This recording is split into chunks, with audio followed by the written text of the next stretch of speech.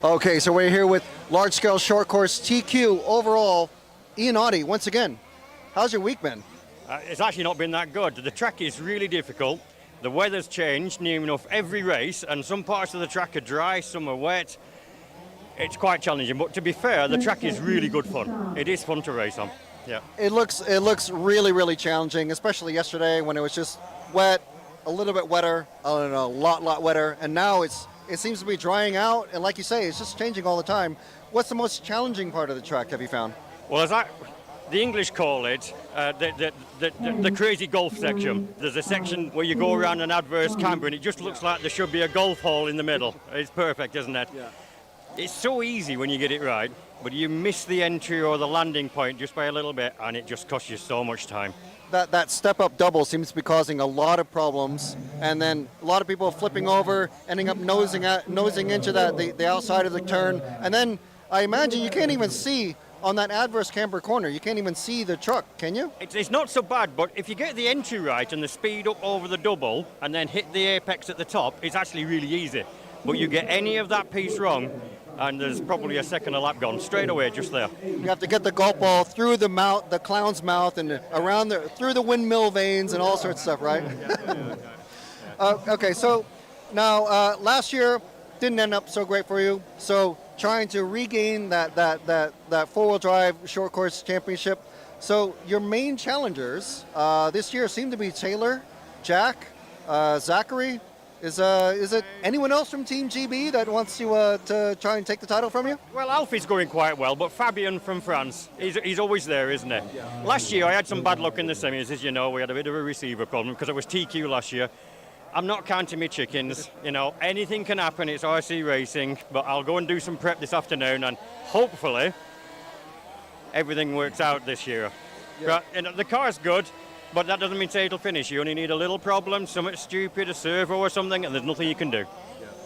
All right, well, best of luck tomorrow. I think you're one of the first races that's going to be on for your semi.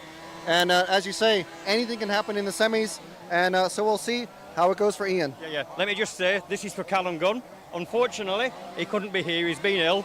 So good luck, Callum. Hope to see you next year. Yeah, definitely. Hopefully. G'day, mate. And yeah, we will see you next year, I'm sure. Okay, thank you. All right, so we are here with TQ man for two-wheel drive, Cyril Kadur. So, Cyril, just very quickly, how has your week been? It was pretty difficult with the condition.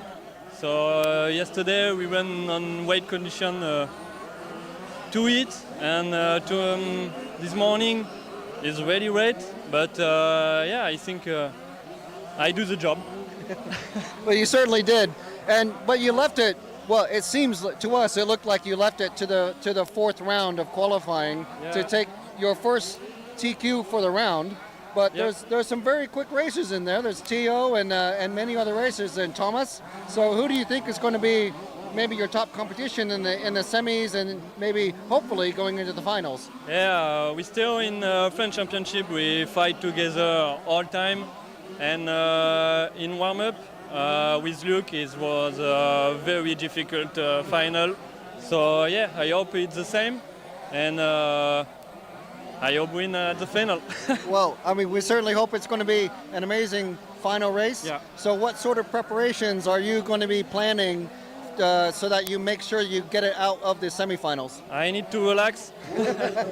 And yeah, I would like to thank my dad because he worked many times on the car, and yeah, if I can make the win, it's for him.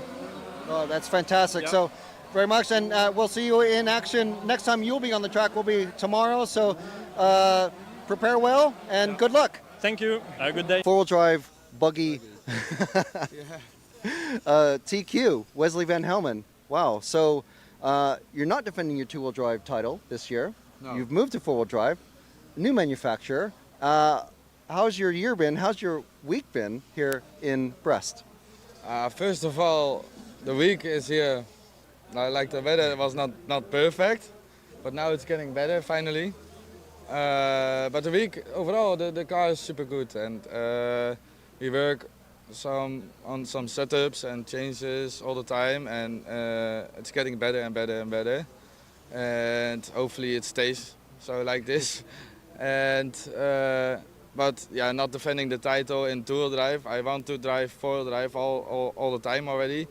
Last year also, but I didn't like the car. So we test a lot. I test a lot of cars, the MCD cars I test, and yeah, some different manufacturers. And yeah, we came to this, and this works for me perfect. So that's how it goes.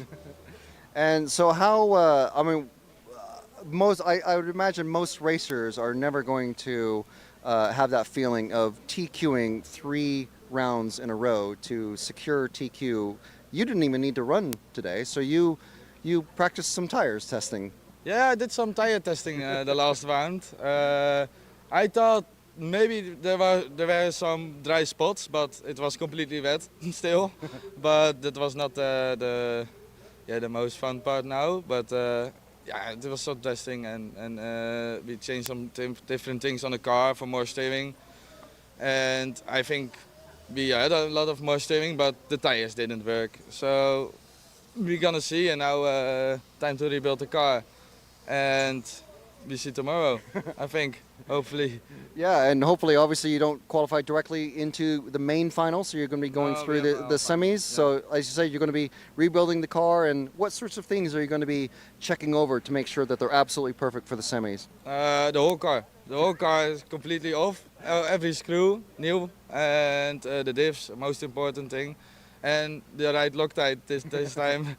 Normally we use blue, so you can change some stuff. And now the whole car is going with green, and don't come loose anytime anymore.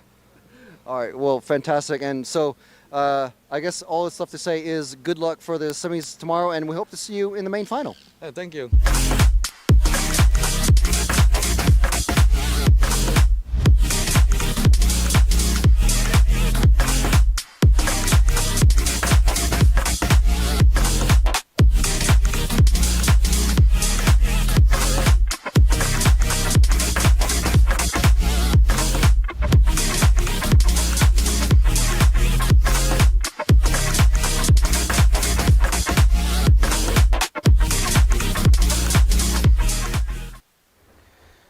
And there we go. That is the top qualifiers for each of the categories. Ian Oddie from short course, Cyril Kadur for two-wheel drive, and Wesley Van Helmond for four-wheel drive.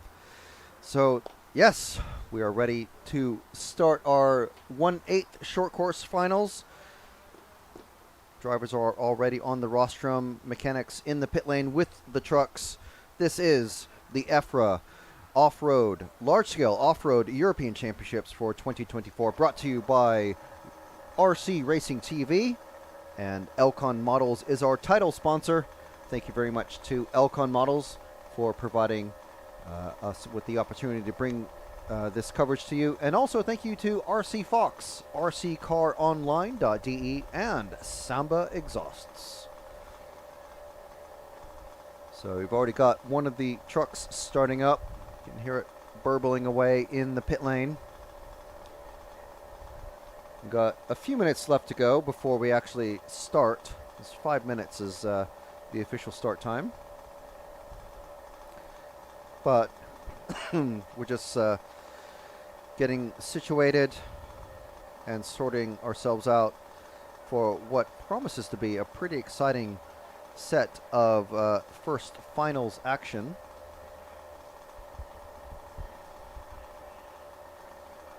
And we'll run through the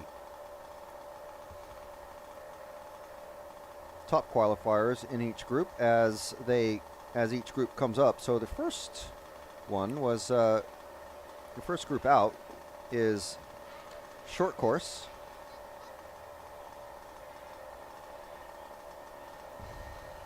And I'm just trying to find the source button for this TV.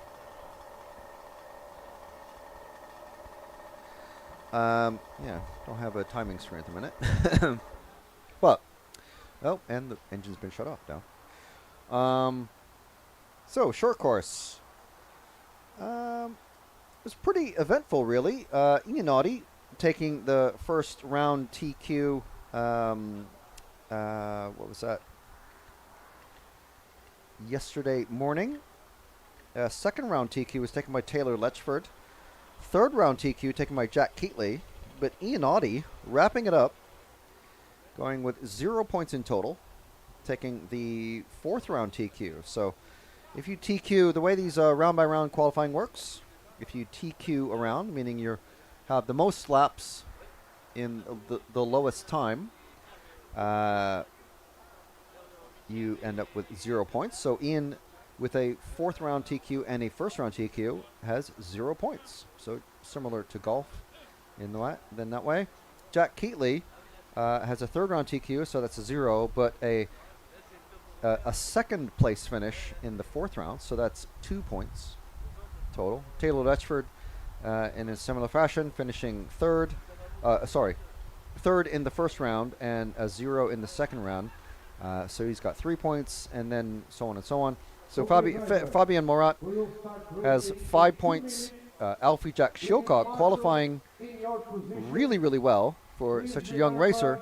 I think this is his third European championship that I believe I've seen him at. So he's got 9 points. He's fifth overall. Leo Van Oort on 10 points. Zach Whittleston on 11. Thomas Lagle on 12. Jerome Oldry on 13.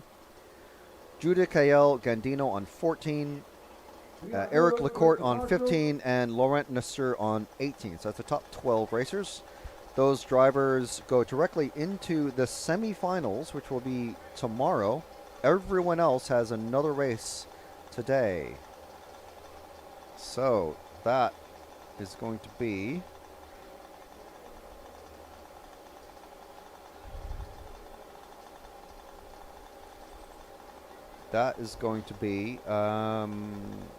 let me find that screen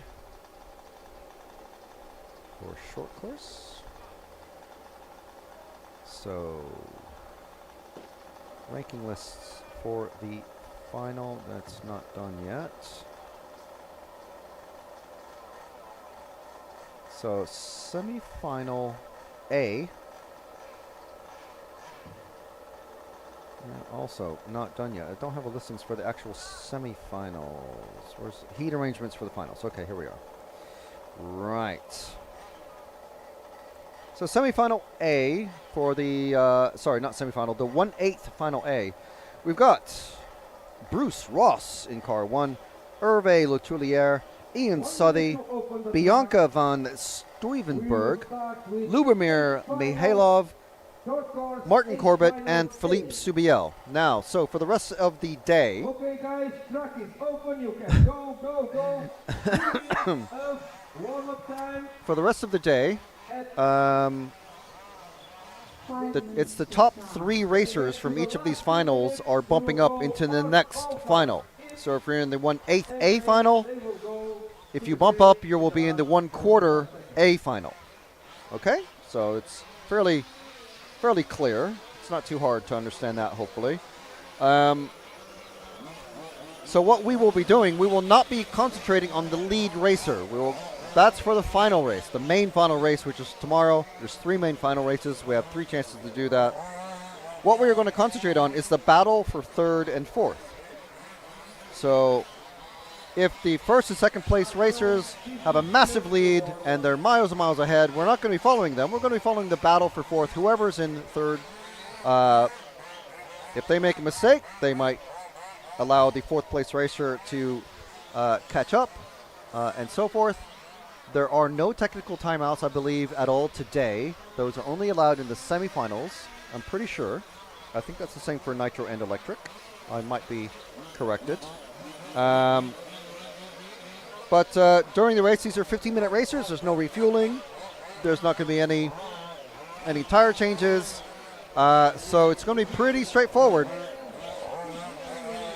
Top 3 bump up, and you keep racing for the rest of the day. And hopefully, the idea is to hopefully make it into the semifinals for tomorrow and then into the main final. Very, very unlikely, but we have seen it happen before. So this is for all the marbles, really.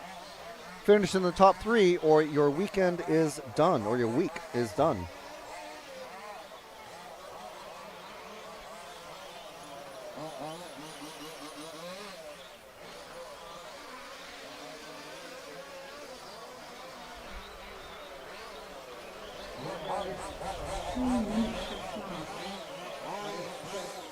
Right. So what we're going to do for the first couple of laps is just kind of keep it on a wide camera and just follow the battles as we see them. And then as the time starts to tick down, we'll look for that third place battle and see what it is looking like, because that's the battle. It's not for podium, it's for bump up. So it's a very, very important. Obviously, everyone wants to continue racing. No one wants to stop racing. Why would you voluntarily have less time on the track?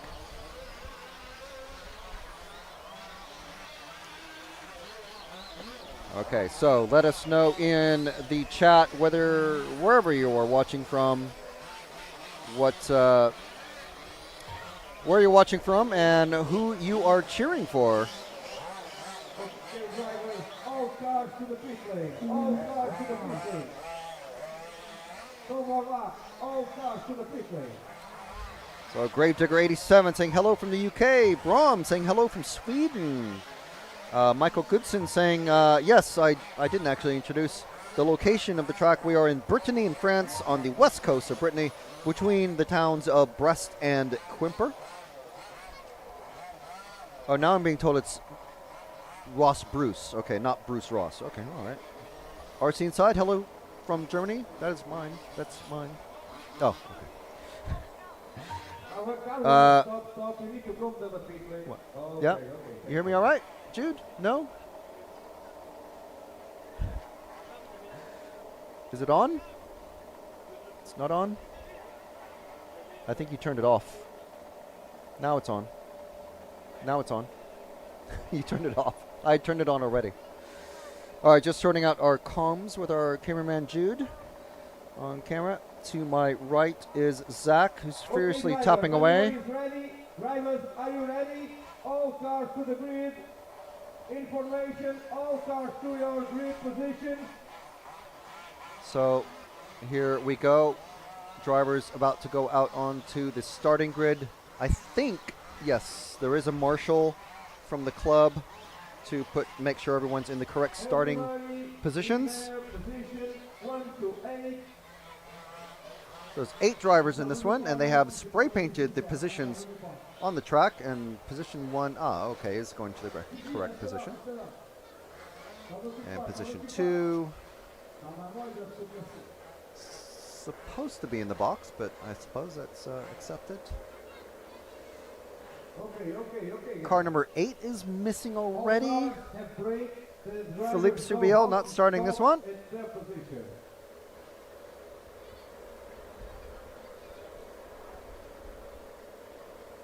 Vous êtes prêts dans la régie? On va avoir des conclusions. Et voilà. Ok? 5 secondes. 10. Here we go. 9, Countdown has started. 7, 6, 5, 4. All right, that's a long wait to start, but a good start for everybody. Nice and clean. All right, let's keep it wide on that second, third, fourth battle. It's already heating up. Car 2's lost 2 places. That is Hervé Letellier. And he's down into last place now. So moving forward to the silver and the white and red cars. Trucks, I should say. That is... Oh, now we have a 3-way battle. So 4, 3, 6, and I missed one in there somewhere.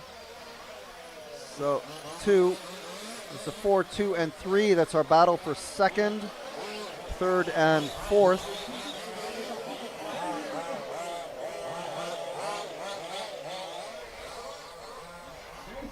Guys, keep going. Car 4, you need to give the position to car 5. Car 4 being told to give away the position. You keep going. Mark A little bit heavy-handed driving there, I suppose, but that's what the referees are for. Car 1 is off and away. We're not concentrating on the leader for these lower finals. Starting to spread out now between second, third, fourth, and fifth, which is 3, 4, 3, 5, 4, and 2. That's Southey, Mihailov, Van Stuyvenberg, and Letellier. Bruce Ross off and away. A great lead. 13 and a quarter minutes left.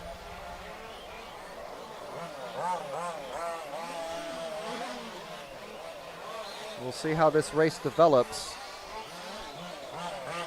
Bruce already headed towards the main straight. Let's look at this battle for between the silver and the white trucks, the 4 and the 2. It's a battle for fourth, but it's the only battle on track at the moment. That's Van Stuyvenberg and Letellier. Oh, now it's, well, the leader just flipped over, but he's got such a massive lead. Okay, let's go move forward to the red and the white truck, the number 5. That is Mihailov. I think that's Bulgaria, is where he's from. So because if something happens to this number 5 truck that allows the number 4 of Van Stuyvenberg to catch up, that is going to make it a much tighter battle.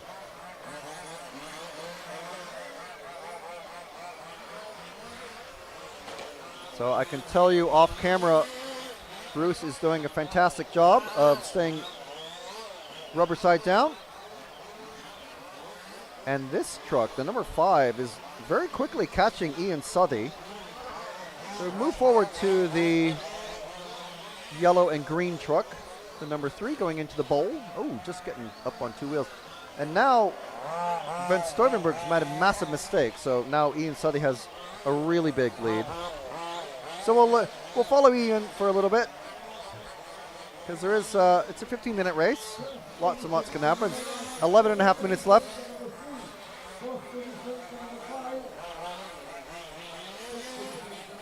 With one of the many British racers, Ian Southey.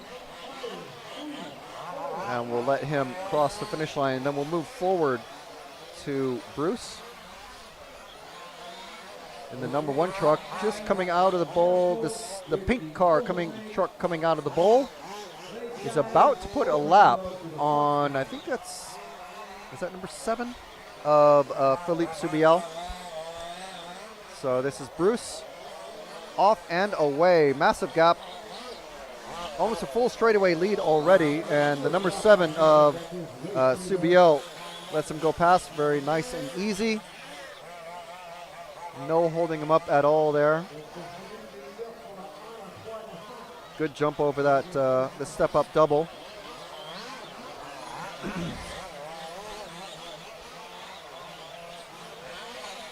So no battle for third at the moment.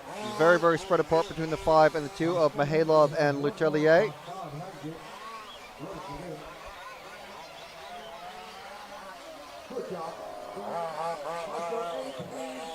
So I think it's quite interesting, actually. He's got almost no rear body work, but that also means no rear downforce. But seems to be working for him just fine. Southey is very slowly catching up to him. So I'm sure these guys know each other fairly well, being from Britain. Not that they're next door neighbors or anything, but I'm sure they've raced against each other on track before. Not actually sure if they are pitting together or not. They could be. I don't really know. The pits here are so spread apart. Very hard to tell. But Southey making a couple of mistakes in that last lap that allowed Bruce to pull even further away. And again, off camera, I can tell you that Mihailov and Letellier getting just further and further apart now. So there's absolutely no battles on track. So we're just following the leader. And again, it's the top 3 drivers that bump up into the 1/4 A final for short course.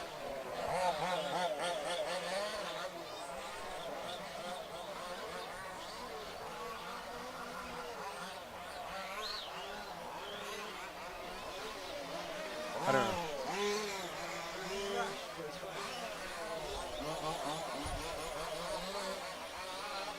So Bruce going into the infield with apparently the Brits are calling the crazy golf section. And we saw a little bit of that on our interview with Ian Audie, TQ of this class. So Bruce now rapidly catching up to the car 4 of Van Stuyvenberg.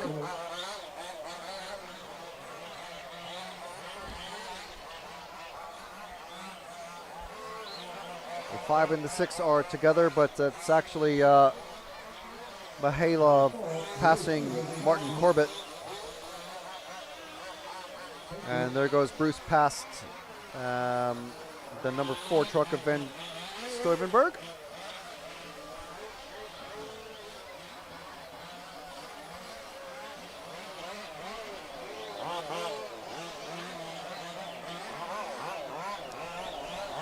The first finals of each class are usually pretty spread apart because of the drivers are quite varied in speed.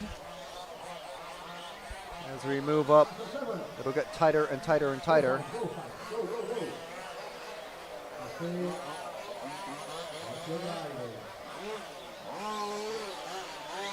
So we followed Bruce for quite a bit. We followed Southey. Let's see where Mihailov in that car number 5 is. It's the red and white just coming out of the bowl. Next truck onto the main straight. So this is our 3rd place racer. Now to be fair, 4th place is not the truck that's immediately behind. That's Martin Corbett running in 7th. 4th place is Hervé Lucellier in the truck 2, who's about 5 seconds behind.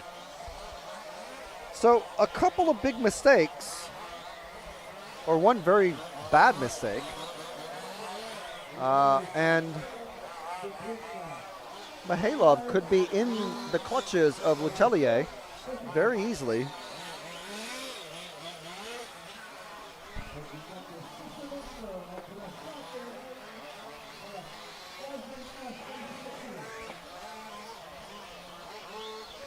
So Bruce Ross on pace to do 22 laps in 15:24.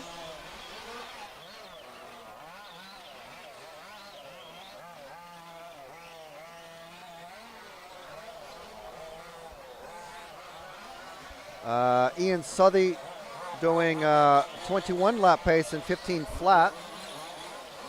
Mihailov 21 laps in 15:29.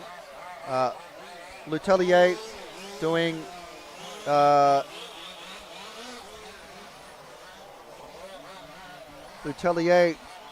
doing 20 laps in 15:02. Van Stuyvenberg 20 laps in 15:07. Subiel doing 20 laps in 15:33. Martin Corbett from the UK doing 19 laps in 15:13.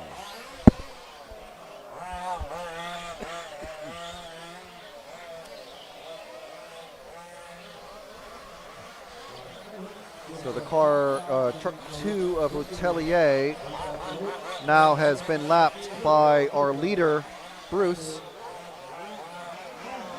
So it looks like Lucellier's made quite a couple of mistakes, so not going to be catching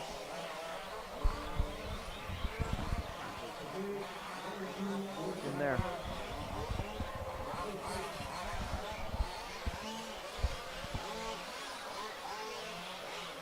Lucellier falling much further behind. A 50.4 second lap that last time, so losing 6 seconds in 1 lap. That's a big one. Running order still Ross, Southey, and Mihailov with 4 minutes left to go in this one. So Ross, Southey, Mihailov, Lucellier running 4th. Van Stuyvenberg, Subiel, and Corbett.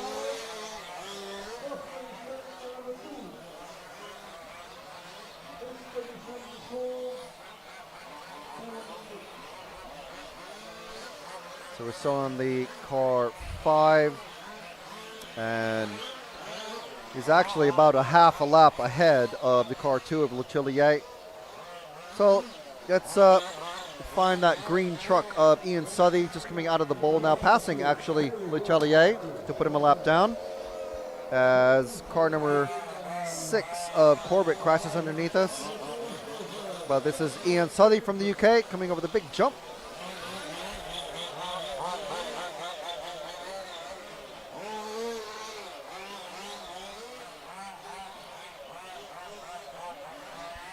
Ian Southey doing all he needs to do to bump up into the 1/4 A final for short course.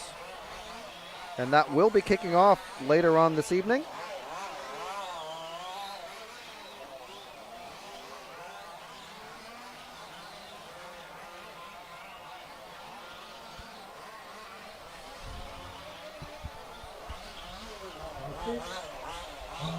So the next race after this one is going to be the 1/8 B final for short course.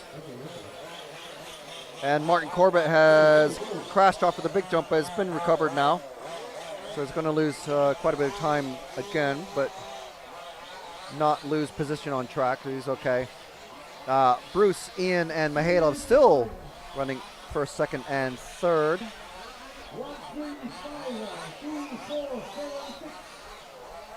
I think the timing is just frozen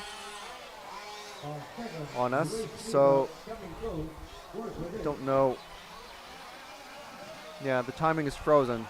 Timing is frozen, so I don't know what is. I mean, no, nothing's happened on track as far as the track positions. Southey maintaining about the same amount of gap to Bruce, but the time has frozen on the timing screen. So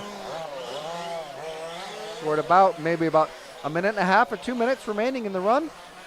So let's go forward to the pink truck, just the first truck coming out of the bowl now. This is Bruce Ross, our leader for the 1/8 A final for short course here at the EFRA European Championships for large scale off-road in Brittany, France. We're just on the west coast, or yes, the west coast of France.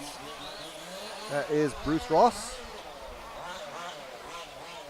Time still hasn't fixed itself, so unfortunately, I think it says 1 minute to drive, the computer said so, but on our screens, the time has frozen.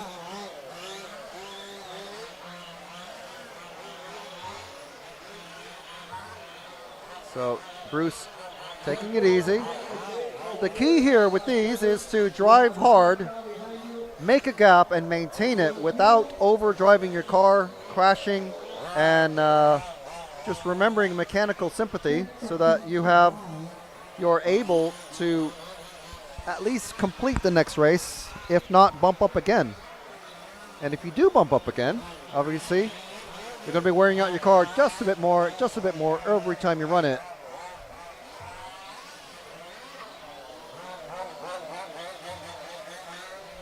So I think we're going to have at least one more lap from Bruce. Been running consistent 42-second laps or so. And our timing is just, looks like it's rebooting itself, but time has expired. We're going to follow Bruce as he crosses the finish line to take the win.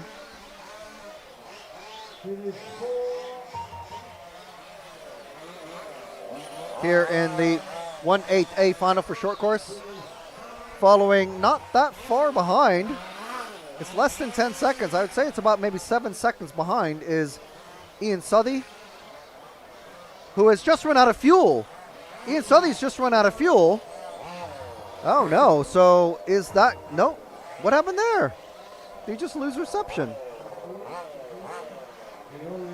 I was going to say, it's only a 50-minute race. You can't really run out of fuel. You put in 20 minutes of fuel, you're not going to run out.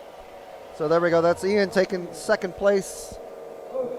I suppose they had enough of a gap to everybody else that they finished anyway. So, okay, so our timing is restarted. So Bruce Ross finishes on 22 laps. Ian Southey on 22. Mihailov, Lubomir finishes on 21. Then we have Letellier, Van Stuyvenberg, Subiel, and Corbett. And now we have quite a big gap to the 1/8 B final. So we'll see what happens here. We have a nice bit of silence now. And we have a cheer goes up from the crowd watching on the sidelines. I'm going to guess that's the Brits, because the Brits are always cheering.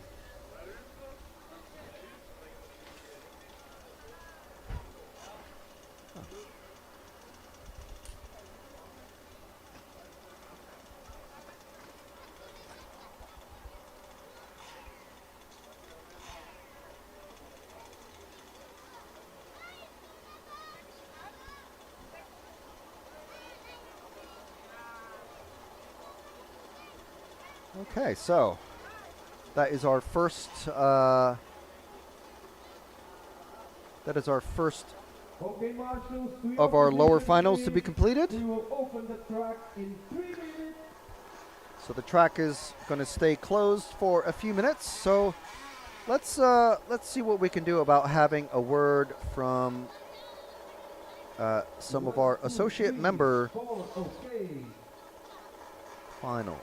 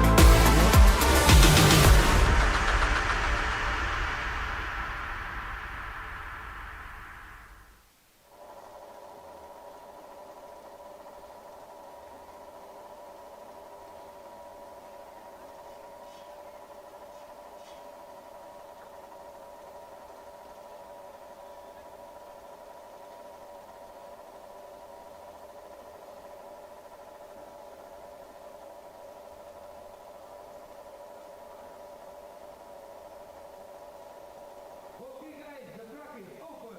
Okay, drivers, let's go. The track is open. You can go, go, go. All right, so the next group of racers, the short course 1/8 B final, out on track Alright, now. So, if you cannot go, you remove the car.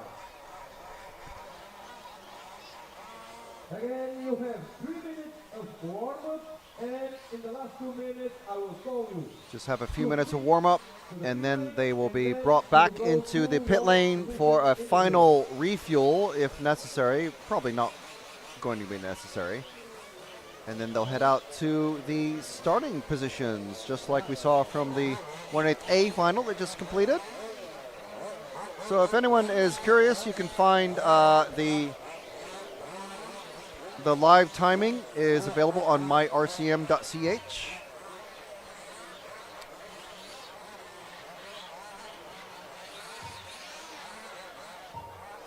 And you can see the live timing. You can see the results for all of the qualifying and all of the finals that have run so far. So far, we've only had the one. Bruce Ross taking it with Ian Suddy and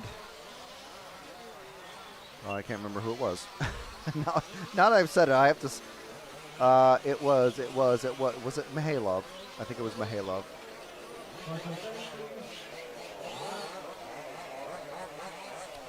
And this one is featuring Jake Humphreys from the UK, Jurgen Taken from the Netherlands, Petrov Damyan from Bulgaria, Roger Kuz from Switzerland, Clement Jubiot from France, Yanakiev Svetoslav from Bulgaria, and Catherine Subiel from France.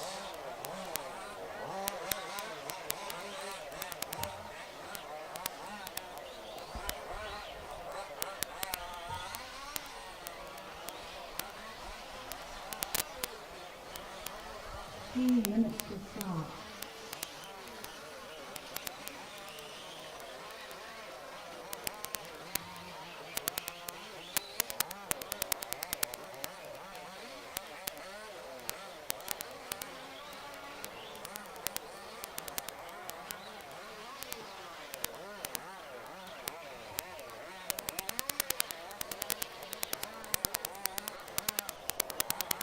This is the warm-up period for the drivers.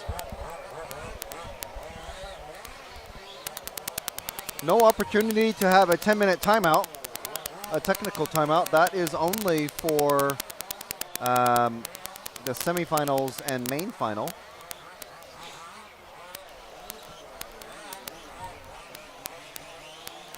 So we're not going to see any of those shenanigans.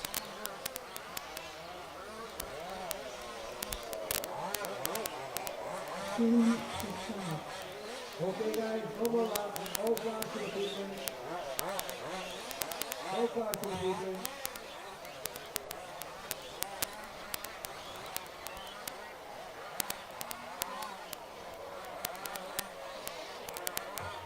That's all, we need to go to the people. That 15 minutes kind of flew by, All cars but to the people. we are running on schedule, actually just very slightly ahead.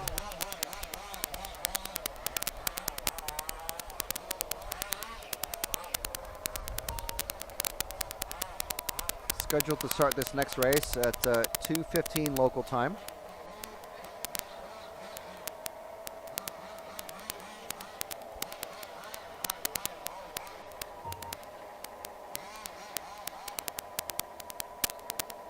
So I think it looks like the timekeepers are going to be holding the drivers in until we are actually on schedule. So we start running a minute ahead here and a minute ahead there. Are we all good? It starts to add up towards the end of the day. All cars to the starting grid. Everyone to your position.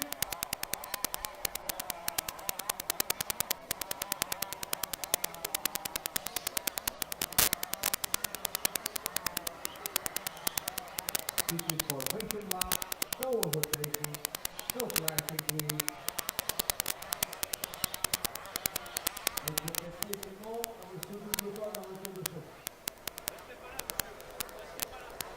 So Jake Humphreys on car one, position one, Jürgen Tauken, position two, Petrov in three, Roger Kuz in four, Clement Jubio in five, Yanakiev Svetoslav in six, and Catherine Subiel starting from position seven.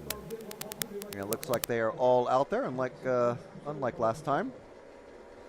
Okay. So top three to bump up again. Okay, guys. We'll concentrate on the battle for third, if there is one. If not, we'll move it around until we find a battle. 8, 7, 6, 5, 4.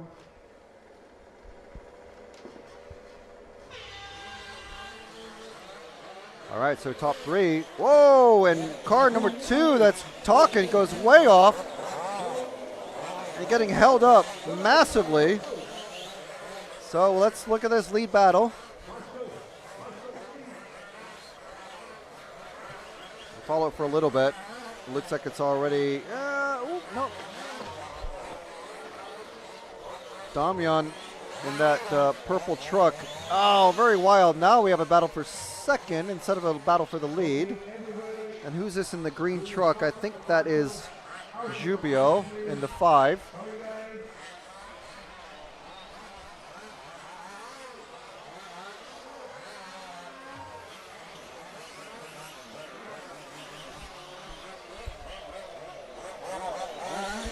Five in the 3. Oh man, that is a nasty. That is not going to be the way to go, unfortunately. So car 1 still out in the lead.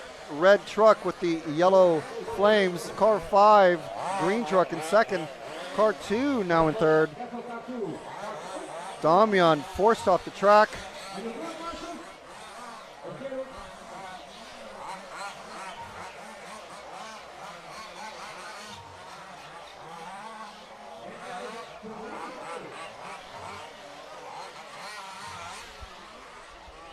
So we got Humphreys, Jubio, and Takin with Damian, Subiel, Svetoslav, and Kuz.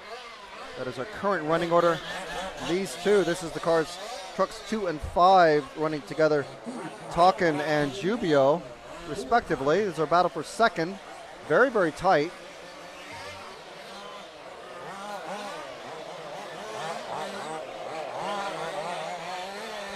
I'm gonna get to, oh man, what a, what happened there? My goodness, way off. That is not the way to go. Look at this, what a landing. Jeez, both of them just going nuts. Take it easy, guys. It's a 15-minute race. There's still 13 minutes to go. Now we have a battle for third between Petrov and is that Jubio?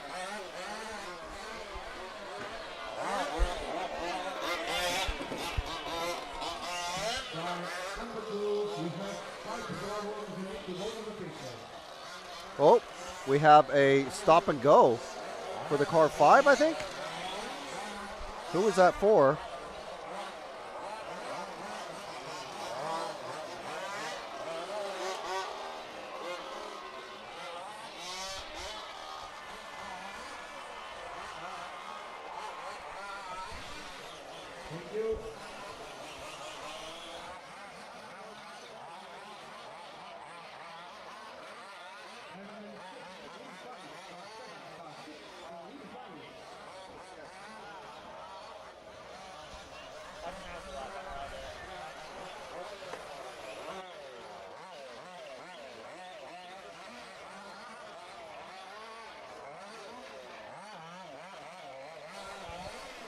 So Humphreys, Jubio, Damian, Takin, Kuz, Subiel, and Svetoslav. That's our order. And we are following the pink, purpley pink truck of Petrov Damian. Running third at the moment. Truck number 4 of Roger Cruz is that next white and green truck behind him. A bit difficult to keep them both in shot maybe, but that is our battle for fourth. So if Petrov does anything wild, like we've been saying, we will have a very, very tight battle. So Petrov here, sorry, we're on Cruz, but Petrov in the purple truck, if he makes a mistake, now these guys do have mechanic to driver communication, so ideally, his mechanic is telling him, okay, the truck behind you, just so you know, that's a battle. Don't let that guy by. And Kuz is catching up. He's visibly getting closer. While our car driver number 1 of Humphreys has lapped, I'm not sure who that was, car number 7. So Kuz trying to make this a battle here. It's still about just exactly 10 minutes to go.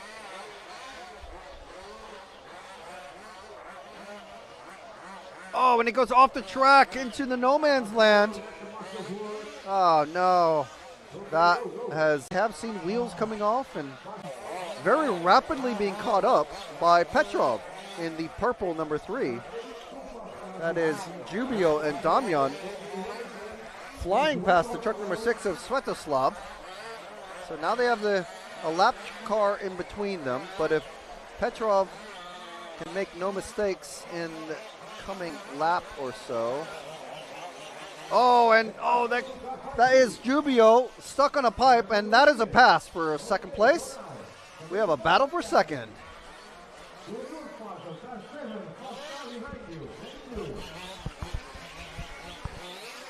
Down the main straight. This is our battle for second. Oh, and wow. Into the fence almost.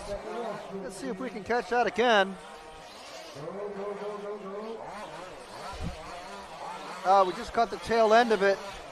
But yeah, that was a big hit. But not enough to kill the truck. It's still going.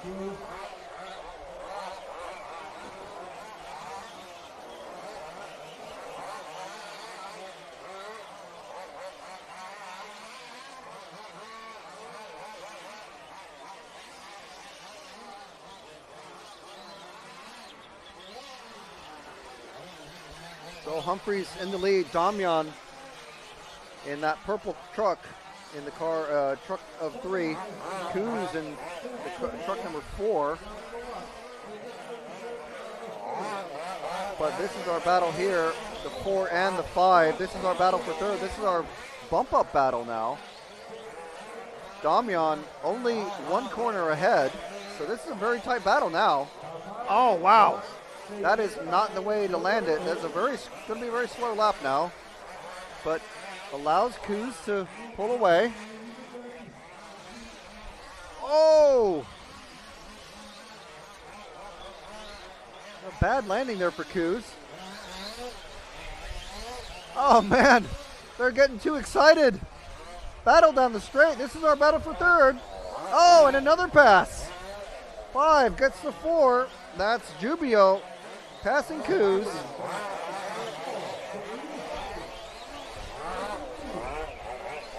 Five and the 4 now, bumper to bumper. Door handle to door handle. Oh, and a bad landing for Coos. Oh, these guys are getting really eager. Oh, and my goodness, Jubio getting over. And now it's another pass for 3rd. These guys going nuts. They're forgetting all the racing that they've been doing all week so far.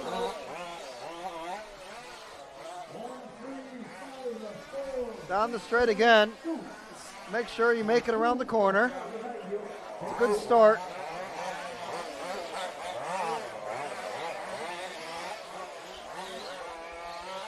And it tightens up again. Coos goes wide. This is what happens here over the step-up jump. Make it okay around the off-camber corner. It's good. Around the S's. Over the double, does he go? Yeah, he does it in 1. Oh, and he goes wide. Gives up a little bit of time, but not too much. Coos taking they're both taking a bad line over that jump. Over the double. Over the little jump just before the straight. And again, battle commences. And continues down the straight. A little bit more speed for Jubio.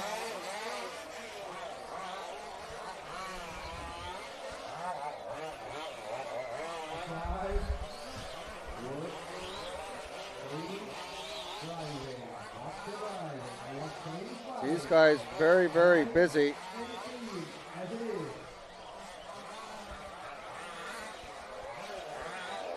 Oh man, a pair of terrible, and maybe eventually by the end of this 15-minute race, oh my goodness, what kind of action is going on here? Look at that again. This landing, getting spun up, tipped over, rolling. Jubio, because when he makes a mistake, and I don't say if, I say when, these guys are very, very close. And now we can get them both in shot. Oh my goodness. These two going crazy. This is our battle for the final bump up position, remember. I can definitely understand the adrenaline that these guys must be feeling. Any racer out there will know the feeling. I need to go faster, I need to go faster. Oh man, I don't want to slow down, but I have to. Car number 2 is flipped over in the middle, that's Talkin. Started second, now currently running last. He's just been passed by these two. Meanwhile, these guys causing so much carnage between them. They're about to be lapped by the leader. And oh, Coos goes wide off of the double and loses loads of time now. And now Talkin has gotten past him. Now Talkin's going to have to let him go because this is a battle and it is a faster truck. So Coos down the straight, nice corner. Makes up a lot of time on Jubio now. Great jump there. Now they're together once again, bumper to bumper. Some wild action in this one. It's a great thing about short course racing. They can touch, they can run side by side without, oh, and Jubio goes over again. These guys, my goodness. And now the distance between them, Kuz, adds several seconds. It's on Kuz now. We're following him. He's currently in third. That's a very definitive pass, if we want to call it that, generously. Taking advantage of a mistake. But Kuz now about to catch Petrov, who's running second, so we might still see a battle for second towards the end. And what is happening to Jubio? It was, where's the time difference? Now it's 7-second difference. It was a lot closer to that a lap ago. So Kuz now running third, trying to catch Petrov.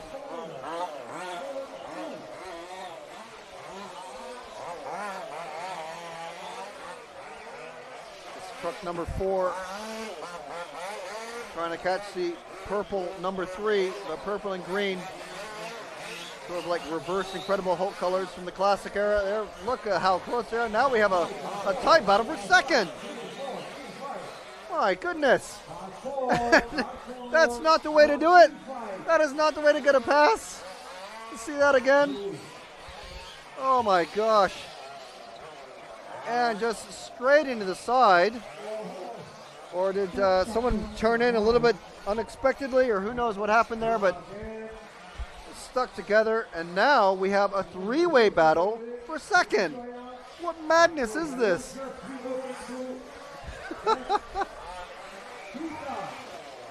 Oh man, hitting the tire wall. Jeez. Let's see if we caught that on camera, Jude. Oh, just the tail end of it. My goodness, see the back of my head there. Wow. Okay, so there's our finishing order is 5, 4, and 3. I think Petrov is the big loser there. Oh man, Petrov finishing in 4th after that whole time in 2nd. Humphreys, we didn't even see a hint of him out there. Humphreys from the UK winning that one. Jubio in that number 5 truck taking 2nd. Kuz taking 4th for Switzerland. Wow. Pretty good. That was insane. Best race yet. Best race yet. Definitely. Wow. Let us know what you thought of that one in the comments. Live chat. Woo.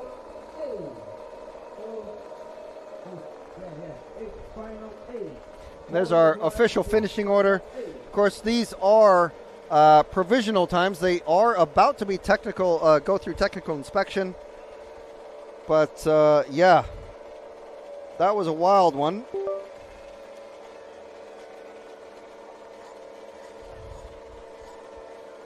So let's see what is occurring in the live chat.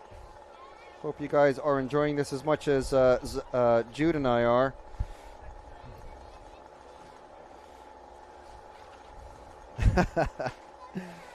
And yeah.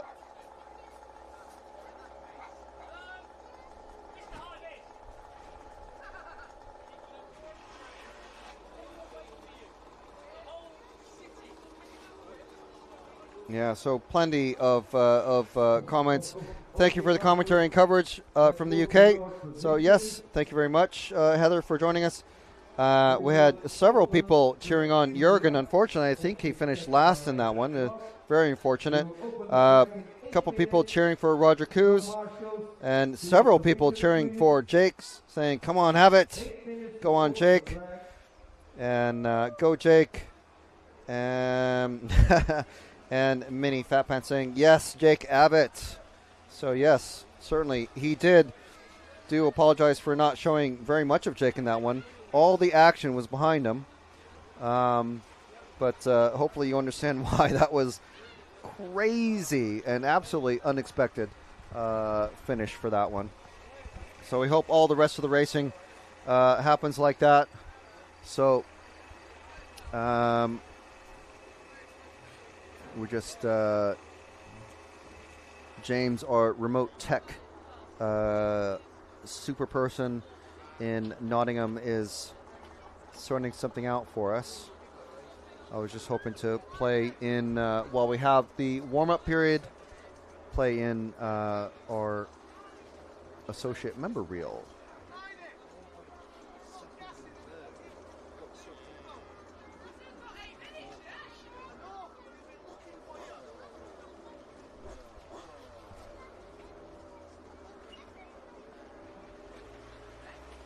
Nope, James is still doing stuff, so we'll just keep babbling on about how crazy intense that race was. Zach, you're going to have to watch that race back, man. Zach has been running around and burning his calories, helping us get back onto a steadier stream connection. So fabulous work from Zach, great work from Jude on the camera, and I do hope everyone out there enjoyed the action and the commentaries. And thank you very much to all the racers that provided that crazy intense race. Oh my goodness.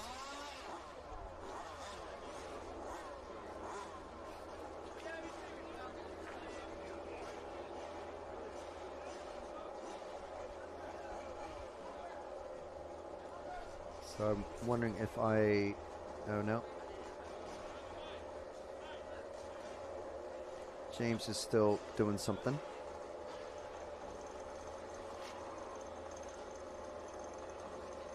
Do I dare try to move the mouse while he's...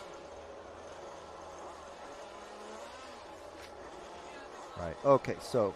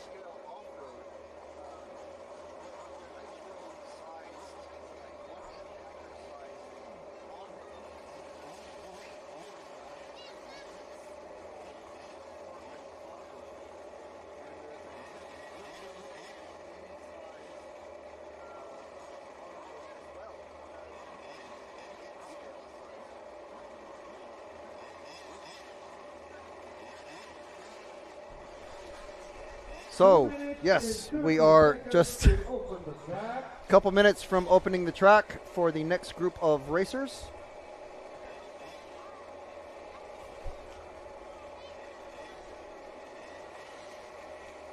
So we are live from the Brittany region of France on the west coast. In case you don't know where Brittany is, it's very close to Britain. I'm going to have to research why and how that came to be, but you know, the French and the English famously really, really love each other from way, way back when. I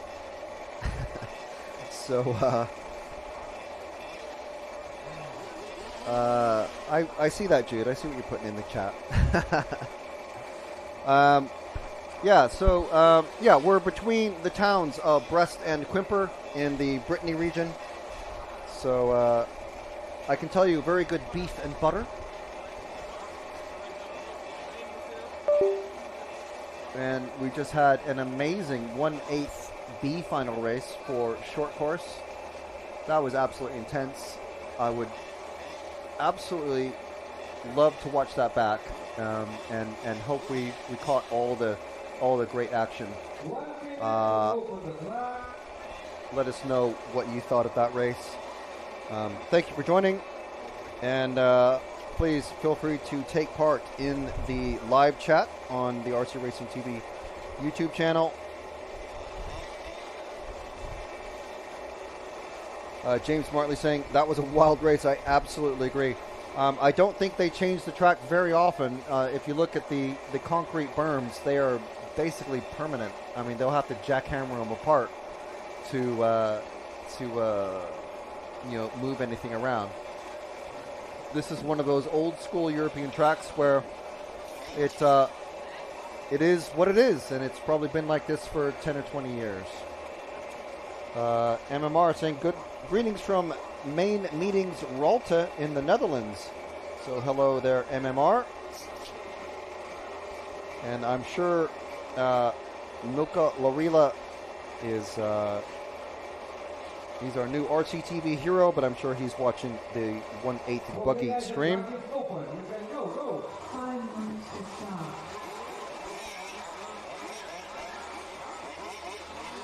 So 5 minutes to start. So there's 3 minutes of warm-up. Then they call them in at the 2-minute mark for refueling, and I mean, this is their opportunity to do any changing of tires or whatever they want to do like that. So I'm going to have a sit down because it's going to be another 15 minutes of intense racing action. So in this one we've got John Kerbam, John Bell, Glenn Copps, Maurice Kazaks, Ian Gardiner, Bastian Juan, Henk Mulder, Julian Sherinian, Martin Fitzpatrick, and Ole Kling. So a great mix of European nations. We've got the Netherlands, UK, France, Estonia.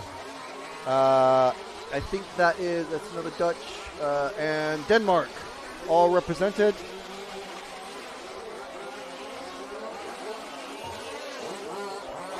So let us know who you are cheering on. If you know someone who is racing here this weekend, you can check out the myrcm.ch and find the category. Well, first you have to find the Automoto Club L'Ouest link. Click on that for online reports, and then find the category that your friend is racing in, whether it's short course or SC, or two-wheel drive, or four-wheel drive. So there's 3 different categories of European Championship racing going on here this weekend. There's also 1/8 buggy happening in Sicile, Italy, but if you're a large-scale fan, you're definitely tuned in, eyes glued to the screen to see who and what is happening now. So you'll be able to click in and find out when your friends are racing. Just find the category they're racing in and go on to the finals listings for, let's see here, heat arrangements for final, and you can see who is in every race. So we got 4-wheel drive coming up next.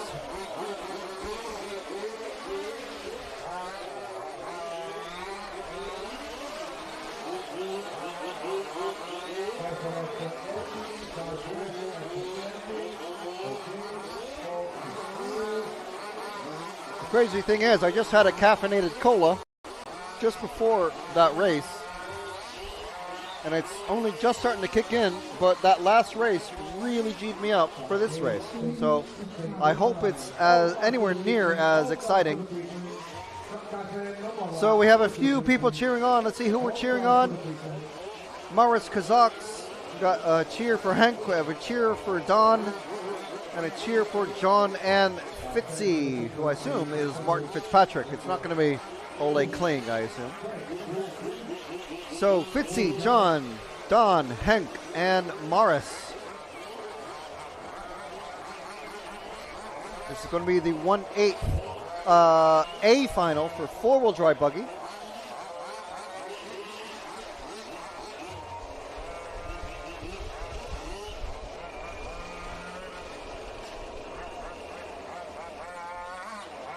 So all the cars have been brought into the pits now.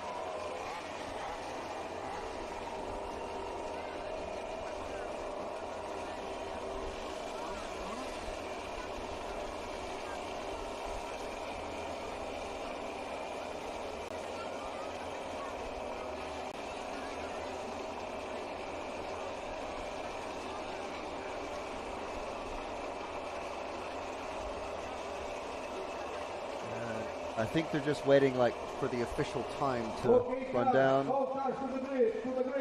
And now they're having them go out to the grid.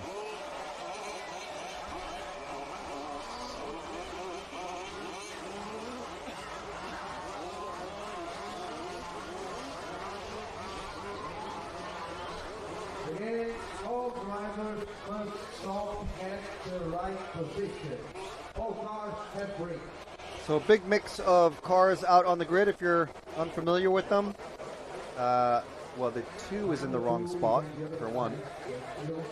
There we go. So we have MCDs, we have NRPs, we have VPs, we have AFPs.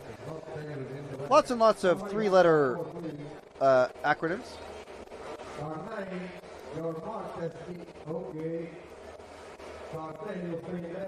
Okay, no problem. So Don Kerbom going to lead them off. Again, top 3 drivers will be bumping up. Thank you. Thank you.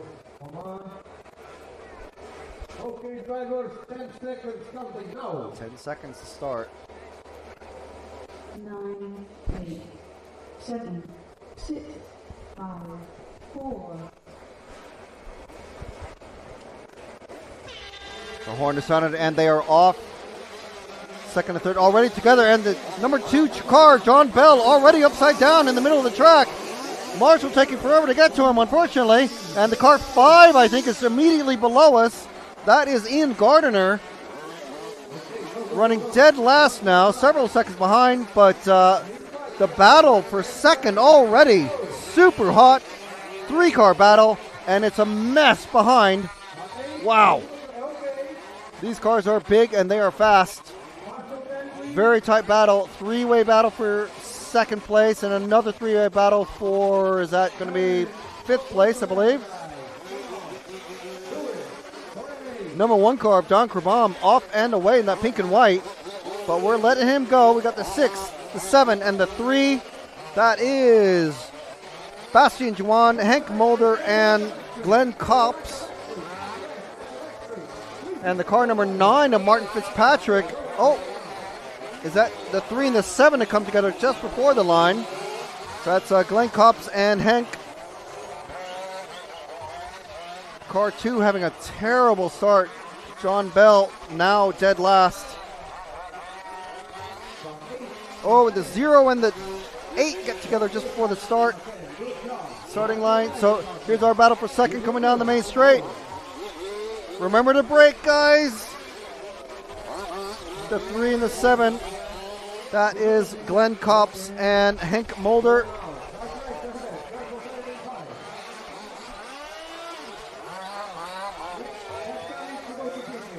Our timing has frozen once again. That is not anything to do with us. That is just, it's frozen. So we can only say what we can see on the track. We've got a tight battle for 4th now. So we've got, oh my goodness, look at the car 8. Car 8 just behind Don Kerbom doing the funny car. Front body clips have come off. So Dan Kerbom is our leader. I think this here, 9 and 7 now, is our battle for 3rd, I believe, because the 3 of Glenn Copps is all alone. So, oh man, and that is 9 Martin Fitzpatrick over. And they let him cut that track a bit. Gonna have to wait for our timing to be restarted. We've got a major problem now with the timing.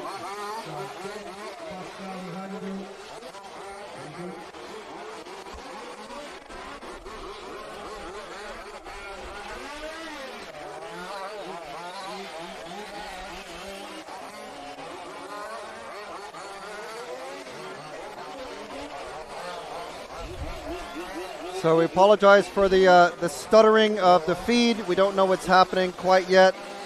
It could be related to our timing. Don't know.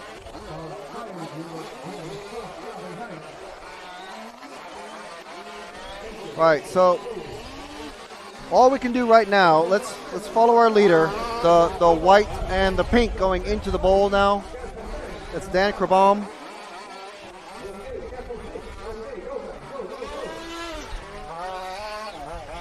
I think we have a loose exhaust on the 4. Not sure what position he's in though. Dan Krabom coming down the main straight. Pretty certain he's still in the lead. Our timing is back? No. Oh, no. Yep. It is. So Dan Krabom, Bastian Juan, Glenn Kops, that's our top 3. So it's a 1, 6, and 3. The 1, I see the 6 is alone, just passing some cars. The 3 is also on his own. And then it's the 4 of Kazakhs all by himself. So no battles in the top 4 or even the top 5. John Bell is recovering, currently in 5th, started 2nd.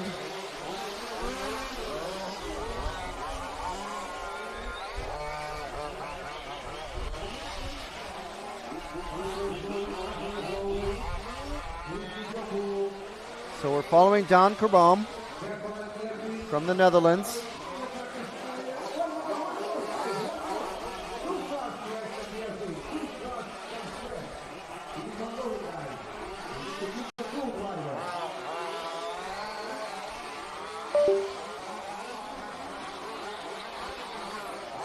Bastian Juan in 2nd, Glenn Kops 3rd, Mars Kazakhs. Then we have John Bell recovering still in 5th. Ian Gardner, Hank Mulder, Martin Fitzpatrick, Ole Kling, and Julian Chirinian. Looks like everyone is still running. 10 cars out there. But no one close together on track. I think we might have... Oh, timing's trying to catch up with itself. If I can see the 6 and the 3, I think they're close together on track.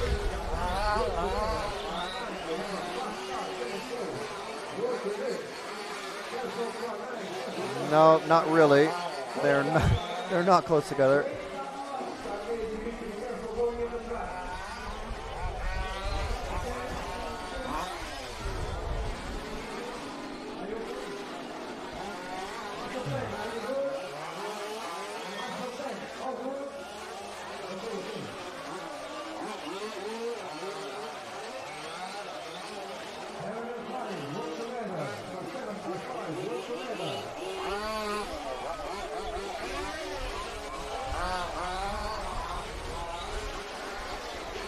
So we're still with Dan Krabom.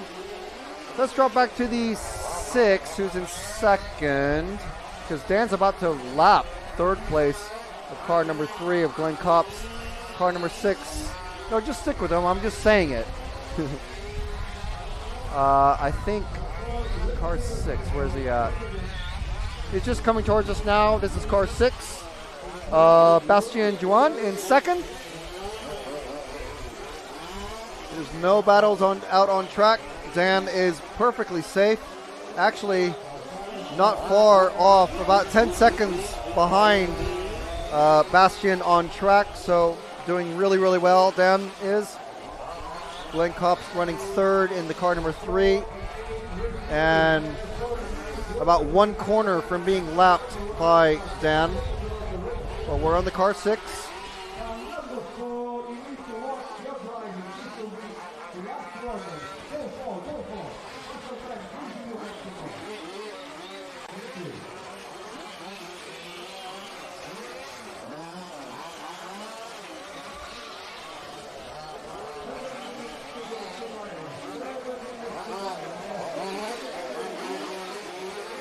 So this is Bastien from France, just crossing the line for his 12th lap. 7 minutes remaining in this one. So I'm going to look for the car 3 now, who's actually just crossed the line and is the next car to go. Actually, he's just been lapped by Dan.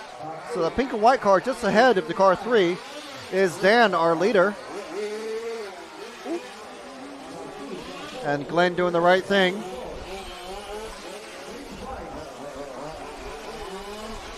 Let the leader by, and everyone survives to bump up into the next final forward. Losing a spot there to the 8, but that's okay. Number 8 is Julian Cherinian and is a couple laps down.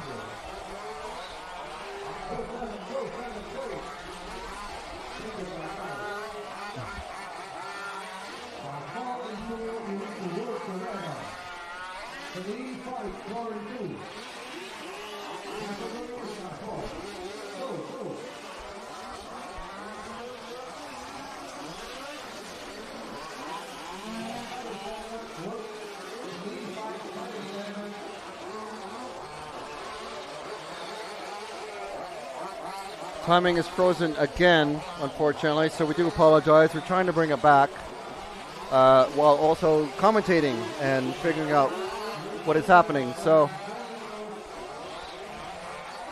but I think we're still with Glenn Copps, car number 3. Just having a little mistake going over the double in front of the pit area. So Glenn is, let's see where number 2, John Bell, who's actually recovered into 4th position now after a disastrous first lap. Actually, a disastrous first corner. Oh, okay. Then we do have a battle for 3rd. My bad. This is Glenn Copps and John Bell. This is our battle for 3rd. Okay, so I didn't realize they were that close together. Look, oh, and John just flips it over. But I think we're going to see him catch up pretty quickly because Glenn has come up to the number 9 of Fitzpatrick. And sometimes something happens with trying to get around lap traffic. It's almost never intentional. It's just your rhythm's taken off. Oh no, it's a clean pass. It's fine. It's fine. So John Bell will be the next one to pass Fitzpatrick. There we go. And battle is, oh, and what happened there? A bad landing. And that has allowed Bell to get right up on the back.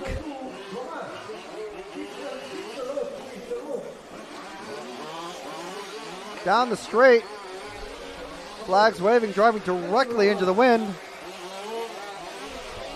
Wow. Those number 2s flapping in the wind.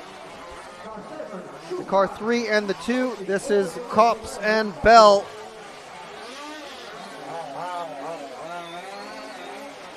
Whoa, different lines there. That's interesting. Oh, and a bad landing for Bell.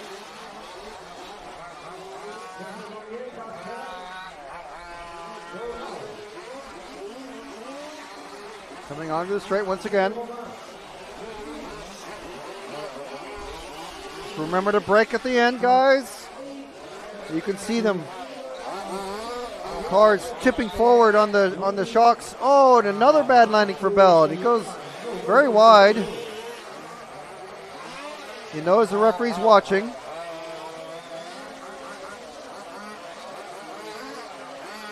Bell just slightly over driving. Let's stay on that number 2 car. The second one coming out of the bowl now.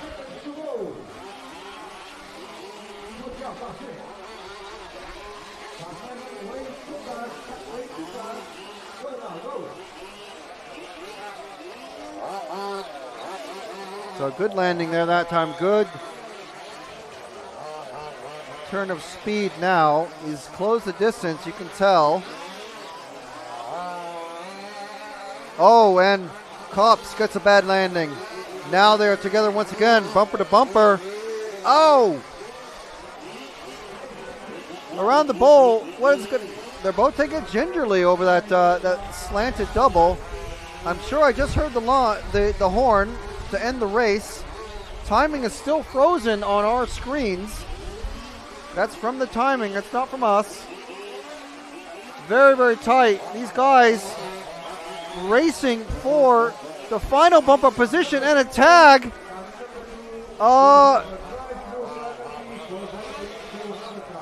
Someone just got a drive-through penalty. Was that the number 2?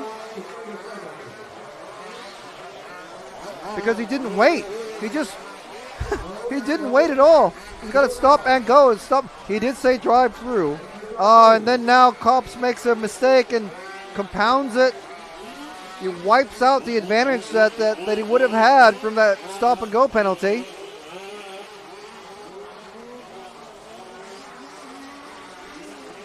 So now we are focused on John Bell from the UK.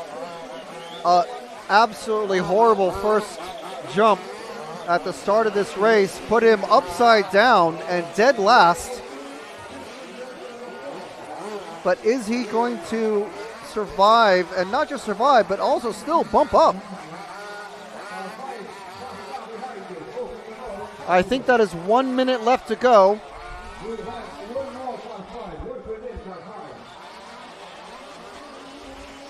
So we're with John Bell, that pink and green, white wheels coming onto the main straight. And now Glenn Kops has, oh, and he goes over, they both go over. What has happened? Who wants this third position? Who's going to take it?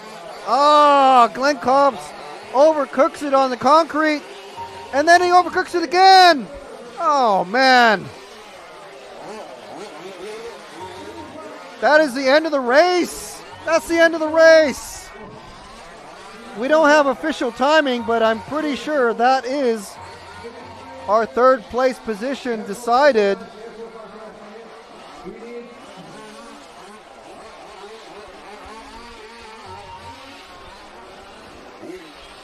Crazy, crazy. Let's see if timing has been restored to my RCM at least.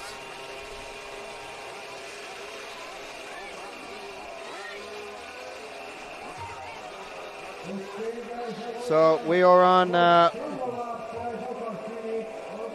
what has happened there?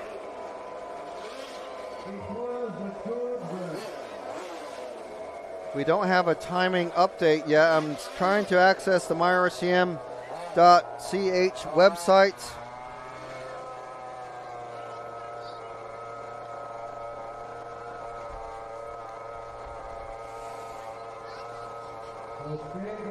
But I am 99% certain that was our third place battle.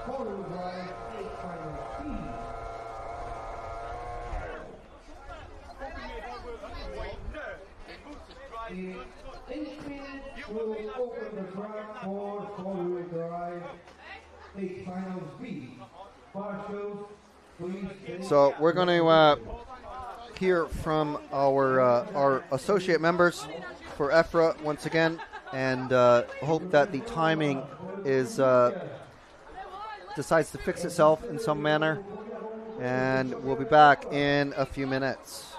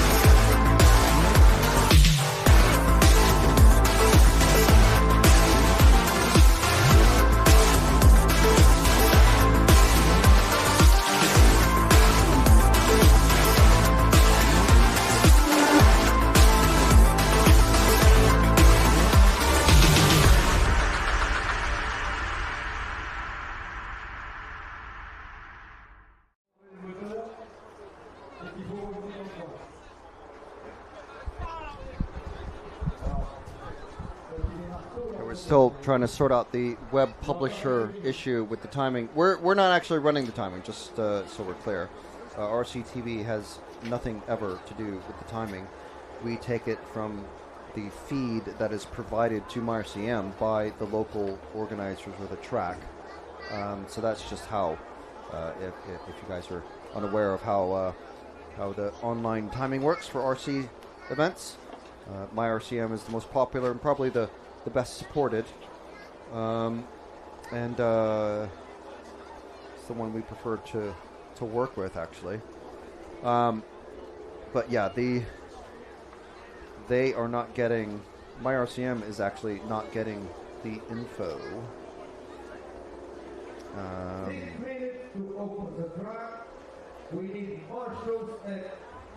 The racing will continue, but because I'm yammering on, I am not able to hear the finishing order from the announcing, the track announcing. So I'm just trying to refresh the MyRCM website like everybody else.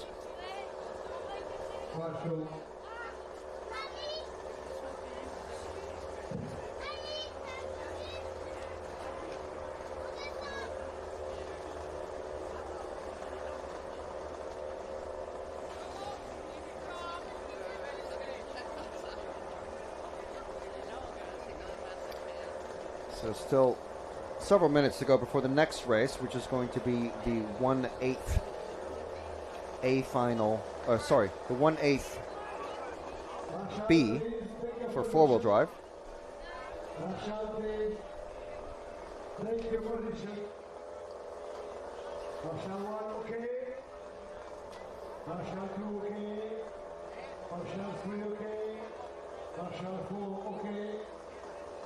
Marshal 5, okay.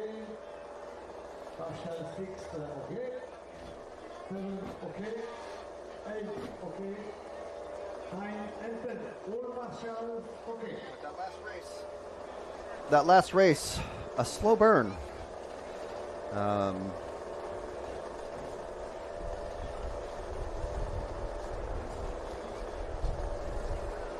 It all came together in the end.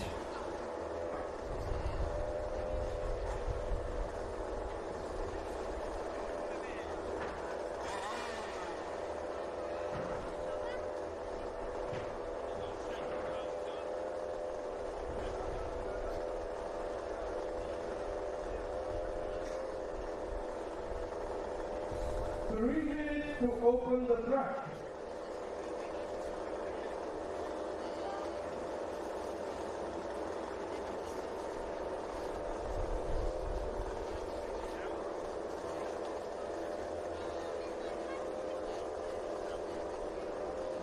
So cars are burbling away in the pits. Or I should say in pit lane, to be clear.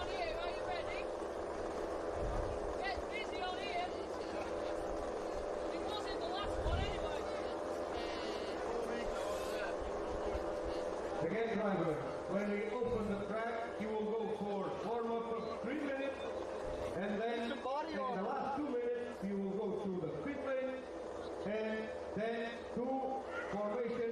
You need formation in the grid. I've been doing this for Marshall for Alfie. Track will open in 2 minutes. So I've been doing it, so my dad didn't end up doing it. Pour 2 minutes, la piste va être ouverte pour des essais warm-up. En 2 minutes. We've only got to do this race now. We're done with fair market.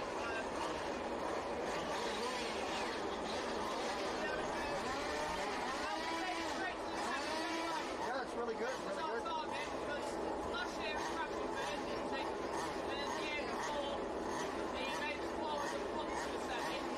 This is his third Euro. Yeah, that's what I thought. Fourth season racing. Yeah. Racing season was 8. Actually, can you do me a favour? In tomorrow's semi-final when Alfie's racing, give a shout out to Jane Foster, who we races with at home. Jane Fonda. Jake Faulkner. Jake 1 minute to open the track. Okay. Yeah. He hasn't stopped watching this since you've gone live.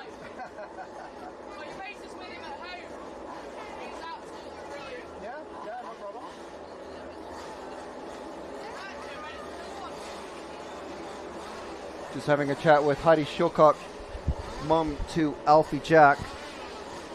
I was warning her that she's going to need some body armor if she's going to be continue marshalling this section is directly underneath us. Literal, actual full-size car tire barriers.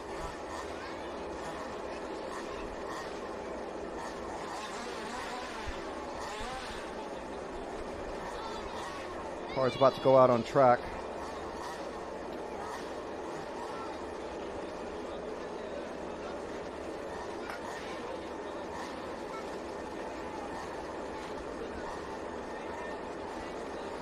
Okay, drivers, the track is open. And they have been released. We still don't have live timing.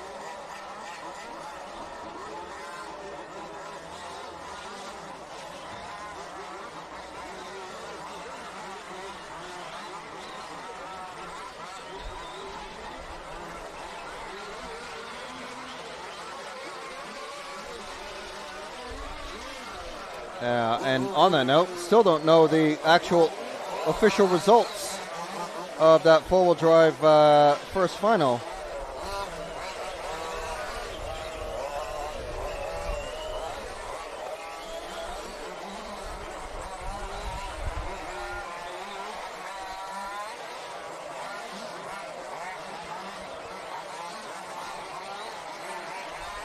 So while we're waiting for that, we can at least say, let's see.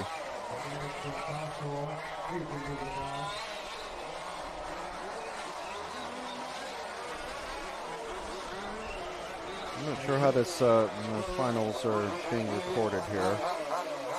But the short course finals are listed if you go into ranking lists and then final, but the four-wheel drive are not. So there's something preventing that from happening.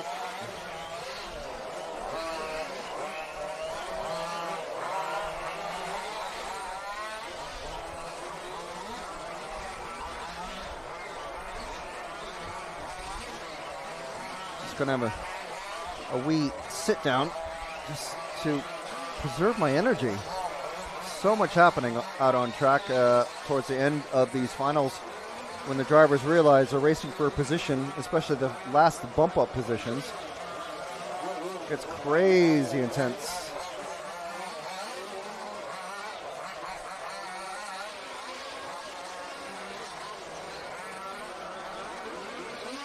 So this is the 1/8B final that is going out on track. After this, we're going to have the two-wheel drive quarterfinal A and quarterfinal B. And those will be kicking off at 3:45 and 4:15 local time. And then another pair of quarterfinals for short course and another pair of quarterfinals for four-wheel drive. And the racing action will finish at 6:30 local time, so we've been pushed back very slightly.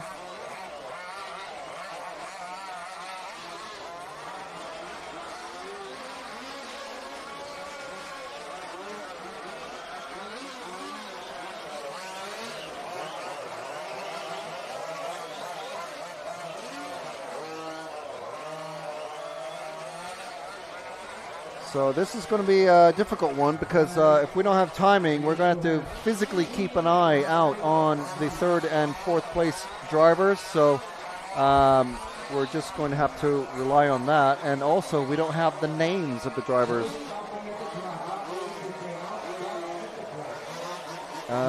Actually, no, we do somewhere. Heat arrangements for the final. So for four-wheel drive, 1/8B is what this is. We have Ludovic Bourdais, Neil Young, Christian Paul Benstrip Williams, Paul Wadman, Jason Mander, Peter Saul, Manuel Portillo Lopez, Michael Thompson, and Alberto Riviero Agnon.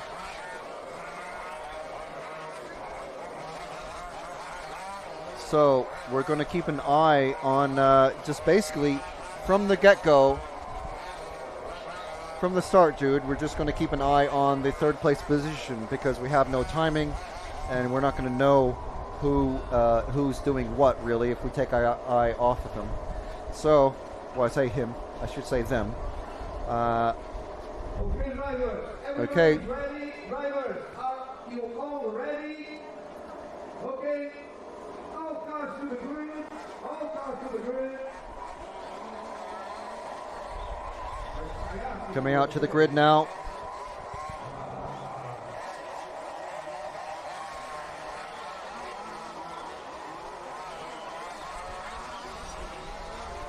Okay. Just for racing lap. No overtaking, no crashing.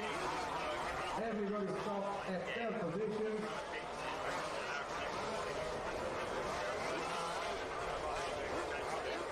Forward to the side. Yeah.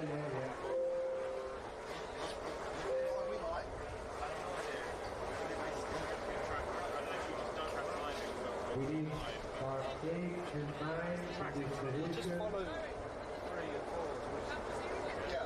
Okay, I think we are good. Good run, drivers. 10 seconds counting now.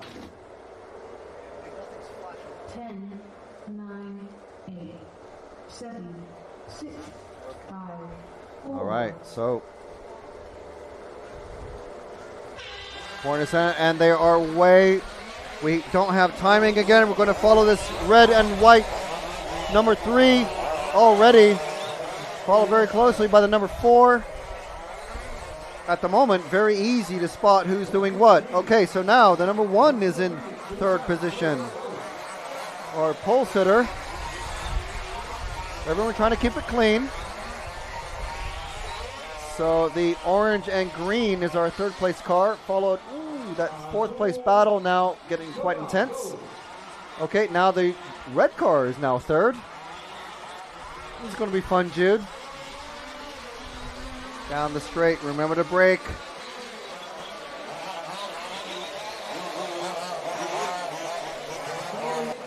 Oh no, he's caught up to the number 4, flipped over.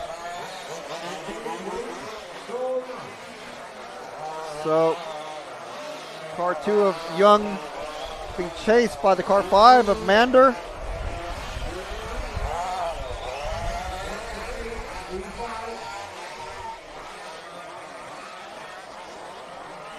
Oh, and the 4 of Wadman goes wide. So now it's a 3-way battle for 2nd. Okay, so concentrate on that 5 of Mander. Oh, and the number, which car was that flipped over? Heidi Shocock taking her life in her hands. Oh my goodness.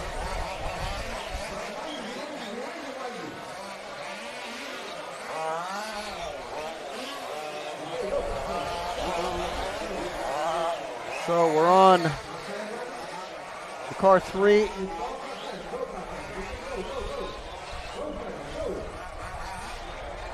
Car 4. I think that's our 4th place car, isn't it? Okay.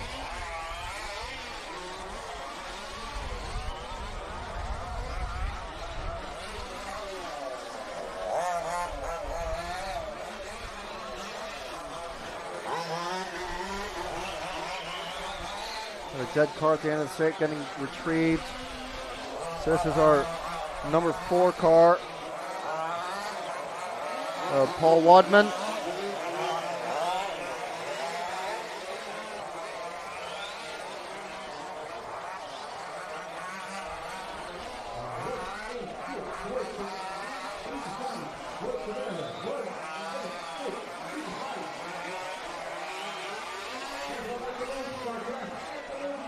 Coming out of the bowl and over the little double.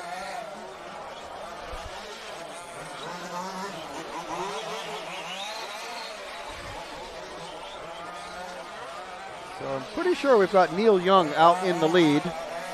Our battle for 2nd about to go over the starting line. So let's follow that. The 5 and the 3 of Mander and Christian Williams from Denmark. I'm sure the wider Mander clan would appreciate it. Car 7 of Portillo Lopez has just been retrieved. That's the end of his racing for the week. These two, looks like Mander's gotten past.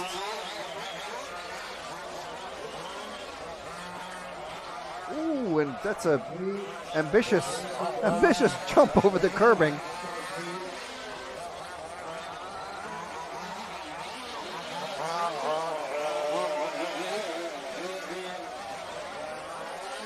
Oh, these guys duking it out for second place. It's second and third, remember. If they just leave each other alone and drive clean, they'll catch first place of Neil Young.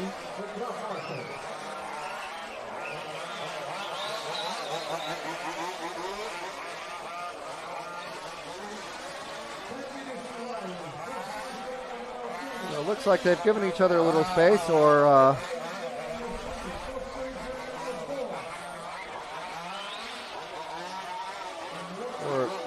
more likely Williams has taken the space from Mander.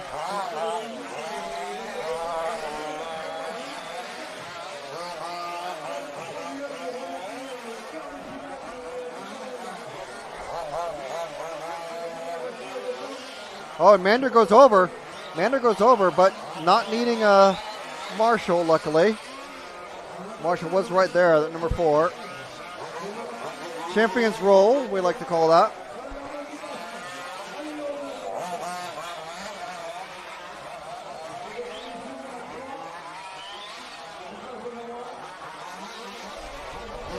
So he has given up some time to the car behind of Wadman. So a Brit chasing a Brit, chasing a Dane, who is himself chasing a Brit.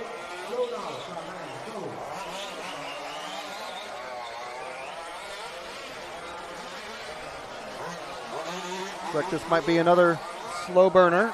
Oh, and we have timing back. Okay, yes. So we can confirm Neil Young and Williams and Mander is our running order, with Wadman in running 4th. So Mander confirmed to be our 3rd place driver. And the timing is counting down on the screen. So we're all okay and up to date.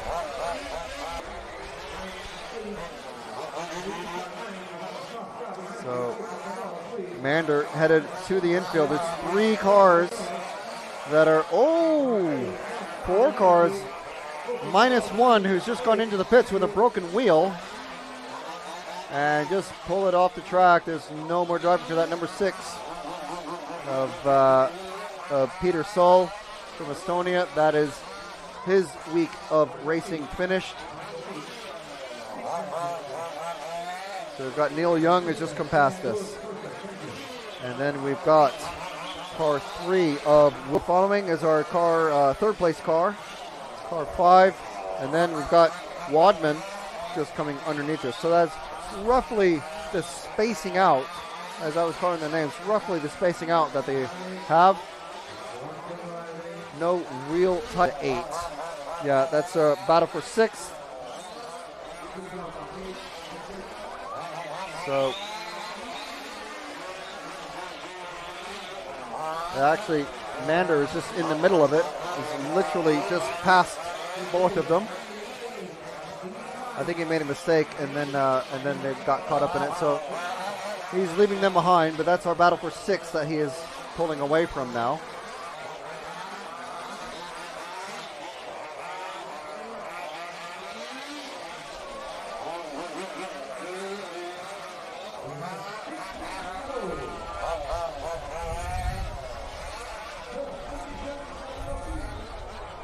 Car 1 out there, running in 5th place. That's Ludovic Bourdais. Just crossing the finish line now, but started first. Something very bad happened. He's running 5th at the moment.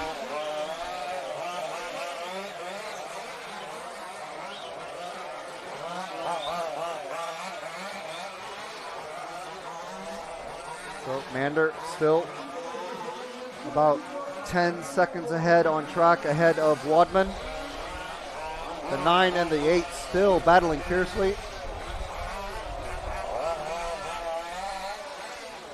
So while we've got some time, let's move to the car number 2 just in the infield. This is our leader of Neil Young. Got 5 minutes left in this one, so plenty of time to see where the battle develops, if any does. This is either going to be a slow burn or nothing happens sort of race. It was all very heavily front-loaded. All the action happened early on. So let's hear our racer Neil Young from Estonia is where he's listed from. I'm not sure where he's actually from, but I'm going to guess Estonia for now until I'm corrected in the comments on the live chat. So if you have any insight on any of these races, do let us know.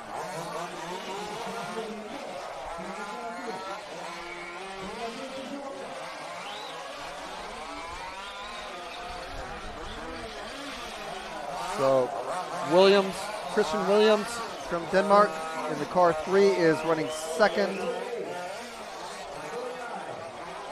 And he's way behind. Neil Young just lapping our pole sitter, Ludovic Bourdais. So as far as the white and the red, it's our second place car of the Dane of Williams.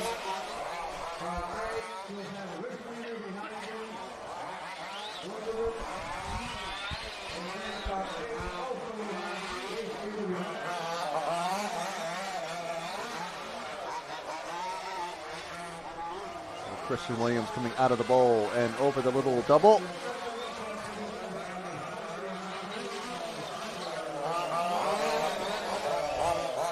The 9 and the 8 are still just really just going at it.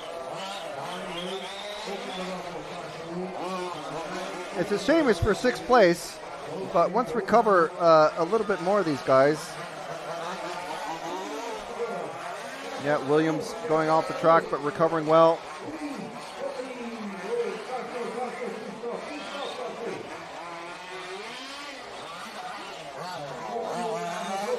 Oh, our leader's just broken. Our leader's broken.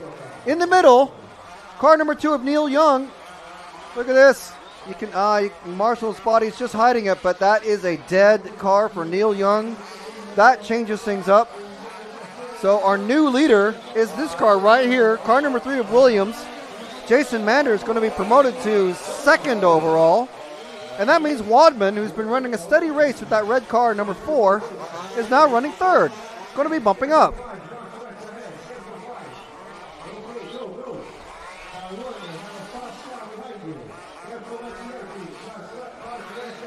So here's our 3rd place racer of Paul Wadman.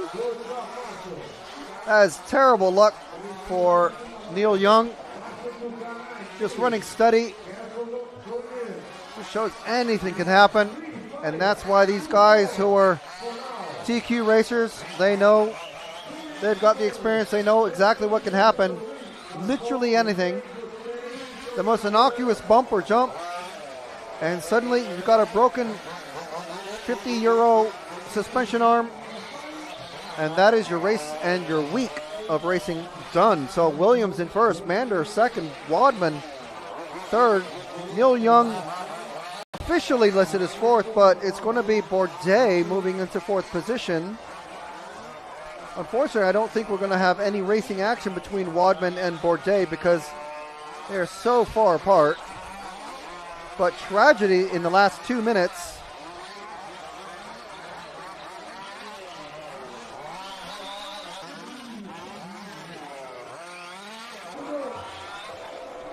So Bourdais now has officially surpassed the laps done by Young. Thompson now advancing ahead of Young. So it's Williams, Mander, and Wadman in the bump-up positions. We have 30 seconds left. So we're with our 3rd place racer. Let's go ahead and move to our car number 3. It's the lone car in the infield, our going to end up being our race winner. Tempted to say gifted the spot, but he earned the spot by some on his last lap.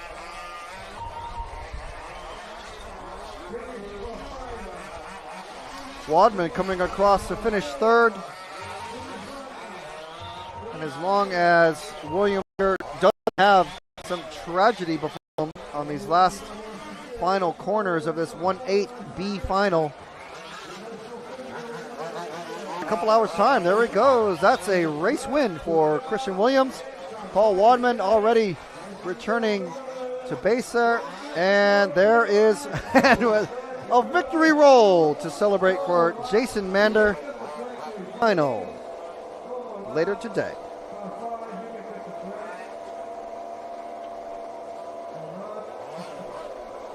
Good job, guys.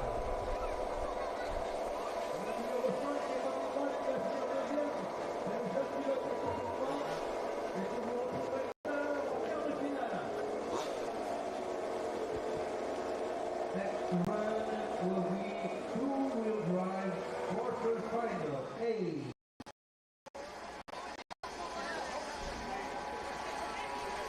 So you may have heard that there from Pedro, our EFRA referee for the weekend. The next race up is the two-wheel drive, I think he said. Forgot what I was saying as I was saying it. It's always handy.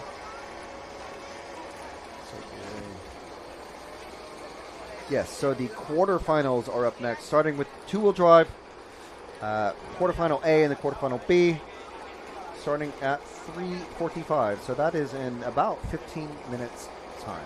13.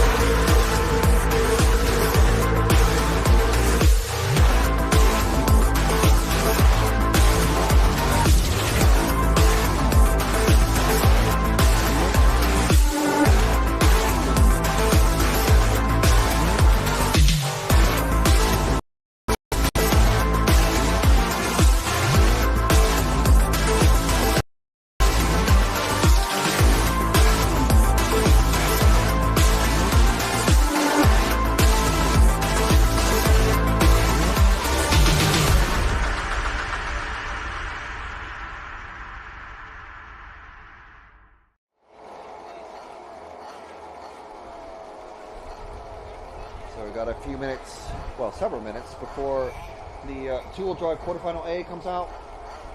Okay. We've got Matthew Chapman, Barry Mander. I wonder, okay, all you Mander clan folk that are listening and watching and viewing, we've just seen Jason Mander, we've got Barry Mander. Is there anyone named Salah? I'd like to know that. We also have Fabian Ritter from Switzerland, Darren Smith, Baratza Gorbea, and Gil Lopez from Spain, Milan Prusa, and our first bump ups of, did they bump up? They must have. I think they did, didn't they? I don't know. Richard Herring, Klaus Carlson, and Michael Lang. So 10 drivers in this one.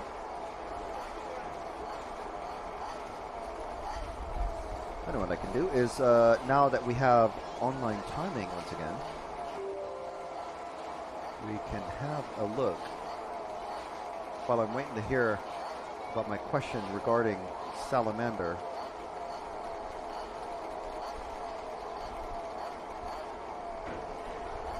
With the ranking list for, there we are, the four-wheel drive, Dan Krabom, Christian Paul, and Bastian. Jason Mander. Okay. I got lost here on the results.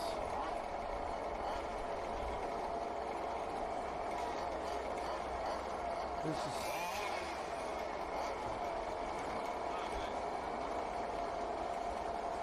so ranking lists. So where's the finals? Okay, here's the finals. Eighth B final rank. Okay, so there's the 8B that we were very confused with, which was no, we weren't. It was the 8A that we were very confused with. For the 3 minutes and 30 seconds to open the track.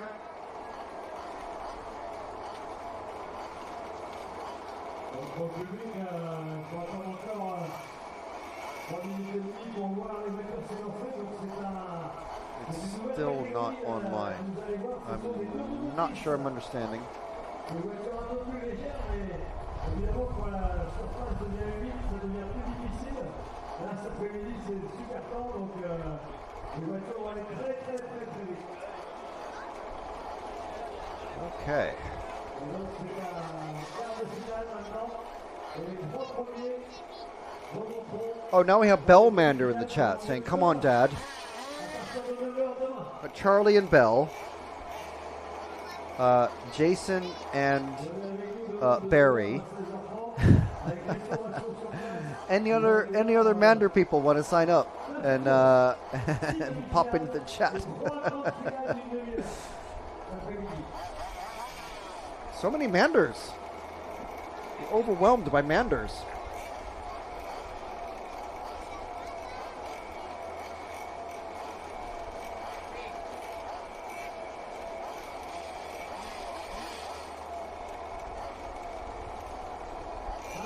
Take your position, please.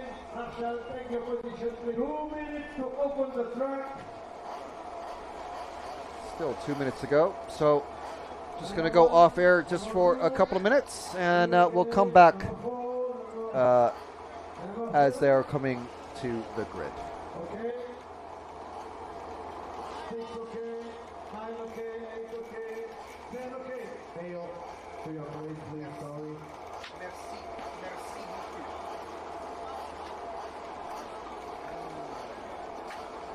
1 minute 30 seconds to open the track. Again, when the clock opens, when the track opens, you will go for 3 minutes of warm-up, and then at 2 minutes you all go to the pit lane, and then do formation lap.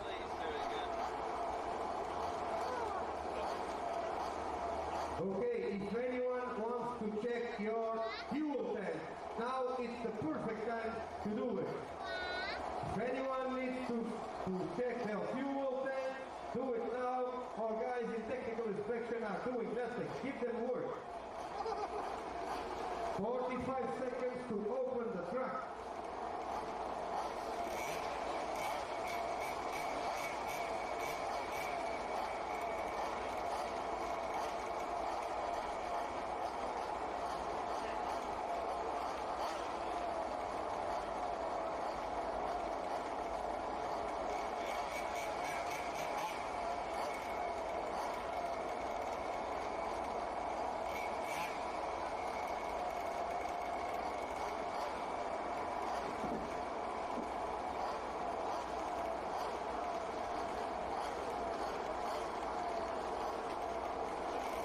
Okay guys, the track is open. Go, go, go. 5 minutes to start.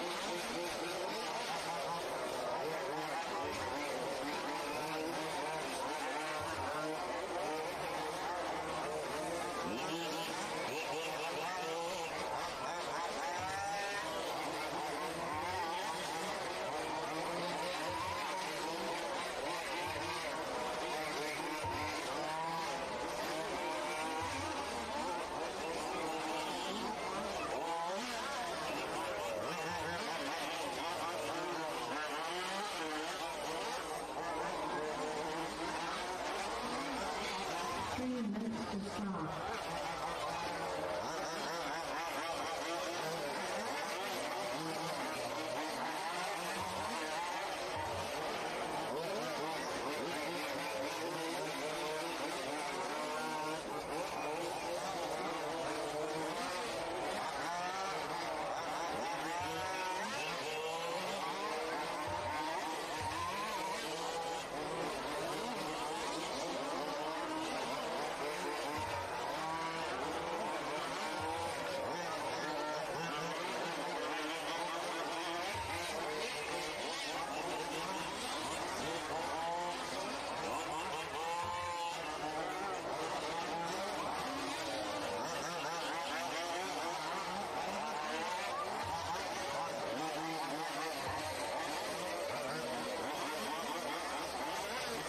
Okay, drivers, all cars to 15.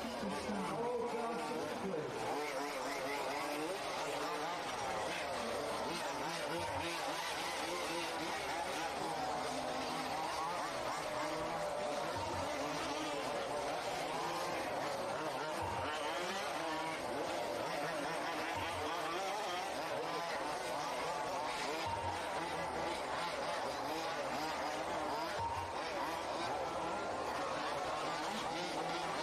Pour le public, vous allez assister à au premier quart de finale des deux roues motrices. On est au championnat, on est 150 meilleurs pilotes européens. Et là, on est dans la catégorie deux roues motrices. Les trois premiers remonteront en finale. Suivez bien, suivez bien.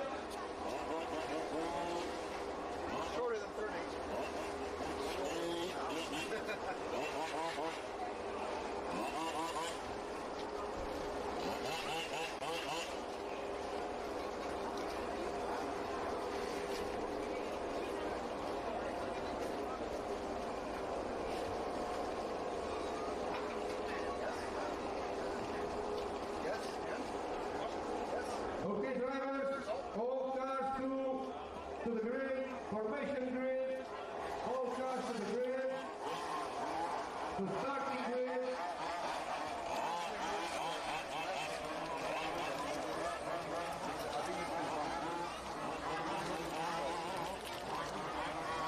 Everyone stop at their place.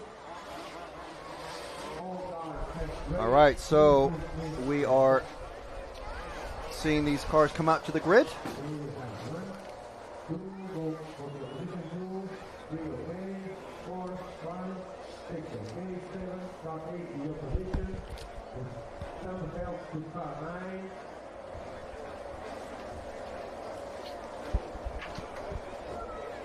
And then he's on the other side.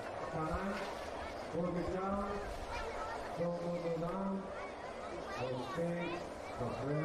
Okay, driver, we are good. 10 seconds counting out. Okay, so here we go. 10, Chapman, Mander, 9, and Ritter, top three positions. 6, Top three to bump up. 5, 4.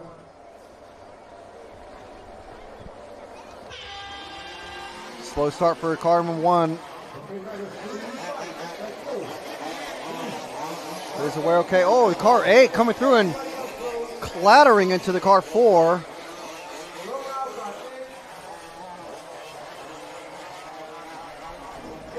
So it's the 1, the 2, the 3, and the 5 are away first. 5 all alone for the moment, but coming into...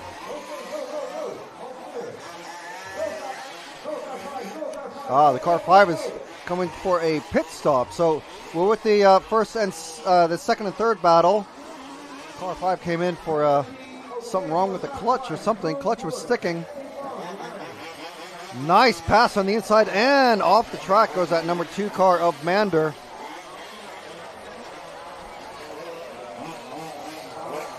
So these three have a really good gap on everybody so far. Battle for 4th, 5th, and 6th is quite tight. So let's look at them going over the step-up jump and around the off-camber corner.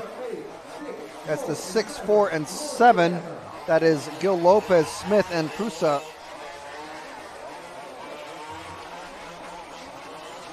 And if Mander doesn't pick up the pace, these three are going to start catching him.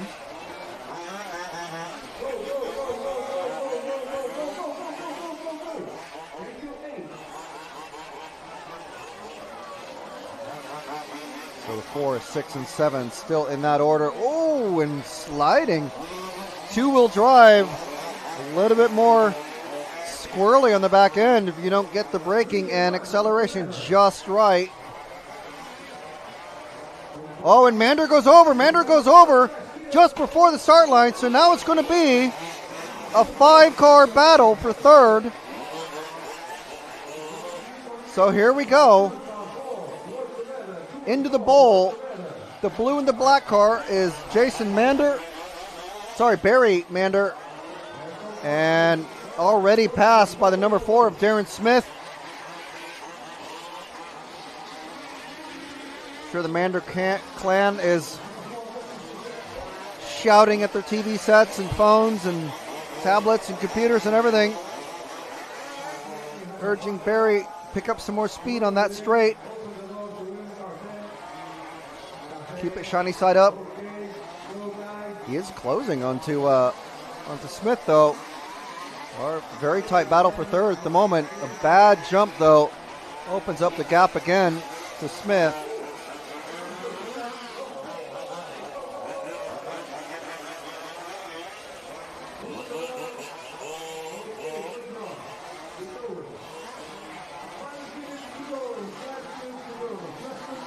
So 12 minutes left. The 7 and the 6 of Prusa and Gil Lopez. Oh, and the 7 ends up in no man's land, having to be rescued by Mark. And Barry goes over again.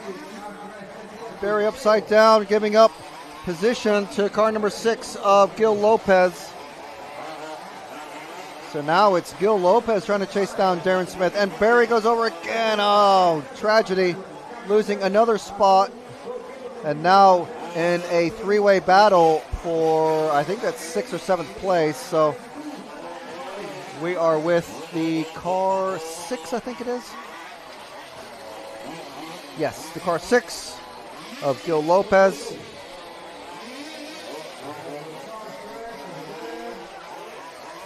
And who's just passed Darren Smith, who went over in no man's land. So we'll see how the order shakes out now as they come across the line. The 6, the 4, the 5, and the 2.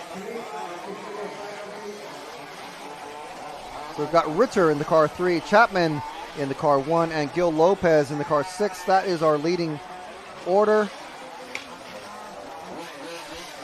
Car 3, where's the car 3? Just coming across the start-finish line. And then the car 1 now is in the lead. So what's happened there? How's that suddenly changed? Wow. Okay. Mild confusion awaits. Coming down the main... okay, I see. These two, it's a battle for the lead that I hadn't actually realized, but because we're concentrating on the battle for 3rd and 4th. So the battle for the lead is 1 and 3. 3rd place is Darren Smith in the 4, who is way, way behind them. Just coming on the straight now. So Mander, if he's able to put in a couple of clean laps, car 4 is our 3rd place position.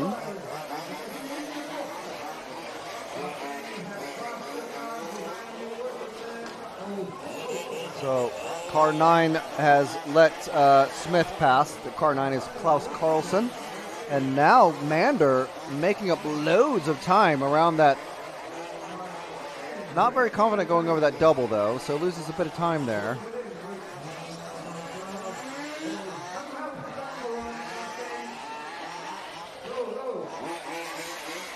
So we're following Darren Smith, currently running 3rd.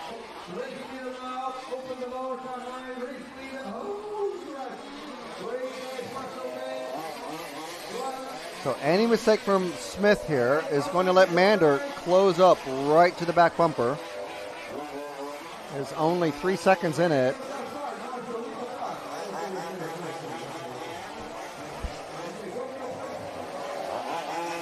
Very, very tight battle. So it's one of these. you can always just see the racer who's chasing you down in the side peripheral vision. And Mander goes over again off camera. So we're watching Smith though, because if Smith makes a mistake, then Mander is all over the back of him. Unfortunately for Mander, it's him who's making the mistakes. Oh, and now really stuck in the no man's land, has to circle around. Massive mistake on that last lap for Mander. 45-second last lap. So we'll stick with Smith here, and I'll just kind of keep up with things. So losing 6 seconds that last lap to Smith is as car number 8 flips again upside down just underneath us.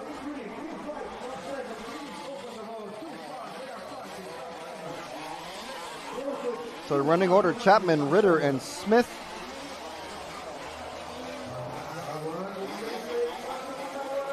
It's the 1, 3, and 4.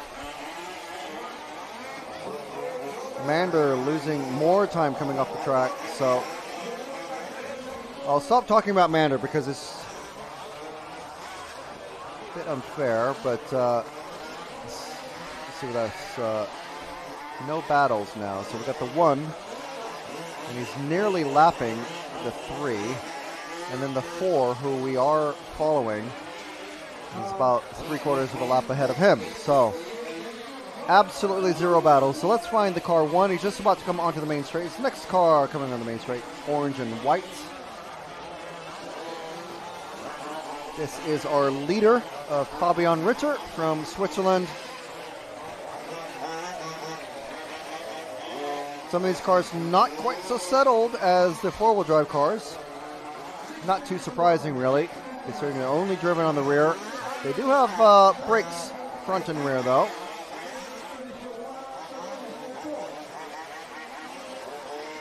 Taking it very ginger, taking the time, because there's a gigantic lead. Where the next car ahead is next car behind. He's almost lapped this second place car. Oh, sorry, I'm sorry. We're following car 1. This is Matthew Chapman. Sorry, this is not Fabian Ritter. This is Matthew Chapman in the car 1, who is running second. My apologies. The leader is actually trying to work his way through tons of lap traffic. He's just worked through 3 cars who are all battling close together. So, Jude, the next car on the straight now with the yellow wheels, that is our leader of Fabian Ritter in the car 3 from Switzerland.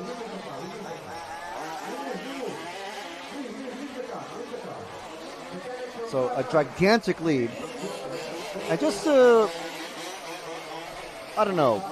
just to illustrate the amount of, well, it's not, is he a lap ahead? He is a lap ahead. No.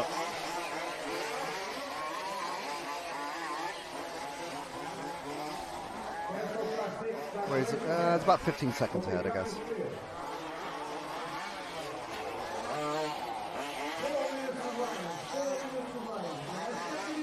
So if we go wide in this middle bit here, Jude, and just hold it there.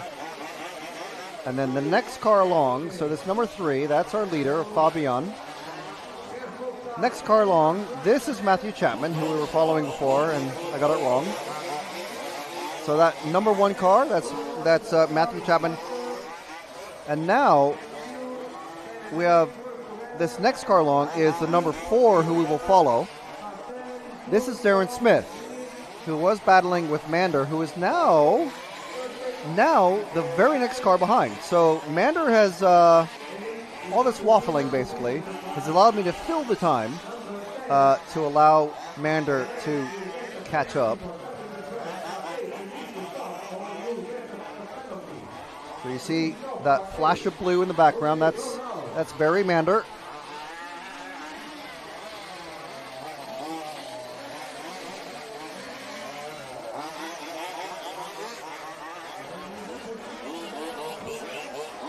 If we go wide just a bit, you can see them both in shot.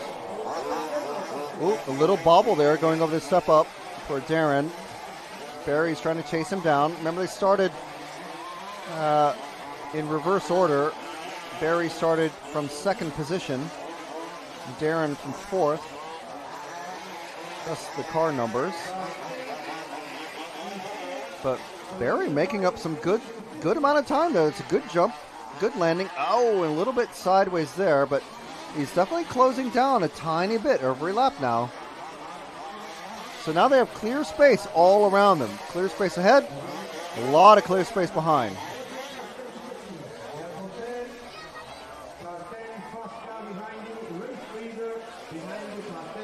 So our battle for third is rejoined. Bumper to bumper now. So 2 minutes to go. 2 minutes to go. It's been a slow burn, but we've gotten there. 15 minutes of racing. And it comes down to the final 2 minutes. So what is going to happen here? Mander Clan cheering Barry on. Darren Smith just ahead. Little bobble over the big tabletop for Mander. Good line coming out, good acceleration, able to make up loads of time in this slow and twisty bit. Look at that. Oh, and he's so close coming around the off-camera corner. But, oh, terrible landing there, terrible. Always clipping the top of that second jump of the double. And now he's got all that time to make up now. Again, in the infield, time is running out. 1 minute and 10 seconds left. Smith and Mander, both from the UK.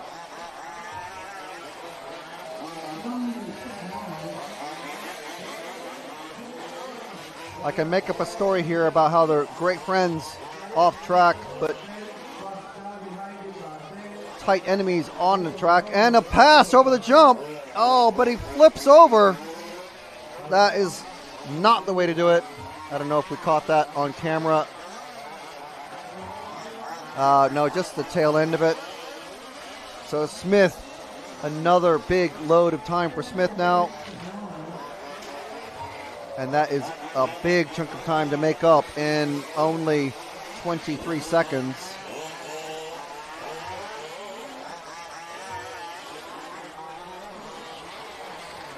So I think we're going to be safe and be able to go to the car number 3, wherever that is. I think he's just coming to the end of the straight now as our leader. It is going to be our winner, Fabian Ritter, the Swiss racer.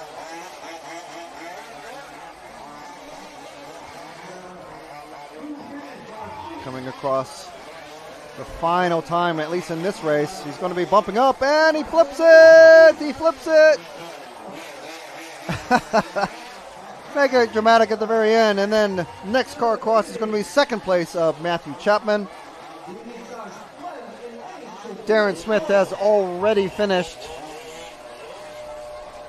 And he's just come to a stop just beneath us now. So, well, it was building up to it, but it wasn't quite there. Fabian Ritter, Matthew Chapman, and Darren Smith bumping up into the semifinals. Their next race is going to be tomorrow morning. So a great job for them. Unfortunate for Barry Mander, Gil Lopez, Prusa, Herink, Lang, Carlson, and Baratza rounding out the rest of the racers in this one. So the next race up is going to be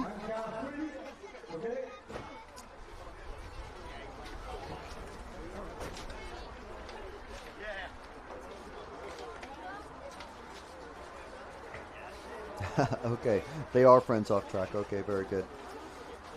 Bell, Jason, and Charlie Mander, the Mander clan, all keeping me up to date.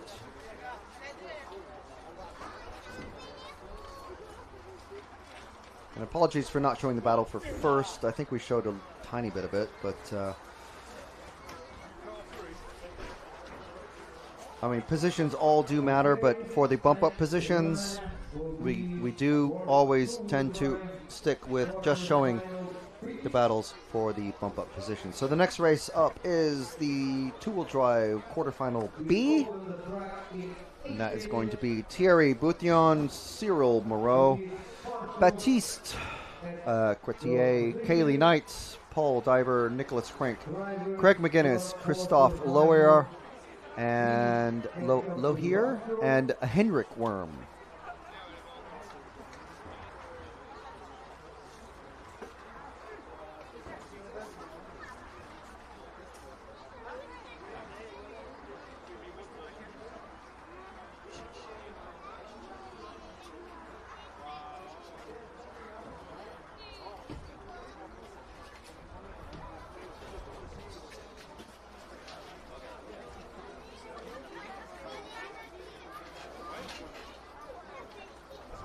Et donc pour le public, on va assister à la au deuxième quart de finale des voitures automotrices.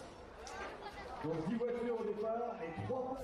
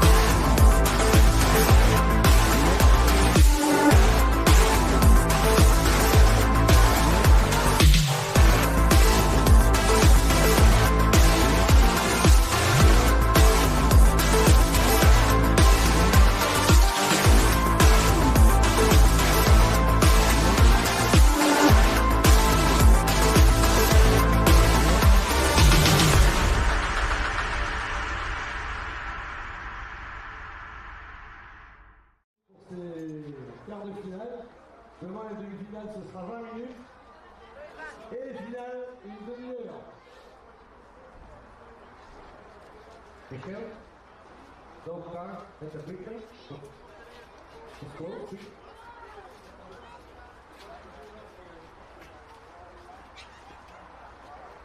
Okay, cars to pit.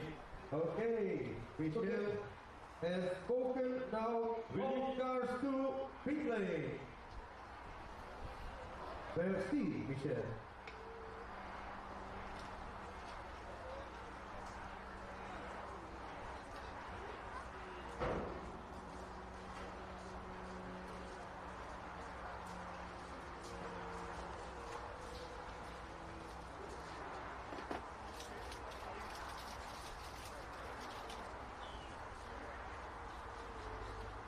Five minutes to open the track. We have, I think, all marshals. Where is marshal number 7?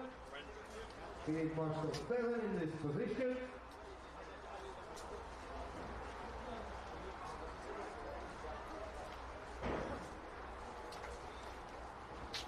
Marshal 7, Frank, Marshal, please.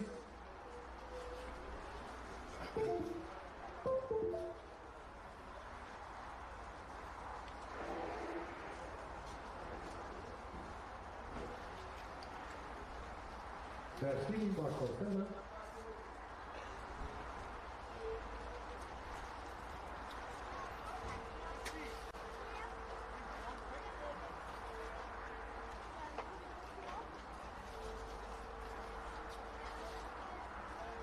Three minutes to open the track.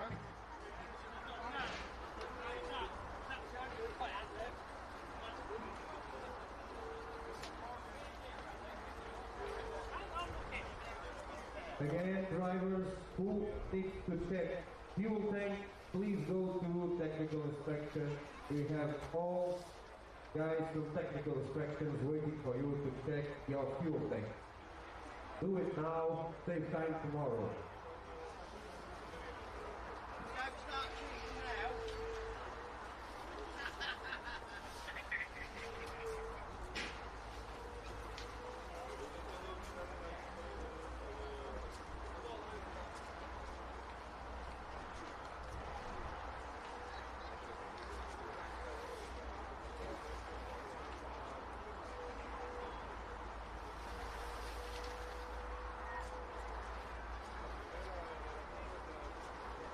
Alors, le temps se passe en route. N'hésitez pas à aller vous désaltérer dans vos lunettes. Merci. Okay, guys, 2 minutes to open the track. 2 minutes to open the track.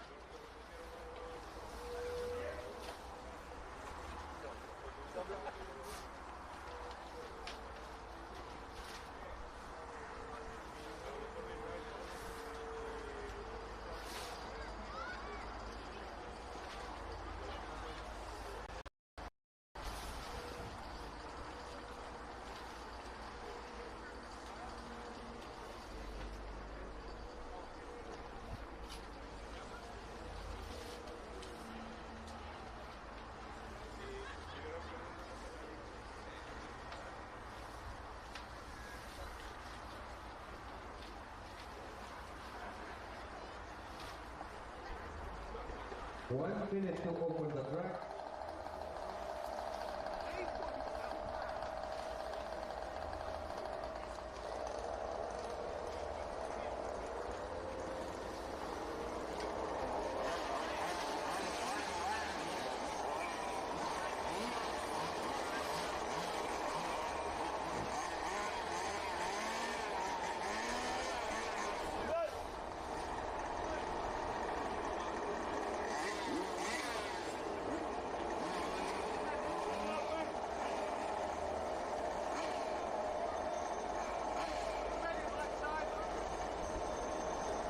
Marshals to your positions, please. Thank you.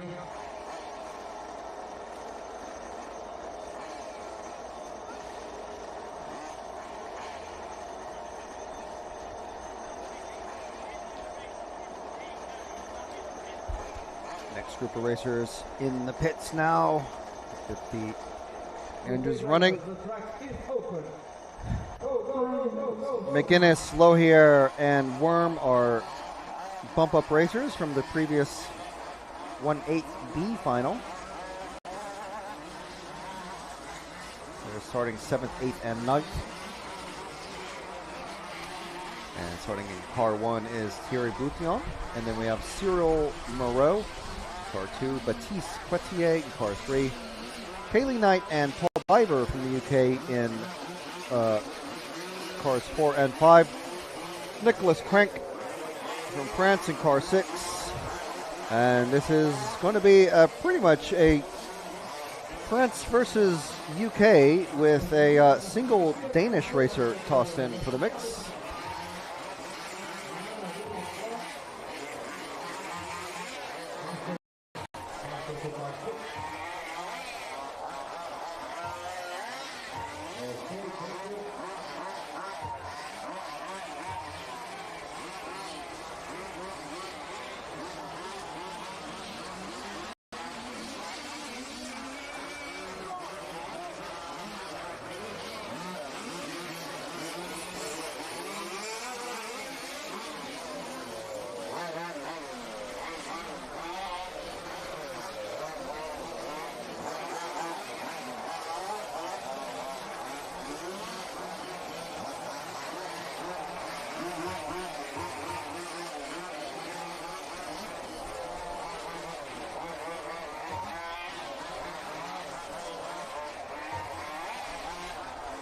So everyone is checked in, all 9 drivers.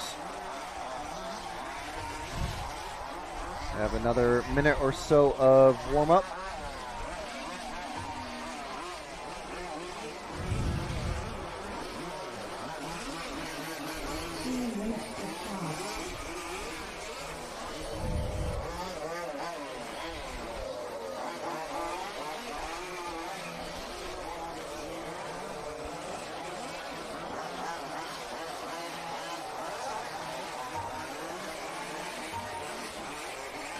You see in the live chat who are people cheering for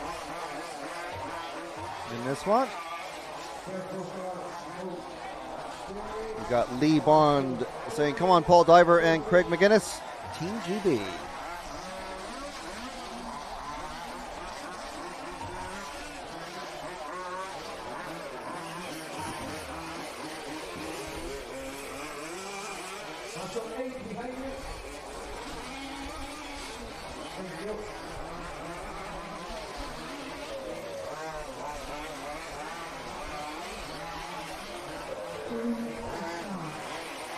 With 2 minutes to go, they're going to be called into the pits now.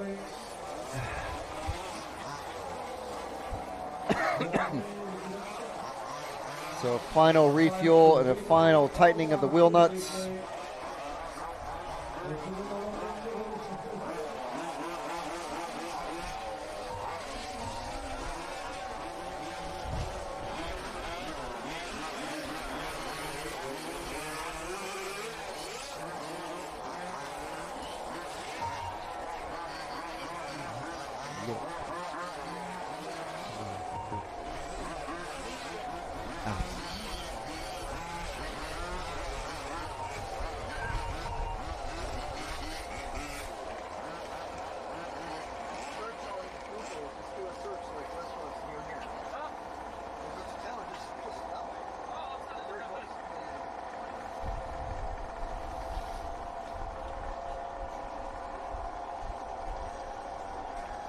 Ready, Jude?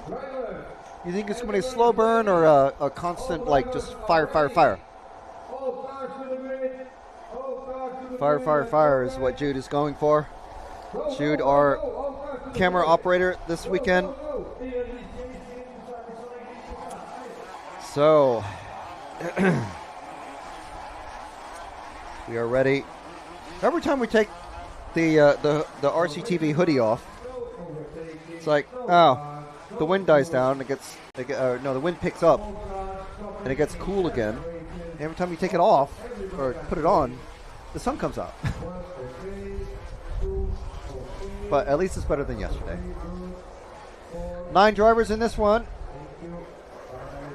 1, 2, 3, 4, 5, 6 lined up. 7 and 8.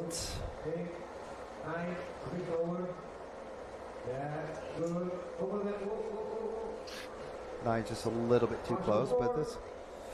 Okay, it's good, it's good. Car 9, Marshall 4, 6, car 9, please. Poor Marshall 4 is being implored to fix car 9 just a little bit too far forward. There we go. Okay, the battle for the bump ups. 10, 9, 8, 7, 6, 5, 4.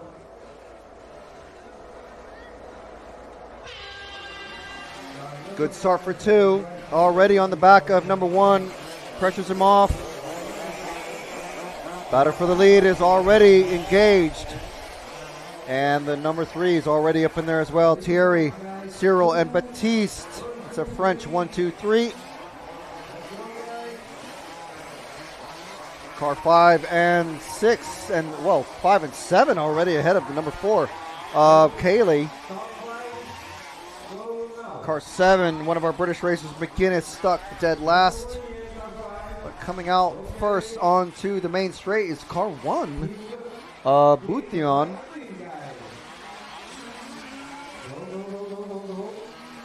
And then it's a 3 of Quartier, and then Moreau. So let's just stick with the lead 3 because it's quite a big gap to 4th place, number 4 of Kaylee Knight. The leading 2 look like it's going to be, as Jude predicted, fire, fire, fire all the way through. At least to start. Let's hope they can keep up this pace and the level of contained aggression, shall we say. Oh, a little bit sideways there. Gonna let 3rd place racer of car 2, Bretier, catch up a tiny bit. But these two still keeping a good gap.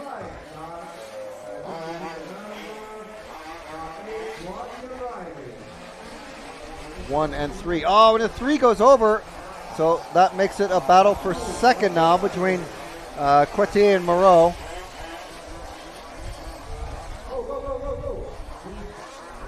And a pass in the bowl. Great driving by Moreau there. Quartier going just a tiny bit wide, and now he goes wide. And lets Moreau pass, and then, and then another change.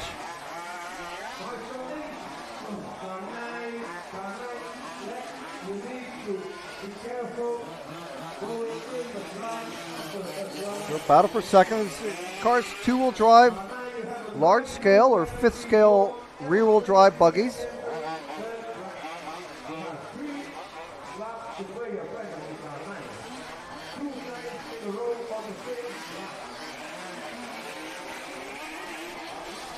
Another trip across the double in front of the driver's stand. The leader taking a weird landing on that angle double in the bowl.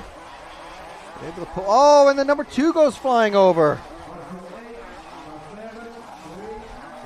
Let's see. Oh, what a shame. We missed that one.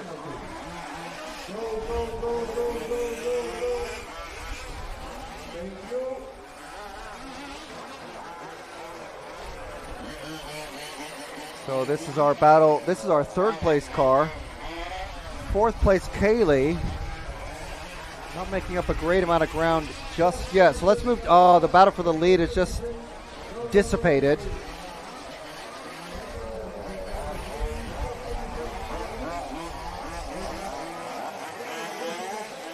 So now it's a very, very, very spread out top 4.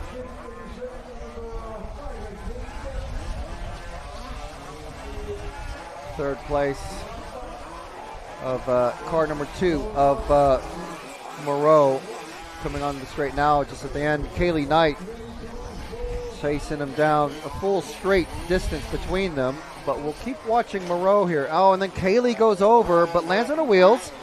Zay will only loses a second or two.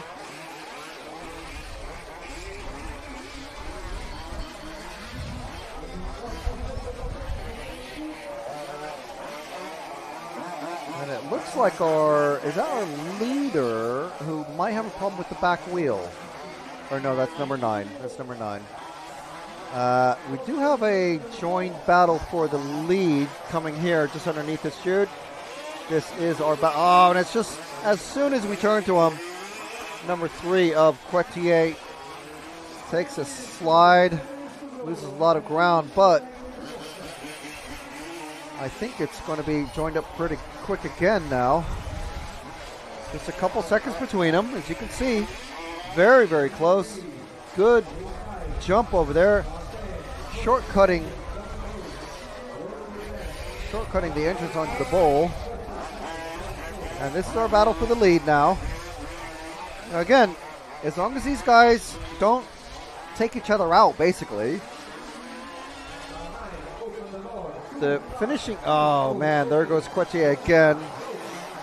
So that is that done for a little while. However, we have a battle for the, so that is, that's Moreau passing for second. The Marshall not allowed to, I think you have allowed to do a couple of pulls, but if it doesn't start, okay, it does. This is our battle for third now. Suddenly, from a comfortable second place, and almost challenging, oh, and then Kaylee flips it. But from a comfortable second place and actually starting to challenge for third, a flip off the main straight puts Quetier down 2 positions. Let's concentrate on that battle on the third, the number 3, just coming on to the main straight, Jude. This is Quetier in third place.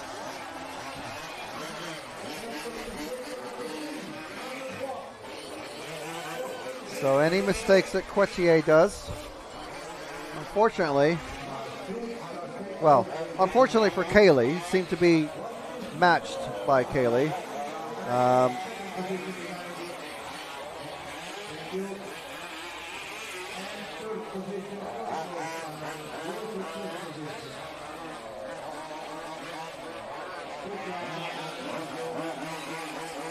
It looks like the 3 is starting to get close to the number 2, so our battle for second is hotting up.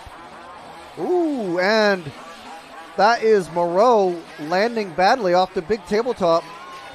And then getting crossed up, landing. Oh, and he flips over. He loses it. Loses a position, so that is second place reclaimed by Quetier. So let us now drop back to the number 2, the green car, just coming over. Oh, now stuck. Oh my goodness. Okay. In the middle, angle jump, angle. There we go. That is Kaylee passing for third now. So now it's down to Kaylee. Can Kaylee keep third?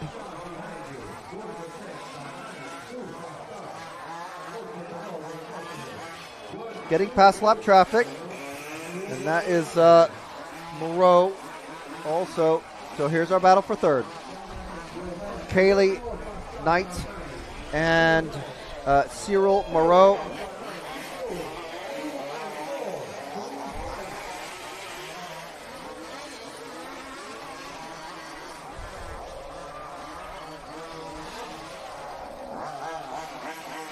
Decent enough landings for both of them off of that set of infield obstacles. But Kaylee maintaining her lead.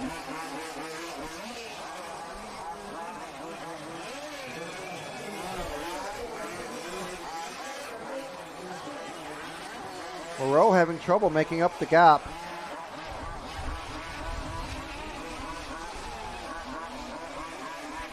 Oh, getting a little three-wheel action there going into the braking. Not the quick way around for sure.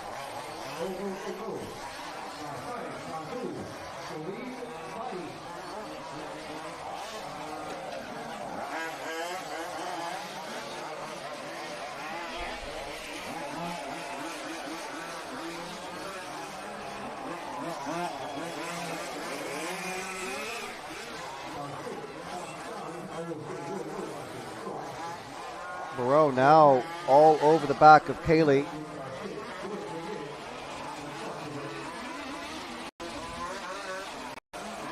Car 4 from France. The car 4 from the UK. Car 2 from France. Oh, and coming off the track, losing position. That's Kaylee's down to fourth now. And that car 5 is fifth position. So this is a three-way battle for third now. Oh, and Moreau is over. Kaylee hits him. Kelly's stuck. So now there's a new third place of car 5. Who is that? That's Paul Diver.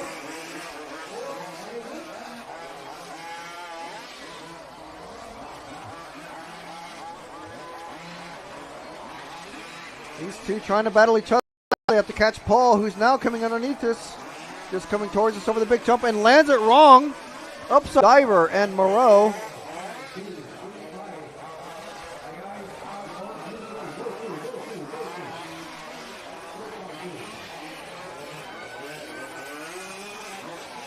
Around the bowl, over that awkward pair of jumps. No one really knowing quite how to take that properly.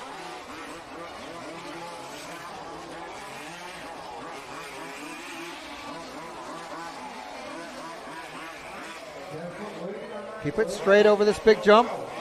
Land it. Take the apex nicely. Oh, and Diver cutting off Moreau.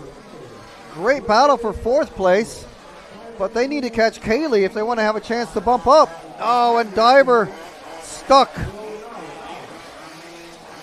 Losing loads of time now. So we'll focus on Kaylee, the pink and white.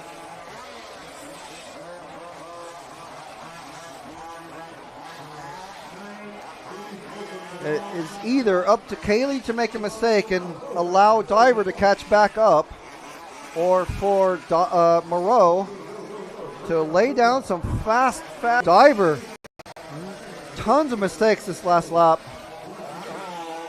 He's now about 10 seconds behind this pair. Meanwhile, they're crossing the line to finish.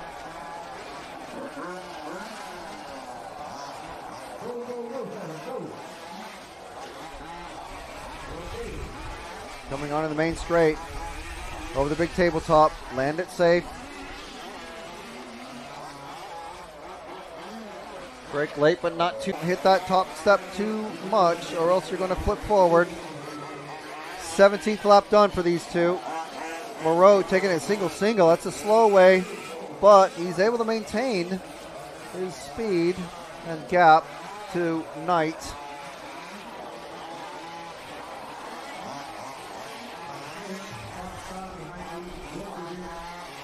Two minutes left. What is Moreau got up his shirt sleeves now? The thing to do is to force a pass, and Moreau flips it and rolls it, but does the champion's roll, ends up on the rubber side down, and is able to keep going without a marshal's intervention, but now he's lost loads of time. That's about 5 or 6 seconds at least.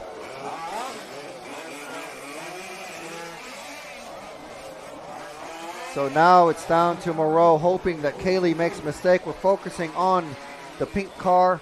Absolutely no battles for the lead or for second place. It's still Bouthillon, Quetier, and we're watching Kaylee Knight. 1 minute left, 1 minute left exactly.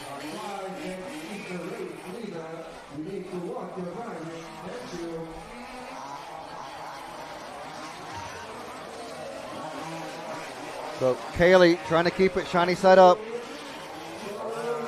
Moreau can't afford any more mistakes and just has to hope that Kaylee comes to some sort of misfortune at the end of this 15-minute race. There's 33 seconds left. 30 seconds to drive.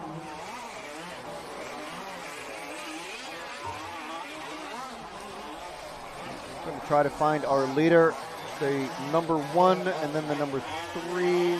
So they're on their last lap. Everyone is on their last lap now. I think Kaylee and Moreau are going to be able to get another lap. So if we move to our leader here, just coming underneath us now, that is the car 1. And time has expired. That is Thierry Bouthillon that we're following. And he's slowed down in time. The finishing time doesn't matter. The finishing order almost doesn't matter, but that is Thierry Bouthillon and Baptiste Quetier finishing first and second. And there is Paul Diver coming across there, and we're on Kaylee. The last half of a lap. What can Moreau crashes it, flips it. That is it. Kaylee is going to take this one unless something absolutely massive happens. Kaylee is going to be bumping up into the semifinal B.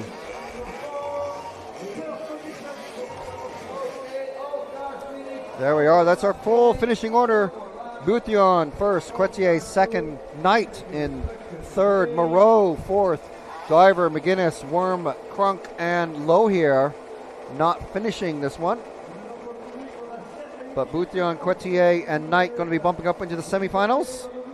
Going to be back in action tomorrow, so they have plenty of time to rebuild anything they need to do to prep for tomorrow.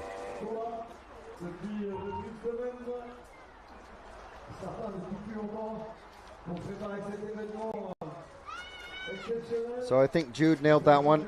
It was fire, fire, fire all the way through. So thank you very much, everyone, for joining in. Apologize for the lack of moving camera at the very beginning.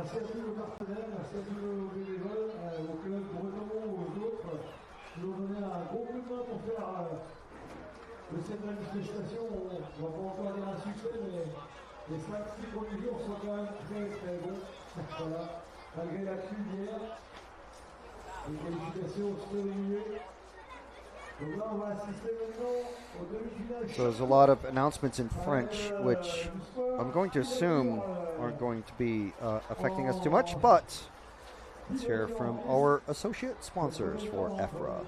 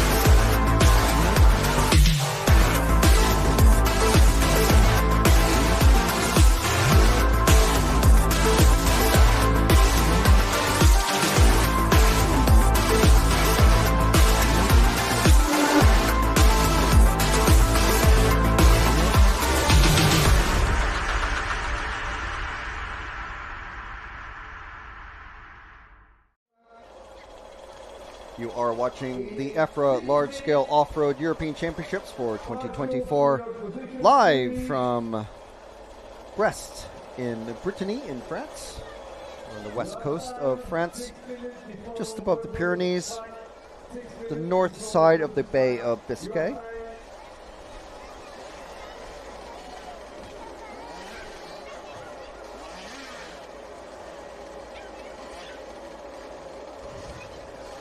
About to see the next group of short course races go out. The last group for today, actually. Quarterfinals, the last group of cars out on track for today. The semifinals start tomorrow. So we've got Bruce Ross, Ian Suddy, Lubomir Mihailov bumping up from the 1/8A final earlier today. And they are in cars 8, 9, and 10. But qualifying directly into the quarterfinal A's is Corentin Filippo, Andrew Stevenson, Julian Bernagat, David Attewell, Matthew Stokes, and Thomas Trinian, and Simon Andrew Godney. In 5 minutes, less than 5 minutes, we need marshals in your position. So there's a few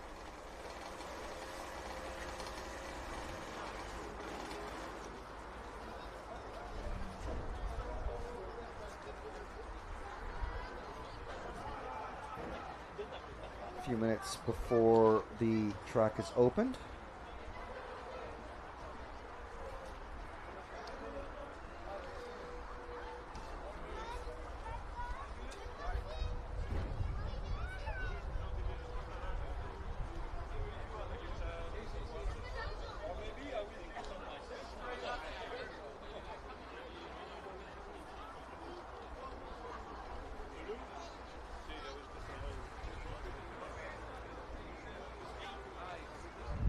So I'm going to take a chance and put my hoodie back on, but I know that means the sun will immediately come out. One more time, you will go for 3 minutes of warm-up, and then in the last 2 minutes, you will enter the pit lane and then go to formation up.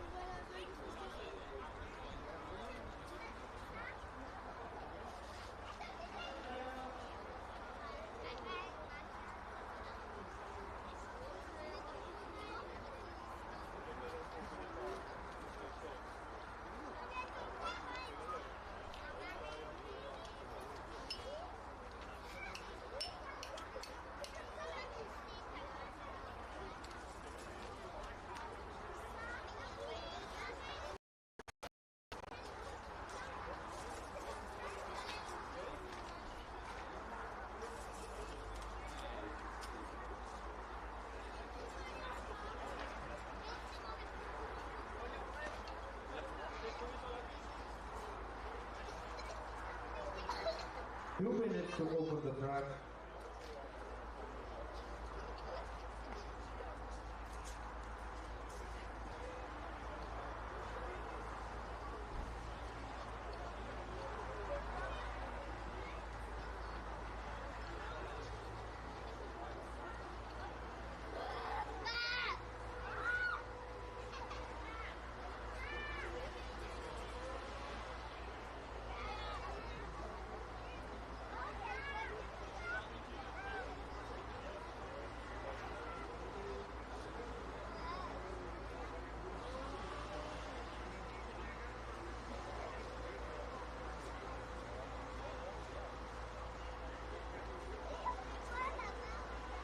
One minute to open the track. Marshals to your positions, please. We need marshals in your positions. Marshal 9 and 7 to your positions.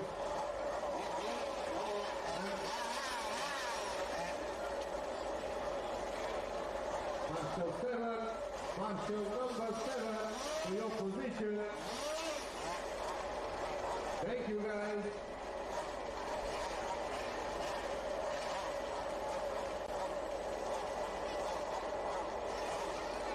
Seconds to open the track.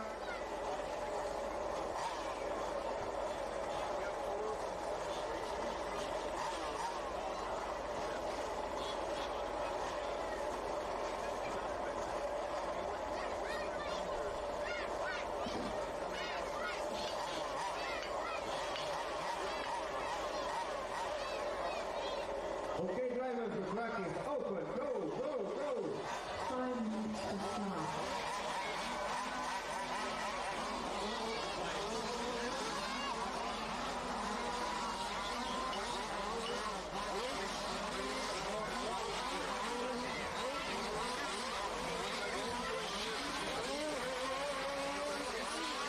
Guys, this is just warm-up.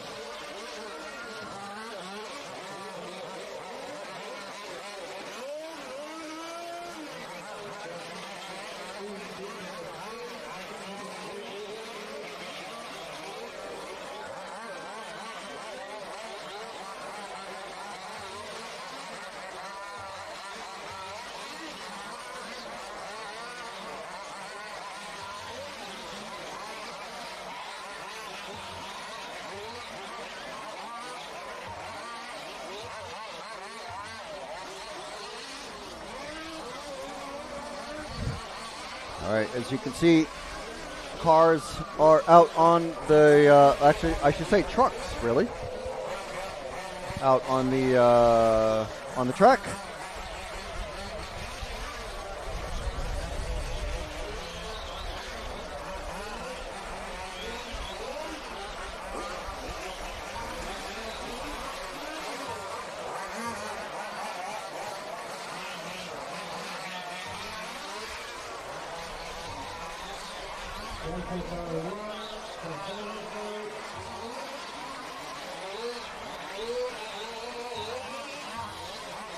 See some of the bump up racers. I see a buggy wing on the back of one of the trucks. I guess that's legal.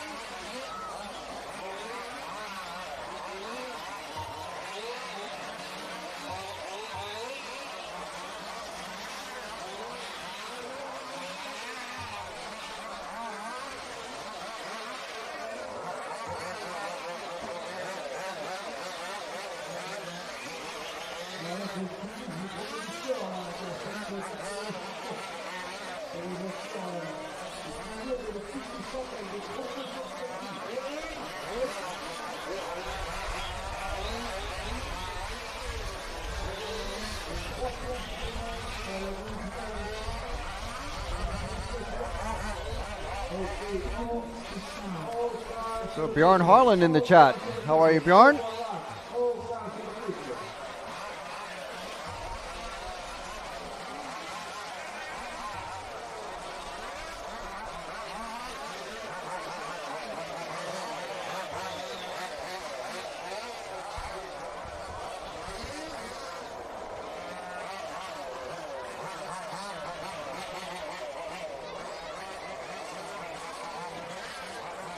So all the drivers being called into the pits.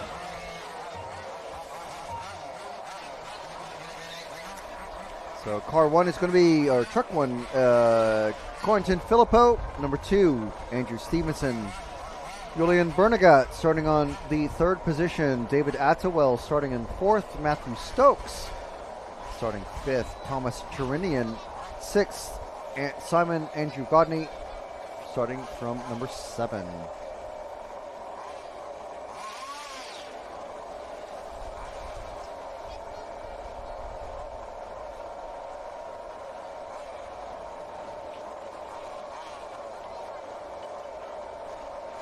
Okay, drivers, all cars to All cars to the grid, all cars to the grid.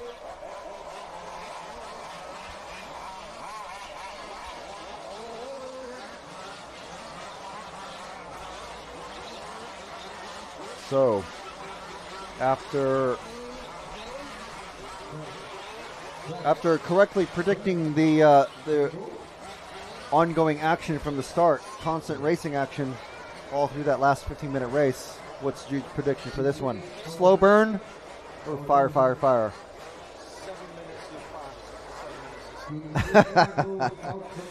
He's saying 7 minutes are fast, 7 minutes is slow. Position 11 on the grid. All cars to your go guys, go guys. Position number 3 will stay open.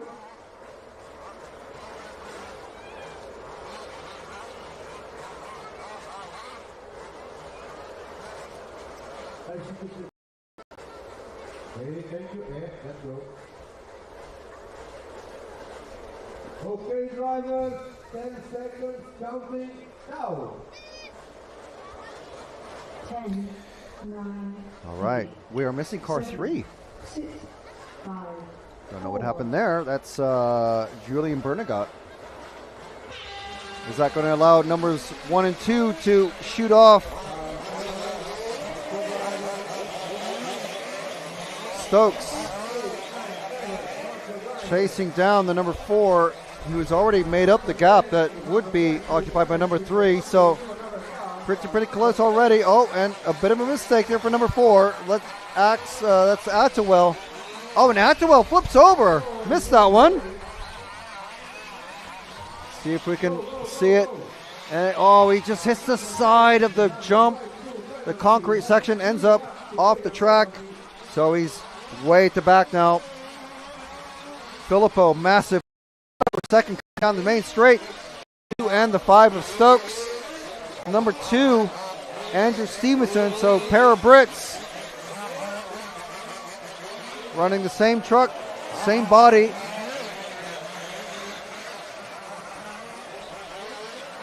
And Stokes, oh, trying to get it. He does it. That's a great pass. We just caught it on the edge.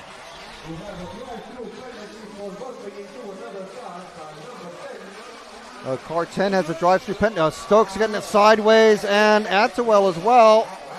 Sorry, it's not Attewell, it's Stevenson.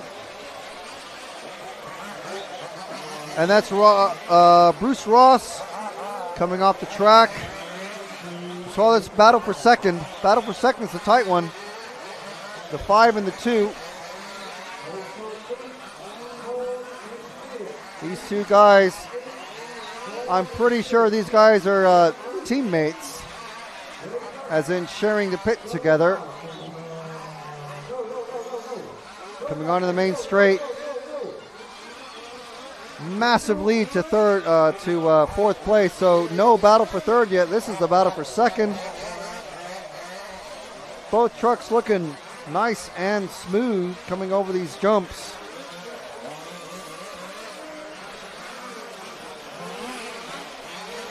Stokes taking the wide line. Stevenson going for the tight. Both getting great acceleration over the doubles.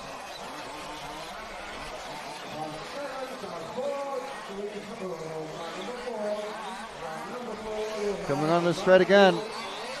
And it looks to me like they're actually making up time on our leader, Corentin Filippo. The lead last time around was 3 seconds. Let's see what Stokes is able to been able to cut it down to. Oh, and Corentin goes over. This is it. This is our battle for the lead, a three-way battle for the lead between Corentin Filippo, Matthew Stokes, last year's winner in this category, and Andrew Stevenson, 2 Brits and a Frenchman, battling it out on track with the Brits in the lead at the moment.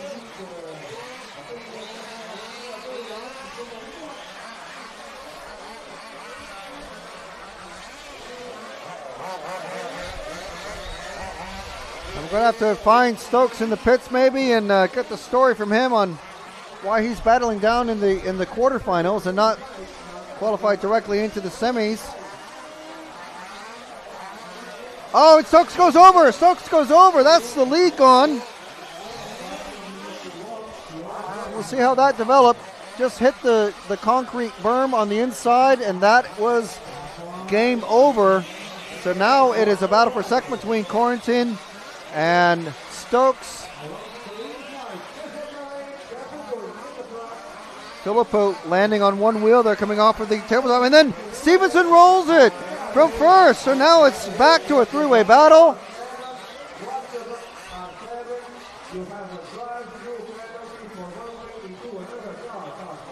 So another drive-through penalty, but not for one of these three. These guys all driving clean. It's all coming down to mistakes between each other. And Filippo takes the lead. Nice inside line move through that bowl section. Great driving between all three of these guys. Oh, and he gets sideways. Stokes hard on the brakes there to avoid hitting him. And also to save his own truck. But they're all together again. Filippo losing the lead there, allowing Stevenson through. And now, oh, Filippo, what a pass. This is amazing racing. Straight over and around. And now they're back all together once again. Pretty much Stokes about a half a second behind.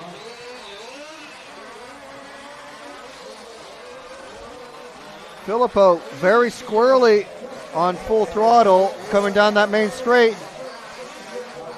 And then Stevenson goes wide, lets Stokes catch up.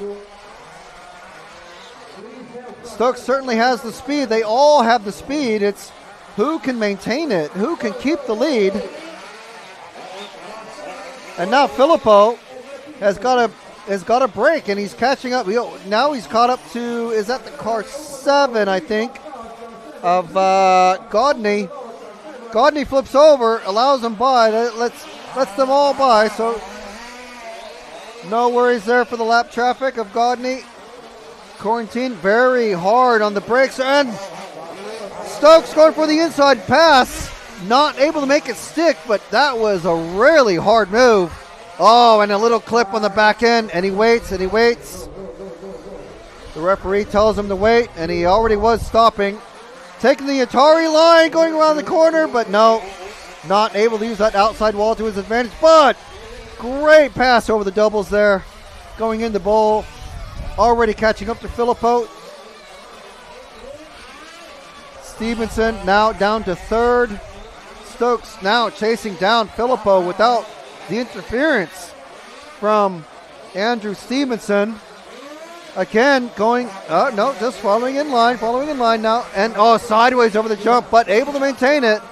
He's got the car control down. Now there's another lap traffic of car 3. That is Julian Bernagat being told to wait. And now he's beached himself, but that's fine. The other leading 3 cars are ahead. Filippo has just rolled it as Stokes and Stevenson are having a disagreement over who's going to take over second. It's an amazing race so far. I'm hoping that Jude's prediction of 7 hours of fire and 7 hours of snoozing doesn't come true. This is an amazing race so far. 7 minutes, 7.5 minutes down. So you better be wrong, Jude. We better have this action all the way to the end of this 50-minute quarterfinal A. Coming around the off-camber section. Oh, and Filippo going into the pits. What's happened here? What's happened here? He had a drive-through penalty. Did he cut the track? Not sure what happened there. I certainly missed it. Now it is Filippo and Stevenson coming down the main straight while Stokes is enjoying the lead. Hoping that his mate Stevenson, and he goes wide. That lets them both catch up. So it's Stokes, Stevenson, Filippo coming over the double step. Off-camera turn across the start line. All of them making that double in front of the driver's seat very easily. Now it's Stokes and Stevenson. Stokes goes wide.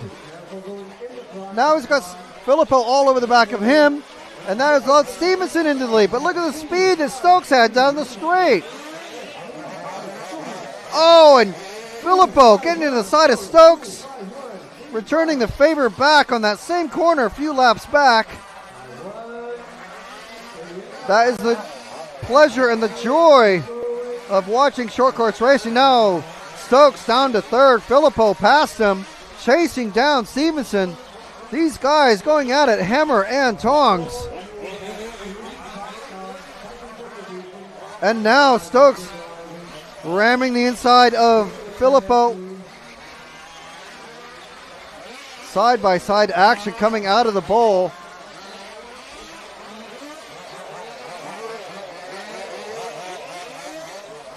Let's hope they can keep it up for the remaining 5 minutes of this race. This is intense. Best race of the week so far. And Filippo again for the lead over the step-up jump. Amazing race.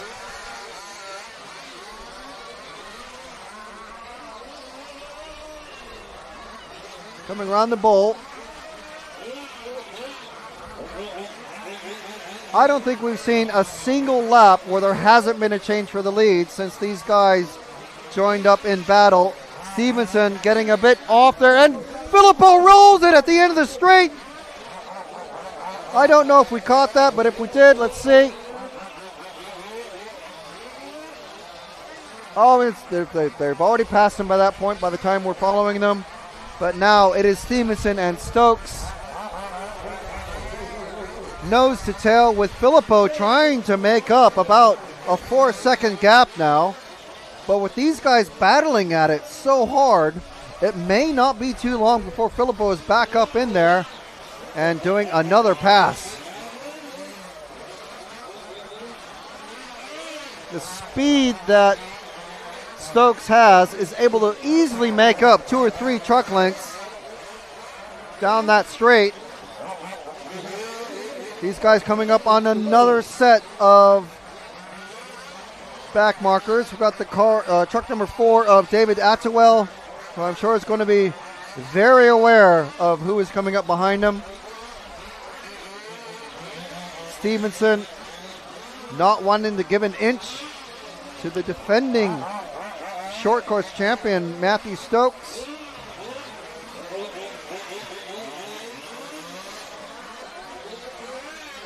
Stokes again, great speed down the straight.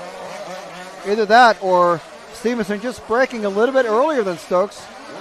Can't quite tell, but either way, Stokes making up a lot of time every time he comes down the straight, and now he's all over the back of Stevenson. You can throw out a winch line and just be towed around. Oh, and Stevenson gets that landing wrong. Stokes takes advantage on the inside, coming out of the bowl. And now they're nose to tail again, going down the straight, and this is how it happened. Stevenson just noses into the second jump. Stokes gets it sideways. Goes up on 2 wheels. Filippo still not able to make up the space on these guys. He's about 4 or 5 seconds behind.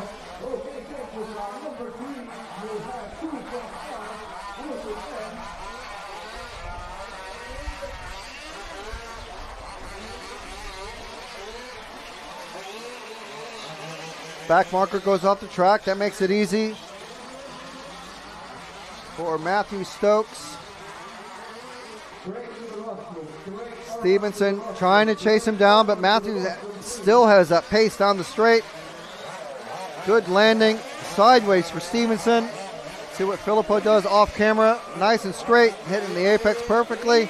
Trying to make up that gap.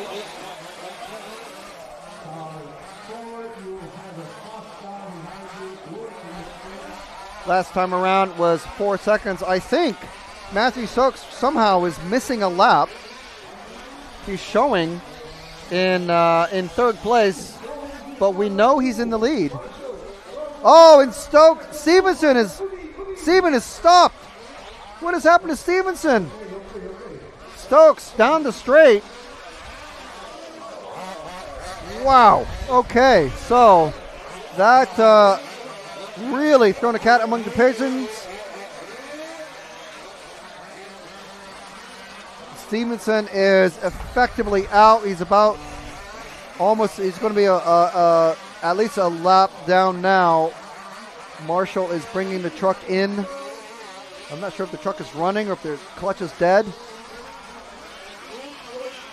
He's running, but he's running from the pits. He's at least a lap down. So, reset. Stokes. Filippo trying to catch up to. It's very hard to tell now because Corrington Filippo is shown as ahead. So time is finished. Time is finished. Let's see who is, let's see. Okay, so Attewell in the truck number 4. Stevenson still showing in second, but Attewell, truck number 4, is actually the next truck behind, is immediately ahead of Corrington Filippo. Attewell is shown in third place. I'm sure that Matthew Stokes is going to be officially the winner, or declared officially the winner, because he's clearly ahead on track. Something, unfortunately for Stevenson, coming across now. What an intense battle all race long. That was crazy.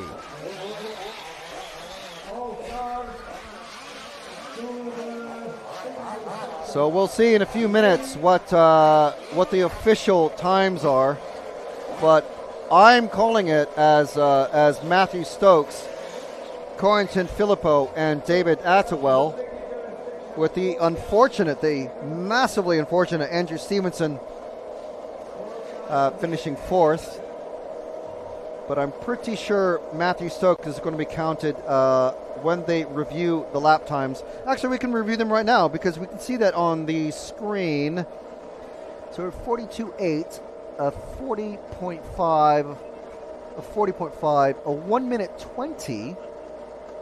Something happened there, and then a 32-second lap. So something happened there, and then a 48, a 24, and a 16. So something again happened there. A 24 and a 16 add up to 42, doesn't it? And then a 42, a 40, a 41, a 41, a 1 minute 24, which doesn't make any sense. I don't understand that one. That sounds like 2 laps. But I'm sure that will get ironed out with the team manager discussions, and we'll see what happens there. But like I said, I am calling that as Matthew Stokes taking the win ahead of Corrington Filippo, with David Attewell coming in 3rd.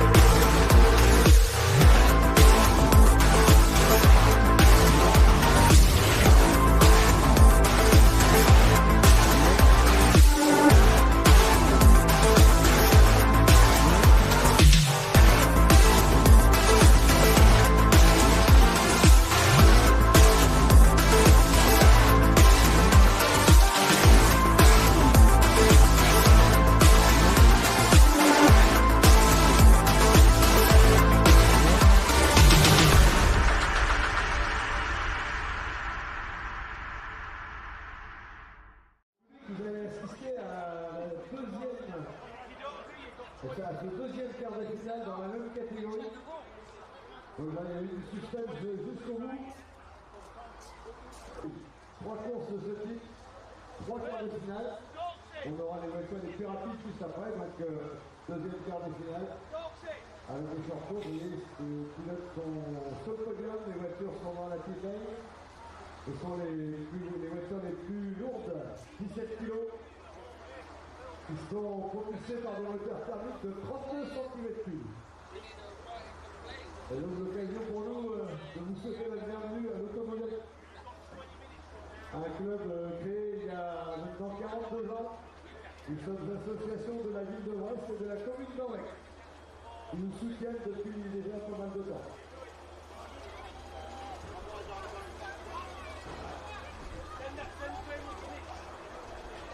Alors surtout demain ne ratez pas les demi-finales et puis les finales, donc par contre dimanche il y a que le ramassage de tout ceci.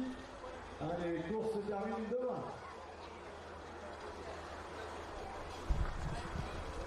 So just having a discussion with Team GB. Obviously, they're going to be using that race, I believe, as video evidence of Matthew Stokes taking the win. But there's going to have to be some writing to be doing to officially to protest, but basically just to clarify what has happened, because for the timekeeper to go in and change the results of a race, there is a certain time limit that it has to be done within, and it has to be done officially, and timekeeper can't just go, oh yeah, you definitely missed a lap. There's a few protocols and systems that have to be followed. This isn't a club race, remember. This is the European Championships. It's not a weekend club race or a basher meeting or something like that. This is a, fairly serious racing event.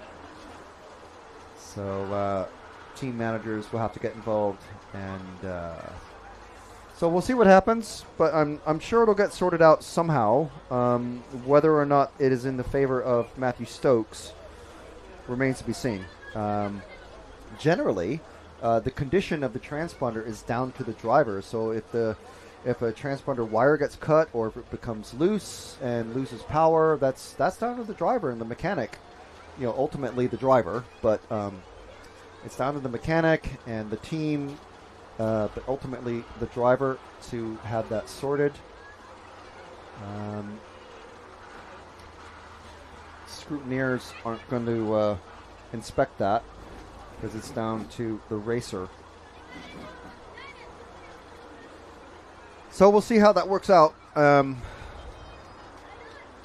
But obviously they can review the race online. Just scrub back in the timeline, and there you go. So short course quarterfinal B coming up next. I believe Bjorn was looking to see where Heidi Shilcock qualified. Well, she's in the quarterfinal B. So hopefully you're still with us, Bjorn. So we've got Nikolay Angelov in truck 1, Enriquez da Costa in truck 2, Heidi Shilcock in truck 3, Edouard Lebreau in position 4, Nick Merle with the number 5, Andrew Spence in position 6, Paul Scrace in 7, and then our bump-up racers from the 1/8B, Jake Humphreys, Clement Jubio, and Roger Coos.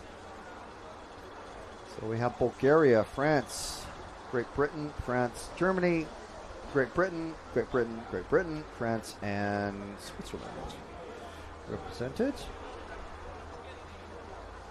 So cars not out on the track yet.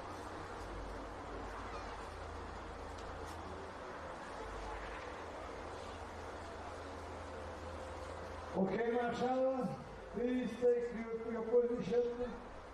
We will open the track. Please start engines, mechanic.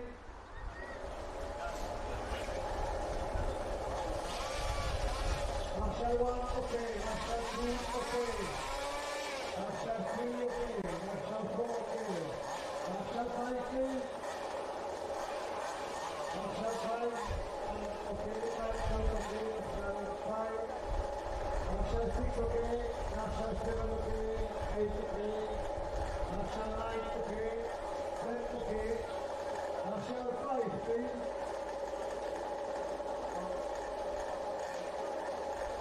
Marshall 5 in England, Marshall.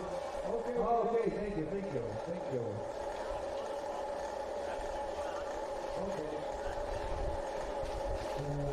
Okay, guys, the track is open. You can go. 5 minutes to start.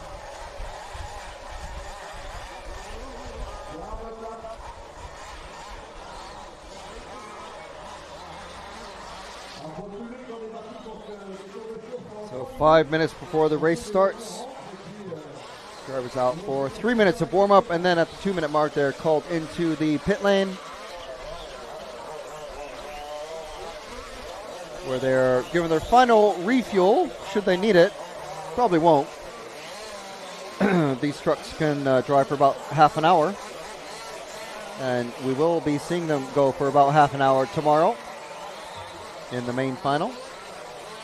Semifinals, I think, are 20 minutes. I will be reviewing that, but all of these races that we're watching today, 15 minutes.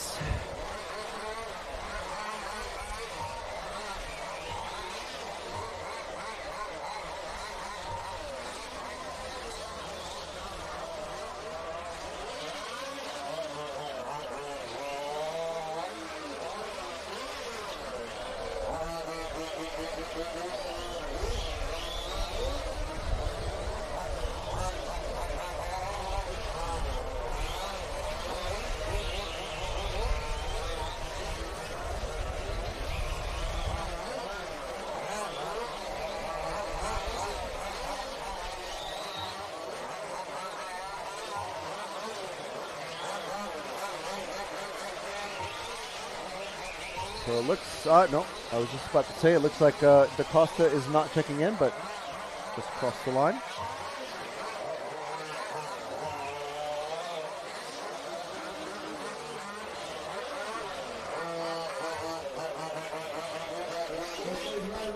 All cars to the pit lane. All cars to the pit lane. 2 minutes to start.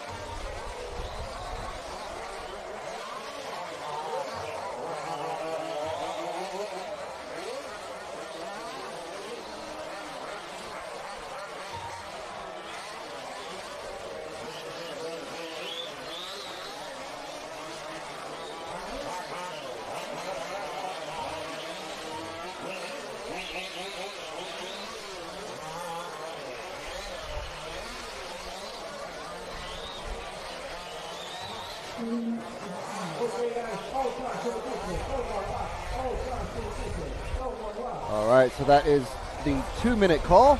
Drivers being called into the pit lane.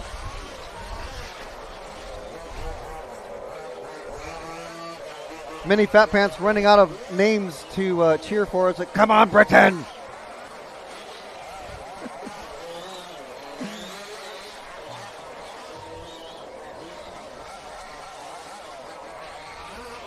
It's all good. It's all love. It's all love.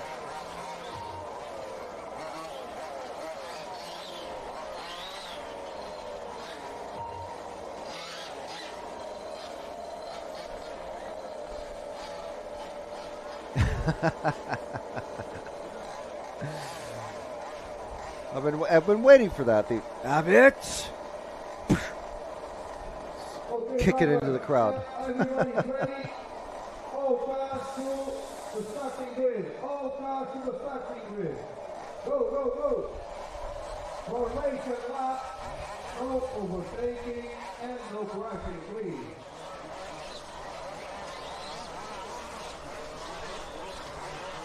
All cars in your position in the grid.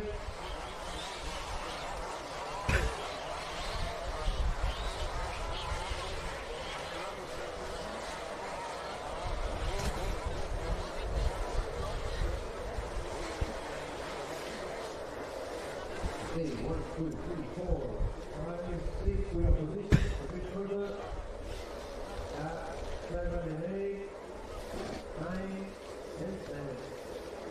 Oh, okay. We are good. All right, so we have a full grid, it would appear. So with the number 10 starting on the Okay, driver. tabletop. Counting. Here we are. 10 seconds. 10, 9, 8, 7, 6, 5, 4.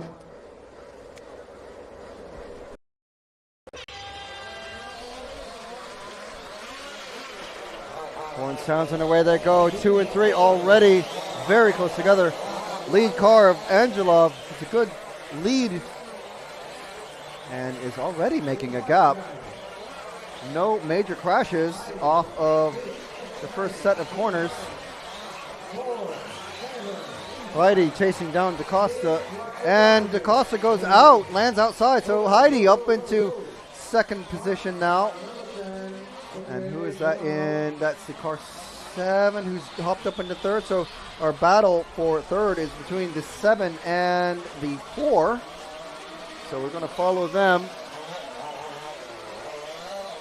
That's Paul Scrace and Edouard Lebreau. Very, very bright yellow and pink car with the yellow wheels and the, basically it looks like the General Lee.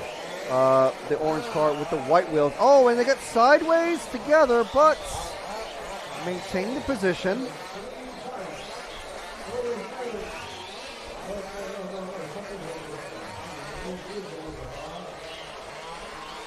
These two cars, final bump up position again is who we're going to concentrate on. I will keep you updated on what is happening at the front. We got 15 minutes of racing, 13:30 left to go in this one.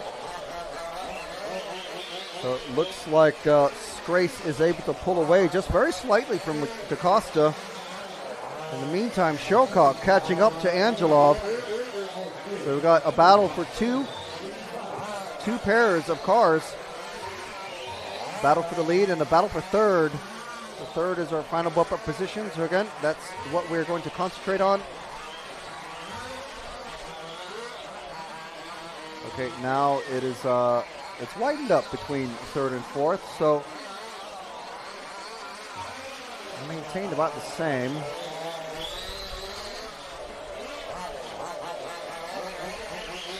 Let's move to our battle for the lead with the 1 and the 3 of Angelov and Shilcock.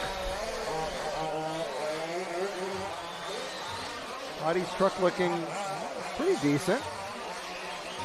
All the trucks looking quite soft. Change the position for third.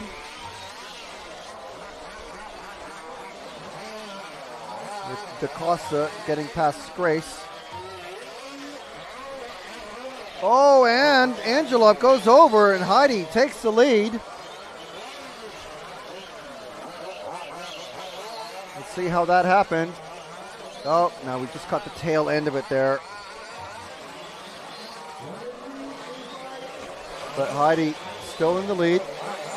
Oh, and getting bumped in the back.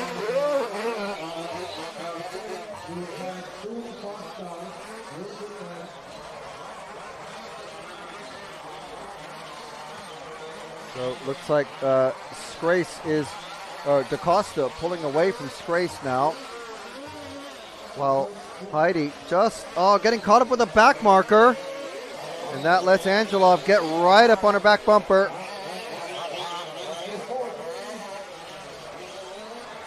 Oh, and very tight battle. Look at that battle. It's so tight. Bumper to bumper. And now it's a three-way battle for the lead. Getting crazy out there. And just driving into each other. Stopping, back marker getting in the way again. And then DaCosta getting involved. So now three-way battle for the lead. But Angelov, Shilcock, and then DaCosta trying to catch up to Shilcock once again. Meanwhile, now it's a four-way battle. So let's go back to that second pair of trucks, the orange and the yellow and pink. It's hard to choose between these. We definitely want to show the lead, but we have to concentrate on the battle for third. But now it's all split up. Once again, getting evenly spaced out, so it makes it very difficult now to choose. But looks like battle for 1, 2, and 3 is where to stick with our attention. 1, 2, and 3, Jude.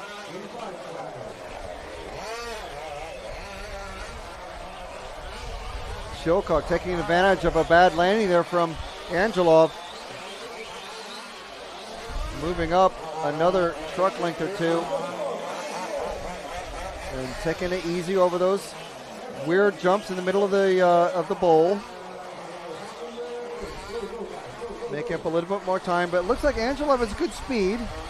Shilcock seems to just drive a bit better in the slow bits. That's what it seems like.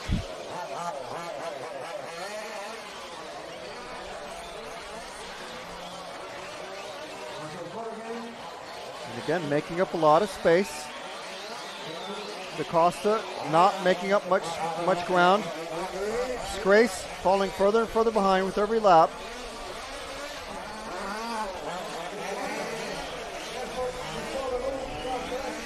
And now he's gone over just before the finish line. So that is the battle for fourth. So we're going to concentrate on this here. Battle for second. And when it gets to it, the battle for first, because this is going to get pretty tight.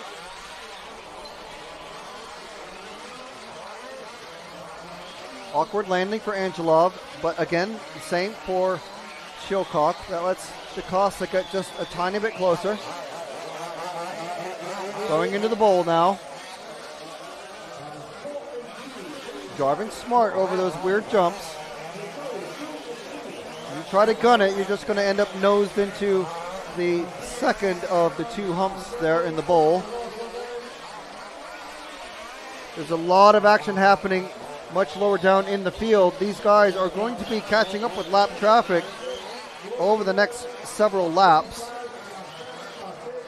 So something could happen there. I'm sure something will certainly happen. Scrace has now been passed by the truck number 6 of Andrew Spence. So a couple of British racers. And then the truck 5 of Nick Merle as well getting involved in the action. But we're looking at the first, second, and third place. We need to make sure that this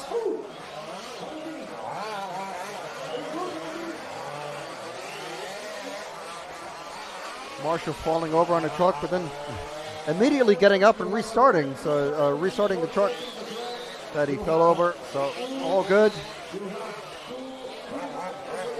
So first, second, and third getting a bit spaced out now.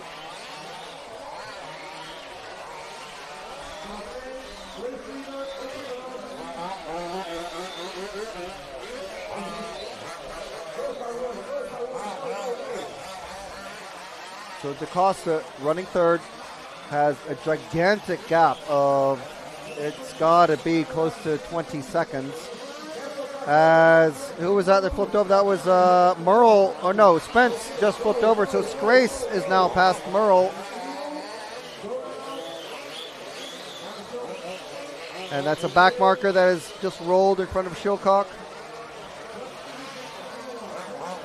Having to take avoiding action. It's all good.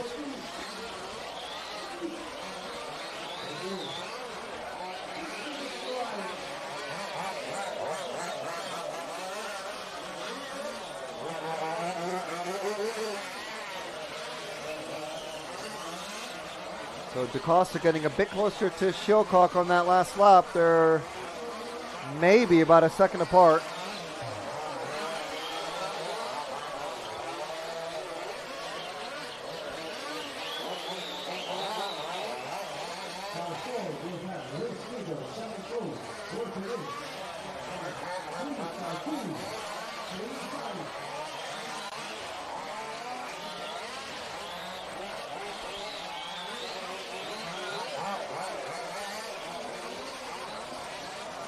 So gap opening up again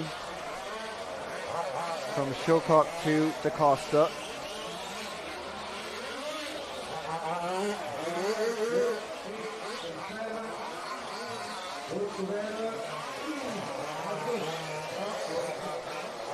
I think it was Angelov getting a bit sideways and losing some time to Shilcock now, so the gap is certainly closed. Gap last time was around was 5 seconds as they crossed the finish line, and now it's going to be more like 2. Yeah, it's down to 2.5 seconds now. Just because of a small mistake by Angelov. Car number 4 of Edouard Lebreau in between Angelov and Shilcock.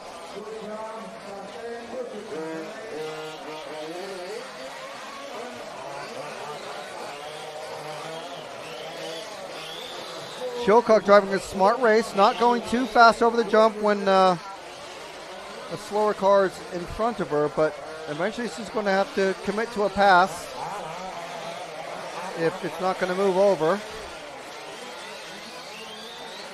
Getting out in the wide stuff as well, so the gap has opened up a bit again, but she's also still pulling away from DaCosta behind, so just spreading out a bit more, this gap between 1, 2, and 3. Let's follow the lead truck for a bit. So this is Nikolay Angelov from Bulgaria. Got a few Bulgarian racers here. It's great to see racers from that part of the world make the trip, and Shilcock goes over behind, coming off of the step-up double, so she's lost position.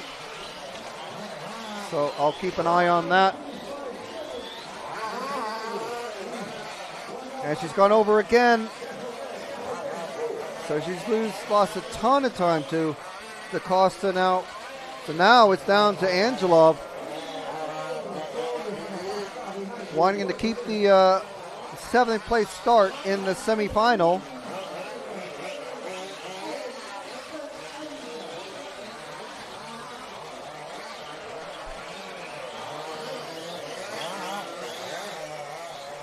So DaCosta running second.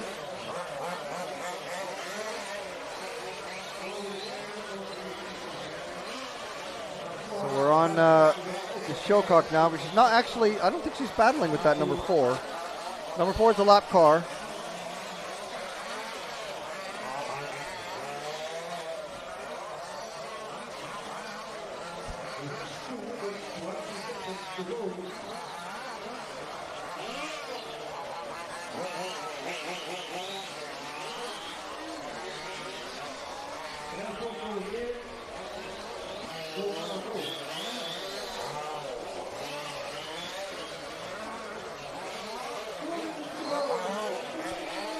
Two minutes to go. I think, barring catastrophic damage, I think this is going to be our finishing position.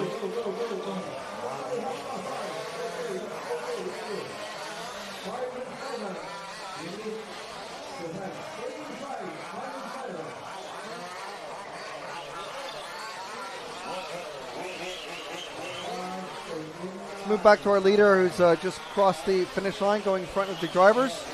Going into the bowl now is our leader, Nikolay Angelov.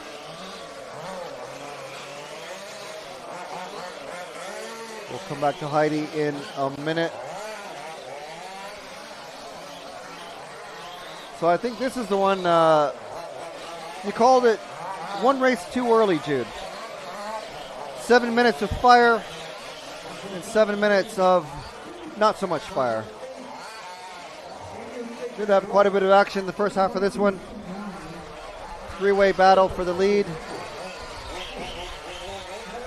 But it eventually evened out to Nikolay Angelov almost coasting to a win.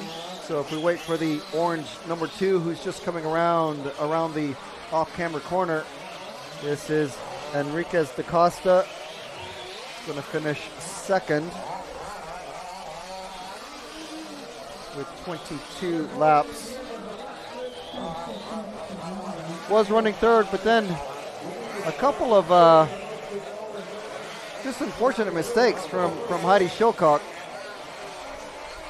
making it so that he could get an easy pass.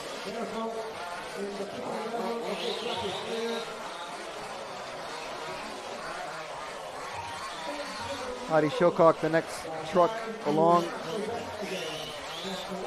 So, and that is time, and that is the Costas race finish. Now, if we just drop back real quick to Heidi, and she's going to come across to finish. Still finishes third. She still bumps up. So, nothing to be too disappointed with, but here's our leader, the truck number 1, just about to lap Paul Scrace. And winning the 1/4 final B for short course is Nikolay Angelov. The first of our bump ups into the semifinal B tomorrow morning. So I don't think there's any protest going to go in there. 23 laps for Nikolay. And then we've got Enriquez da Costa, Heidi Shilcock, Paul Scrace, Nick Merle, Edouard Lebro, Clement Jubio, Roger Coos, Jake Humphreys, and Andrew Spence.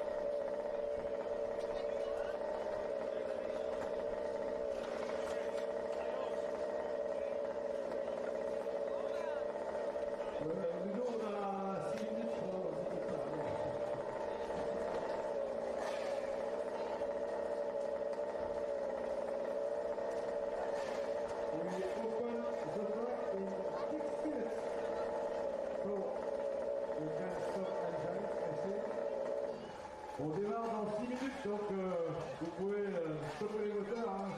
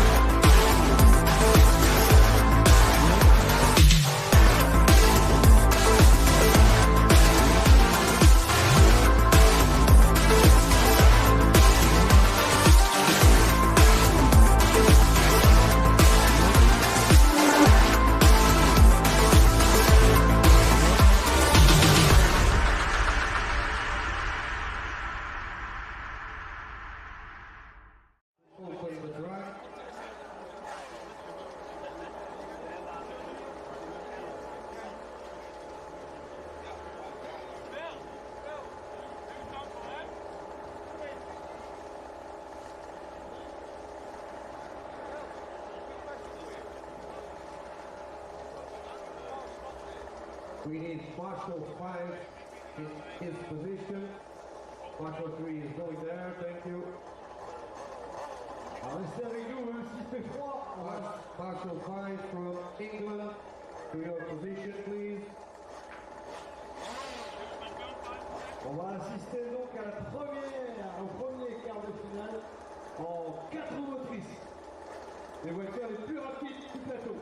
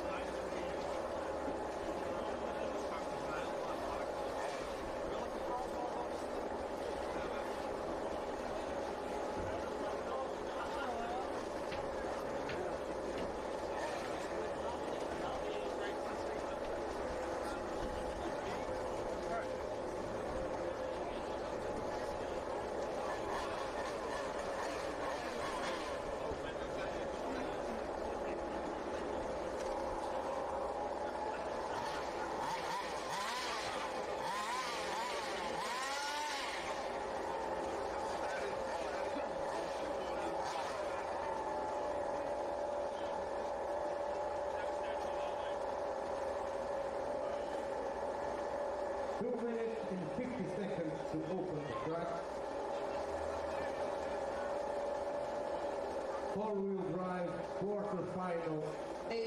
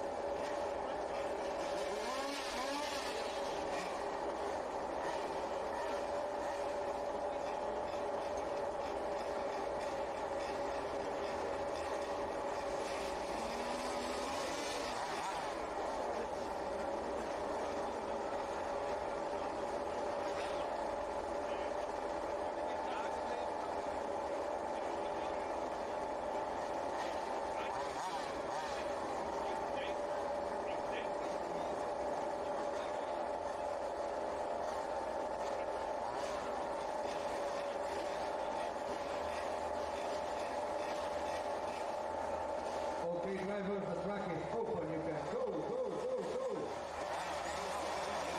Time is now.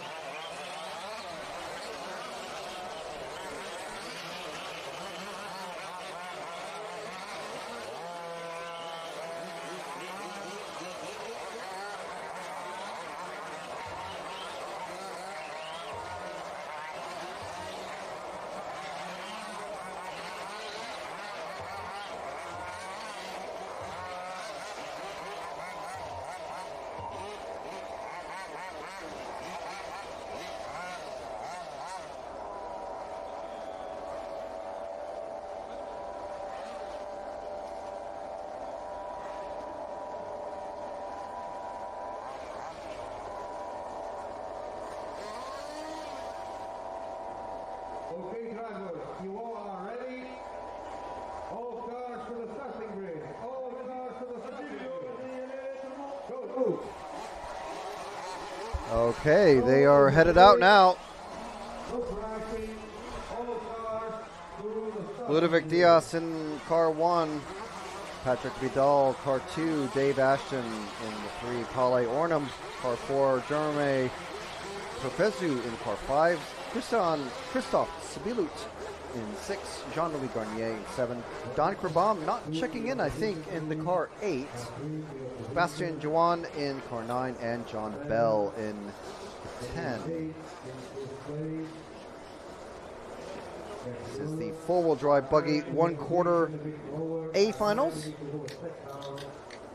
or semifinals. Yeah, 1/4 semifinal A. No, it's not neutral. The quarterfinals. It's been a long day. Okay, driver. 10 seconds counting now. 10. So let us know in the chat who you are cheering for in this one.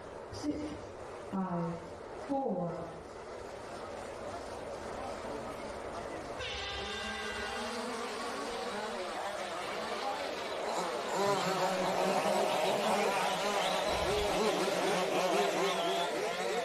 Pretty evenly spaced out at the front. Although we have a developing battle for third, and the leader goes over. Now it's a very tight at the front. Cars going sideways, driving in the backs of each other. This is such a tight and twisty track. We have a drive-through penalty for bumping into another car. Number 10. No noise at the rostrum. No noise at the rostrum. So lead battles between the 1 and 2, and then we got the 3, the 4, the 5. Basically, it's a 6-way battle for the lead at the moment. Look at these cars, nose to tail. Oh, and another flip over for the 3. Number 1 survived that flip early on the first lap. Number 3 of Dave Ashton, not so lucky.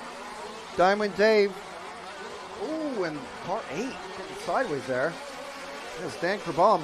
Oh, no, and the number 2 is going to have to come in and get that fixed. Look at that. The body completely off. He's going to be called in. That's Patrick Vidal. He's going to be told to come in, or he's going to be completely disqualified. His mechanic has got to be ready with some tape, and he is. Let's follow that number 2 in. Follow the number 2. Mechanic ready with a roll of tape. Oh, well, okay. Well, not going to fix it in the pit lane, I suppose. Okay, well, let's go back to the racing action. Lead battle has just kind of slipped away. Now it's a battle for second.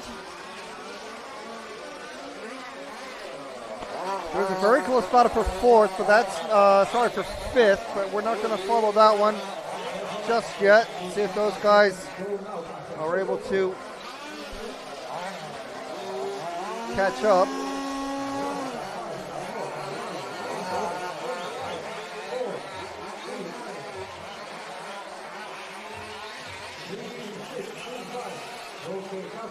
So lead battle getting much closer now. It's the 1 and the 5, I think. It's Ludovic Diaz and Jeremy Perfezu. And that body shell on number 2 has come off again after the repair.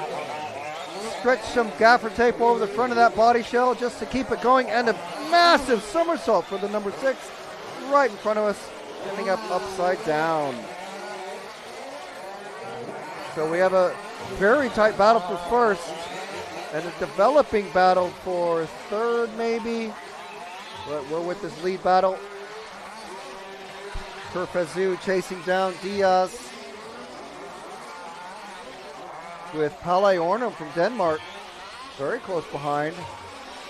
They get spaced out over the over that tabletop. Oh, and Perfezu, who's that? Perfezu's just gone off the track. So now it's the 1 and the 4 of Diaz and Hornum is our lead battle.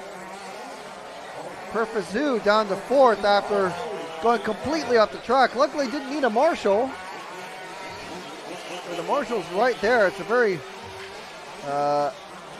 Very active corner for marshalling.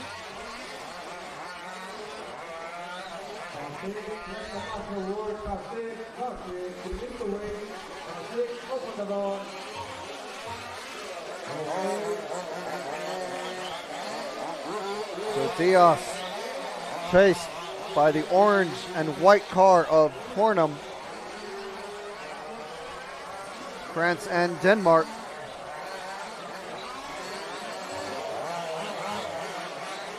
Battle for third now very tight. So this is our final bump up position going into the bowl. Battle for third between these two blue cars. One with the white wheels and one with the black and white wheels. Sorry, yellow wheels and black and white wheels. So 3 pairs of cars. The 9 and the 5. That is Bastien Juan and Jeremy Perpezut. Now it is a 4-way battle for third. Oh my goodness.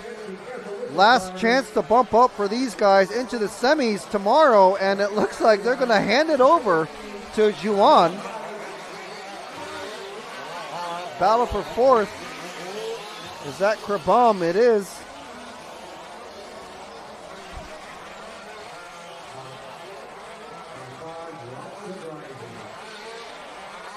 So let's follow this battle for fourth. Just at the start of the straight, coming over the tabletop now. That is Perpezut in the 5 and Krabam. And the 3 of Ashton. They are desperately trying to catch up to the number 9 Bastien Juan as they come across the start and finish line.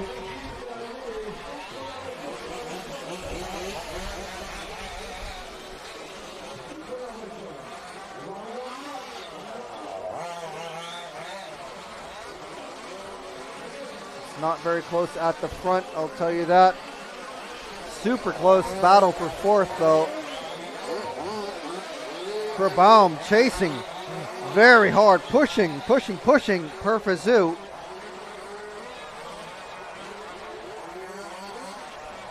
It looks to me it's like a MCD and an NRP, but don't quote me on that. I could very well be wrong. The NRP and some of the other cars look very similar.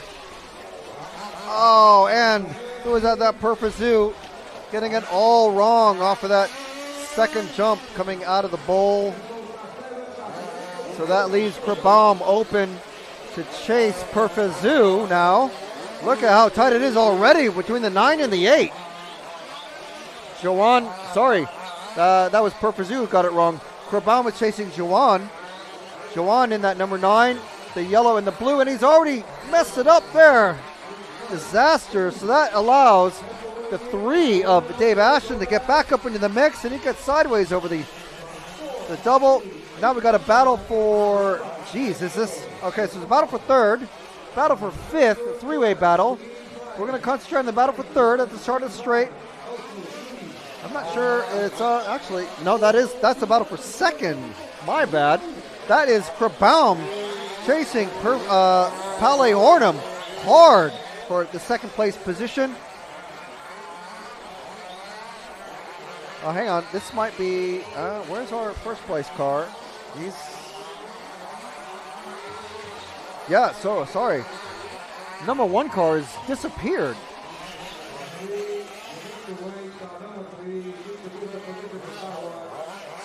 Well, we're following Krabam and Hornum. This is our battle for the lead. Diaz down to 4th. Looking back and forth between the timing screen and the action on the track. Oh my gosh, so close. Interlocking wheels. Lucky neither of them went over. Krabam on a charge. From a bump-up position, now in the lead.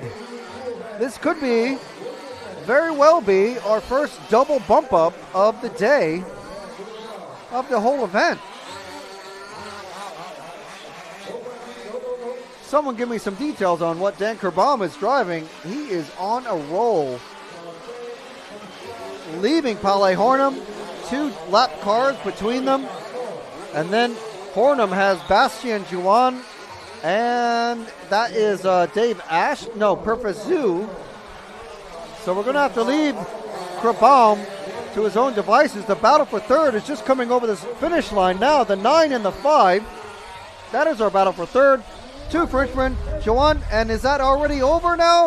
I think it is. Juan has just flipped it over and lost third, so now that has allowed Perfazoo back up into third. So slight reset here. We've got Krabaum out in the lead in the car 8, the pink and white. Our leader, longtime leader of Diaz, down to 4th, I think. And we've got the car 5 in 4th now, actually. So Hornum still showing in, so the orange car with the white wing and white wheels is our second place car. 5 is our third place car. The 9 is our 4th. So no more battle for third. No more battle for the lead. Krabaum is, call him butter, he is on a roll. Or a BAP or a Cobb or T-Cake, whatever you want to call it. So this is our third place racer of Jeremy Perfazoo. We're going to stick with him because there's no other battles. He's actually slightly catching second place racer of Pale Ornum. In the orange cars, 2 cars ahead of Perfazoo. Now 1 car ahead. Next car ahead is second place of Pale Ornum from Denmark. Perfazoo trying to chase him down. Although, if I were Perfazoo, I wouldn't push too hard because you might overdrive your car and lose a lot of time and lose your final bump up place, because that is what Perfazoo is in right now. But the 4 and the 5. So the orange car with the white wing is second place of Pale Hornum, and then the car with the black front wheels and white rear wheels is Perfazoo, just at the start of the straight, Jude. Oh, hard braking by Pale. The rear wheels actually came off the ground and did an endo.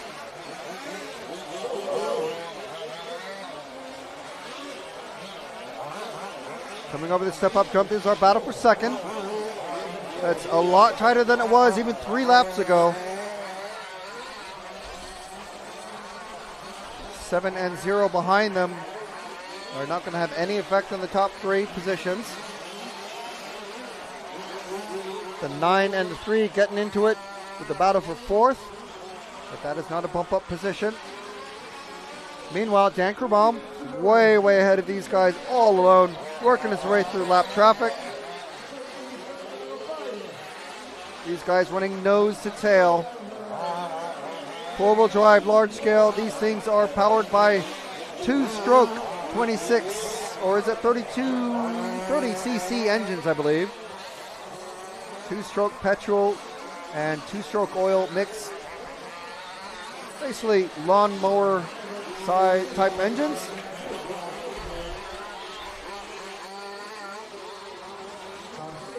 Going down the straight. Looks like, I'm not sure who has the edge on speed there, but Pale certainly with the better landing off of that big jump.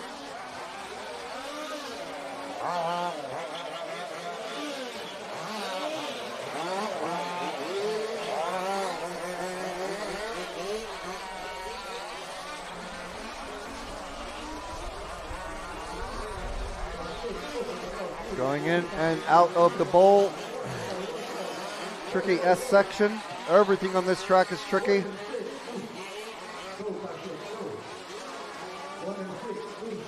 These 2 cars is our battle for second. It's slowly starting to really dissipate now, though. 1 minute 30 left. 1 minute 30 left. So what is Perfazoo going to attempt, if anything? The smart money would be to not try to push things and try to claim second place. But sometimes racer's going to race, and he's flipped over. He's tried to cut that corner a bit too tight. So let's go to our pink and white car of Dan Krabam, just coming through the middle bit. He's coming up on lap traffic. This is our leader, Dan Krabam, coming around the off-camber corner. A very tricky corner that. 1 minute left, and he gets it a little bit wrong coming up there, but he keeps it rubber side down. Coming up on lap traffic, and the referee is going to be calling that for Dan.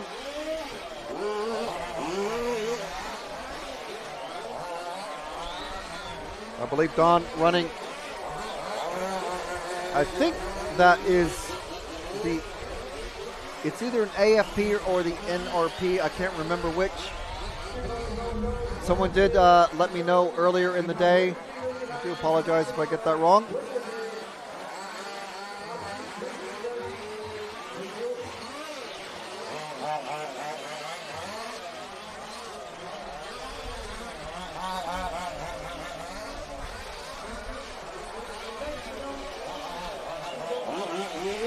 Dan Krabam on his last lap now.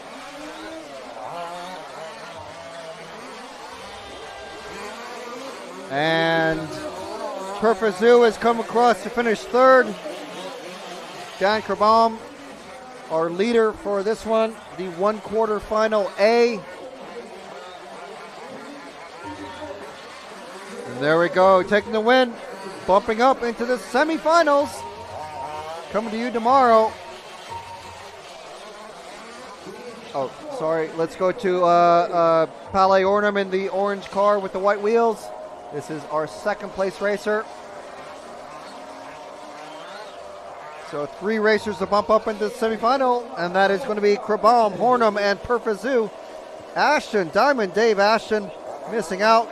Ludovic Diaz, what happened to him from first place? Joan Bell Garnier, Vidal Spilut is the rest of our racers. All the racers finishing. Good racing all around.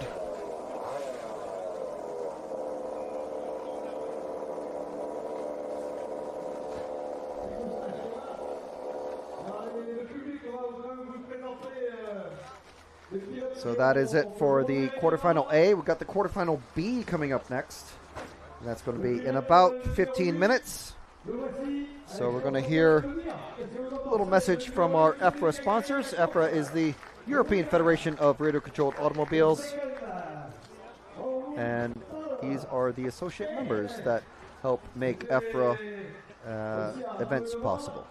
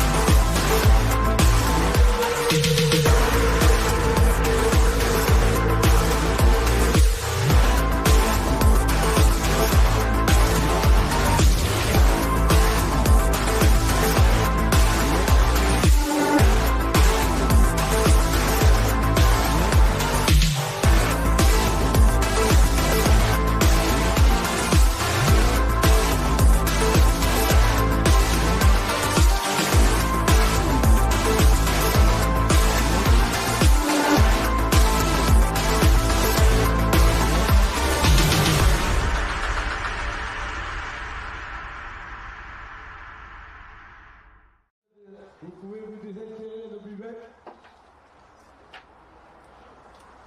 N'hésitez pas, j'ai une tête.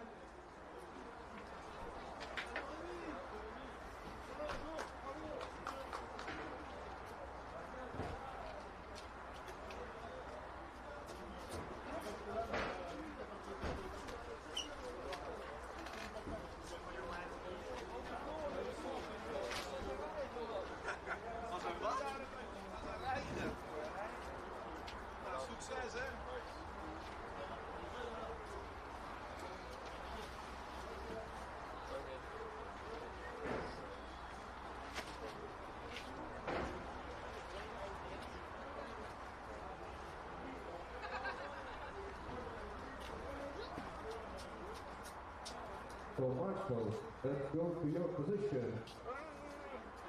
We need Marshall number 4, number 7, and number 10 to their position.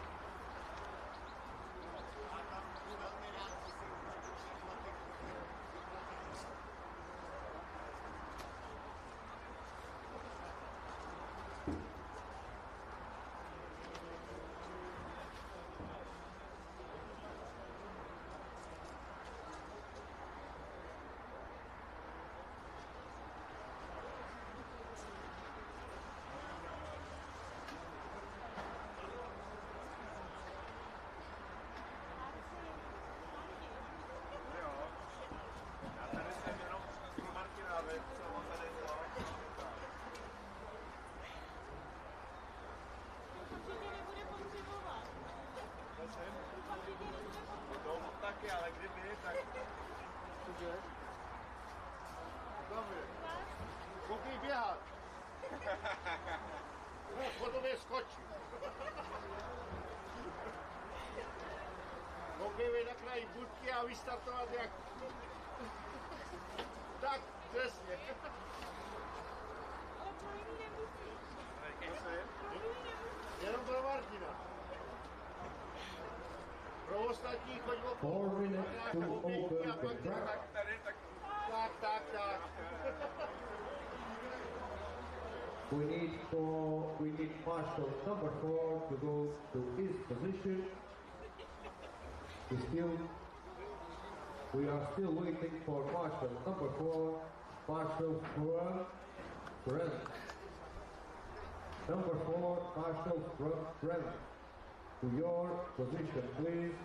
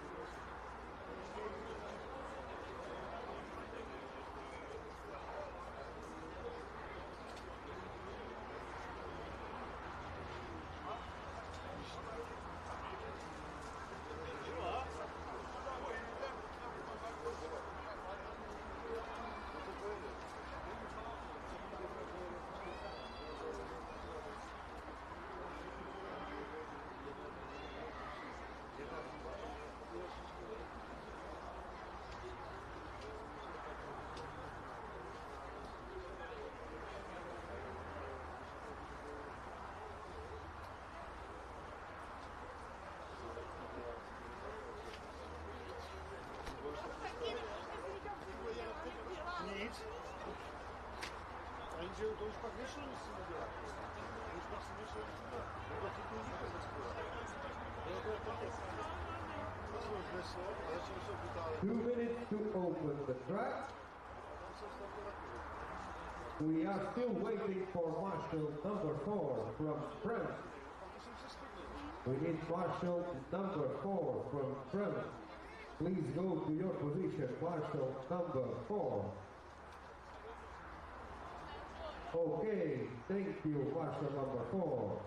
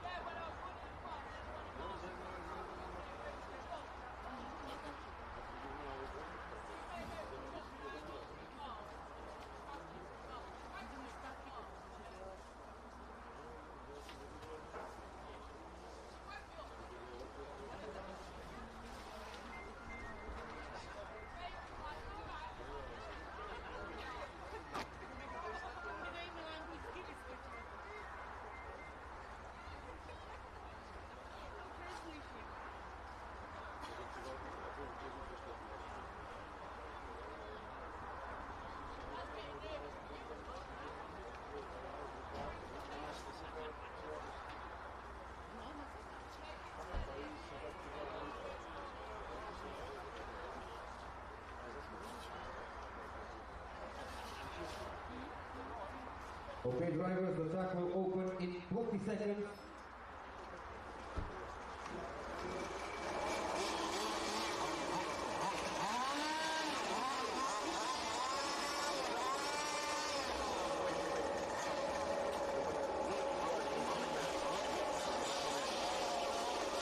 The track is open. You can go, go, go.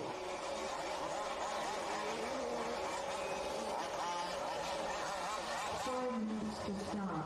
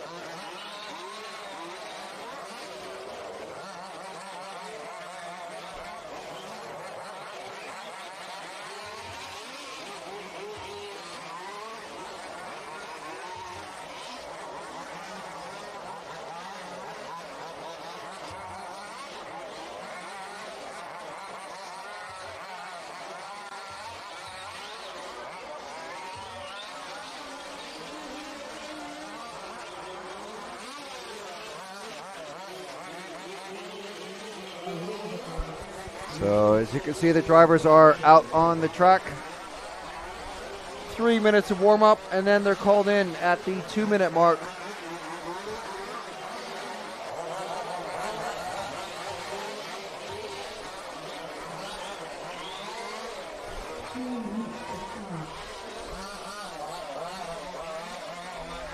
So let us know who you are cheering for in this race. This is the final race of the day.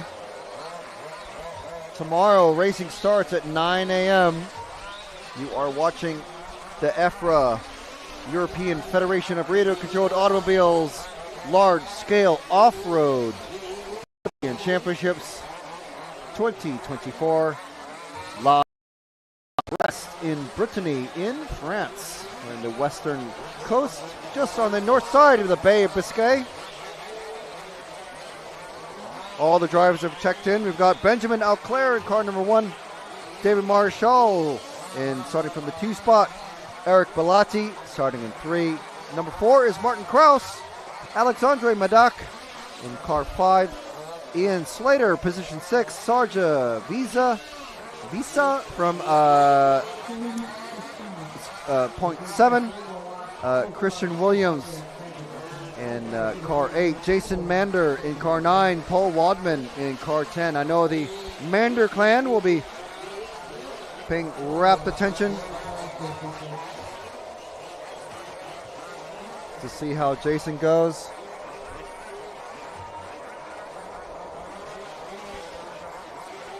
"15 minutes of racing due to start in about a minute and a half." We've had some absolutely cracking races so far already today. So let's hope this last one of the day is just as exciting.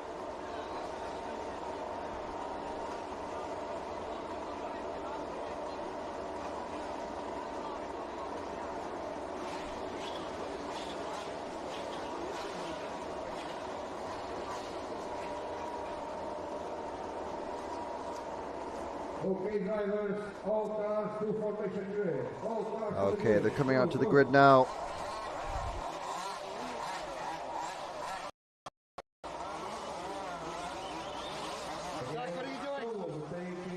Don't crashing, this is just formation lap. Don't push, guys, don't push. Look the camera.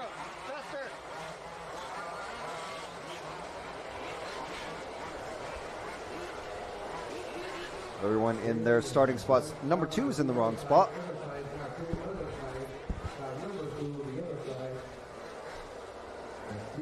The marshals helping get the cars into the correct positions. Very clearly marked out. Everyone has to be in the correct starting box and not too far forward. It's a pretty standard racing thing.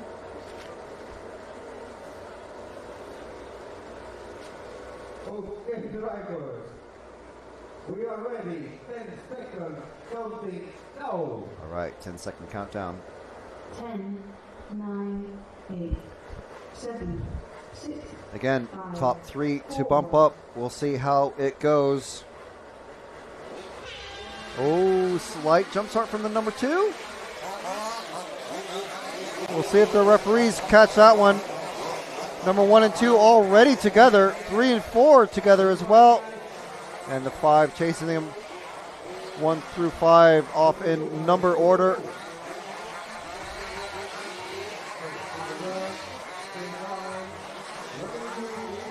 Oh, have they swapped? I think they're. Oh, it's a 4-way battle. It's a 4-way battle for the first spot. Who's going to come out? Oh, and they're tangled up. Tangled up. Who's off into the lead? It is the 1 and the 4. That is Auclair and Kraus. But meanwhile, battle for third is who we really need to be watching here. The 2, the 9, the 3, and the 7. That is Marikal, Bellotti, Mander, and Sarja. Mander clan, get your fingers crossed.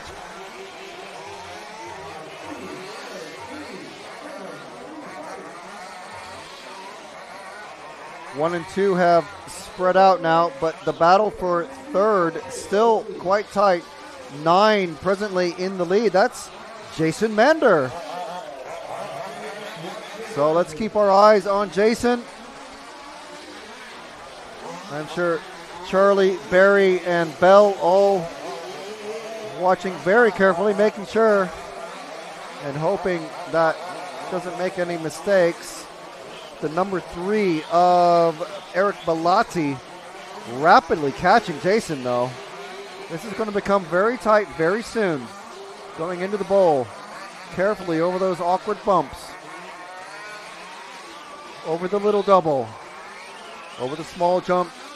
And the bank corner leading onto the main straight. Over that big double tabletop. And here's the big jump. And a little bit off. Mander getting it wrong and letting Bellotti get past. Now what is Mander going to do about it? He's battle for third, so he's down to fourth now. First and second off and away. If they're going to play it smart, they're not going to try and chase the lap times and just keep their distance away from this battle. It just allows them both to jump up into the semifinals, which kick off tomorrow morning. And we'll go through that schedule later. This battle is going to be pretty intense, I think. Battle behind has now split up a bit. Number 2 of Marikal flipping over and allowing the 7 of Sarja to try to close the gap to these two. Oh, and there he goes. Mander gets past Bellotti. Doing a flip. Now it's a battle for fourth. Mander is going to hope that Bellotti can really start doing some defensive moves to keep Sarja behind. But it looks like Bellotti is able to pull away from Sarja.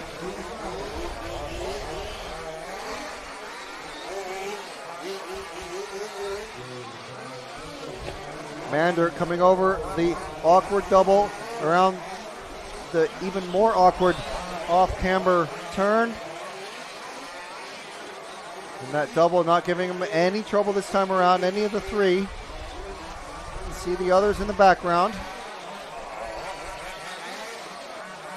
Bellotti and Sarja starting to get very close indeed. But Bellotti able to pull away from Sarja on the straight and catch up quite a bit to Mander. Mander taking a very wide line there. That's interesting. It allows Bellotti to catch right up to him.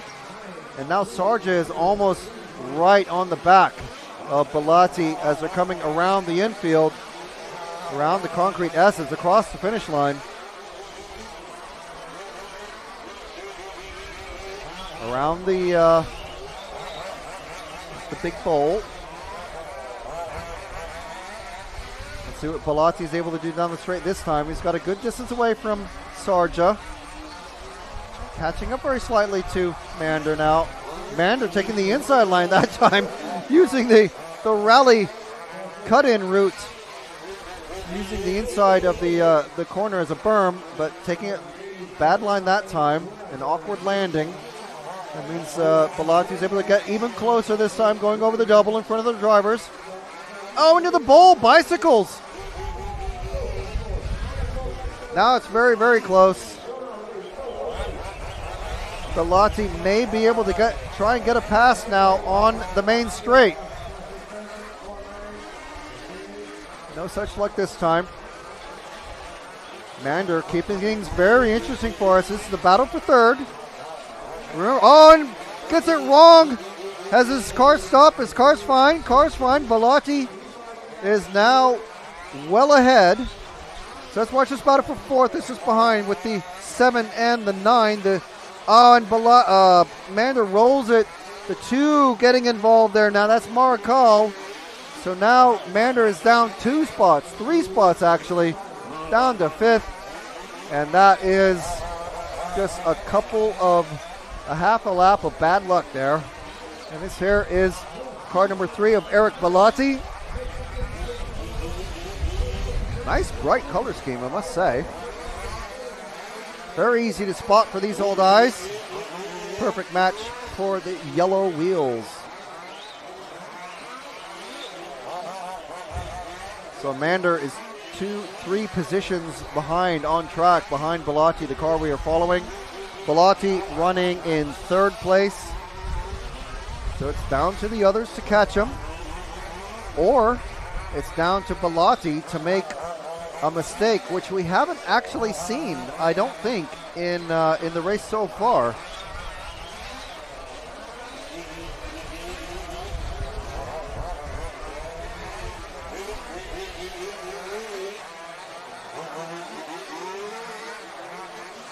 So Bellotti driving very well. Mander falling a bit further behind Marikal. Mander currently running 6th, as you can see on the timing screen.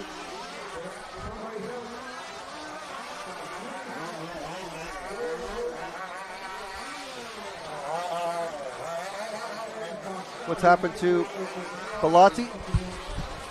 What happened? He went over the edge. Okay, sorry. I missed that while looking away. Bellotti making a massive mistake, so we're looking. What is the order now? Geez, so Sarja is the car 7, I believe, in the 3rd place here, just come underneath us. And the next place car is Mander, now in 4th. So Mander trying to get past the lap traffic of Paul Wadman. But this car 7 that we're following are over the doubles in front of the driver's stand. Mander getting hung up by Wadman, not letting him pass, and then getting flipped over and costing him tons of time. But this is the number 7 car. If we pull out wide, Zach, you can see how much space Sarja has behind him. Wadman, the next car behind, is actually lap traffic, has no involvement in any of this. Next car behind is at least 10 seconds. So tons and tons of space for Sarja here. Next car ahead is the number 1 car in 2nd place of Benjamin Auclair, who is about 7 or 8 seconds ahead.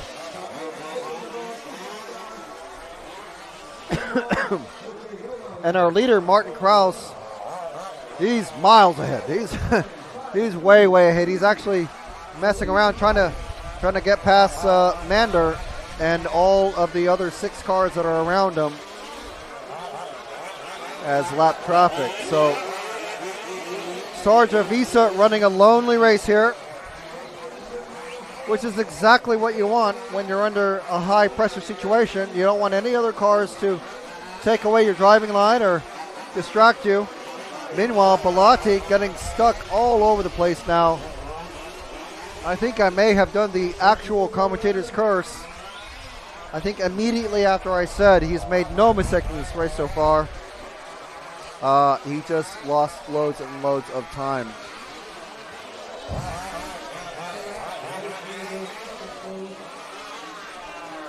Yeah, so what is absolutely wild is the next car behind Sarja, who we are following here on camera. You could just see flash right there. That is our leader, Martin Kraus. That is how far ahead Martin is. So let's actually focus on Martin, sorry, at the start of the straight, yes. This is Martin Kraus from the Czech Republic. So far ahead of second place, the number 1 car, Benjamin Auclair. He's lapped everybody except for first and second places. That's how far ahead Martin is. Absolutely light years ahead of everybody. So we figured he's got enough time. He can do almost anything he wants on the track. As long as it doesn't break. I mean, you know, I'm not going to curse 2 cars in one race, am I?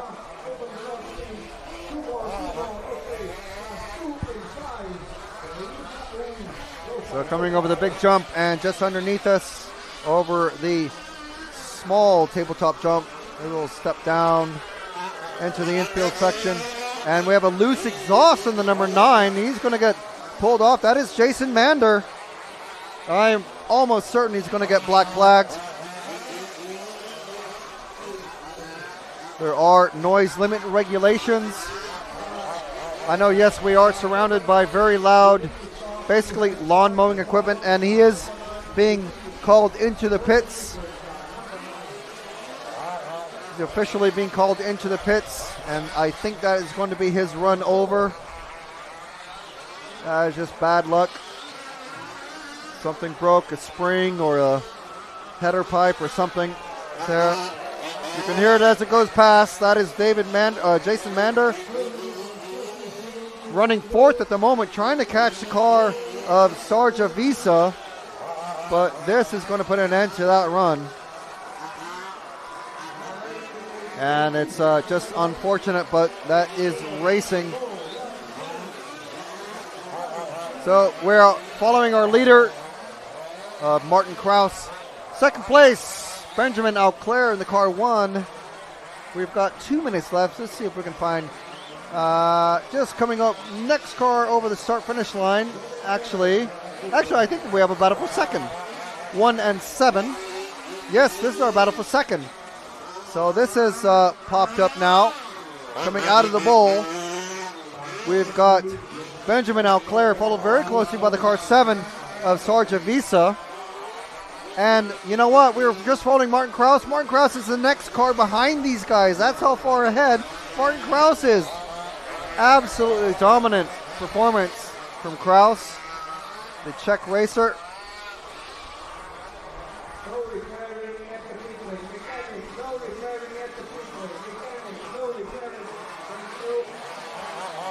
Mechanic being told very distinctly, no repairing in the pit lane. They have to pull the car out of the pit lane driving area. So Kraus has been let through now. So Sarja Visa still trying to chase down Benjamin Auclair. The 1 and the 7. Martin Kraus way ahead. So battle for second. This encapsulates, or actually right here in one shot, that's pretty much our bump up positions.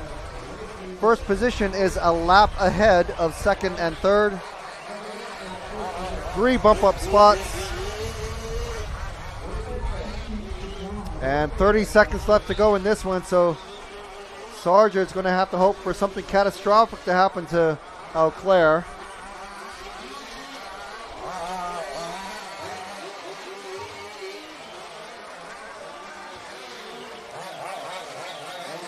Yeah, let's follow the leader because I don't think anything is going to be happening here. We've got this lap and one more. Actually, I think this is going to finish it.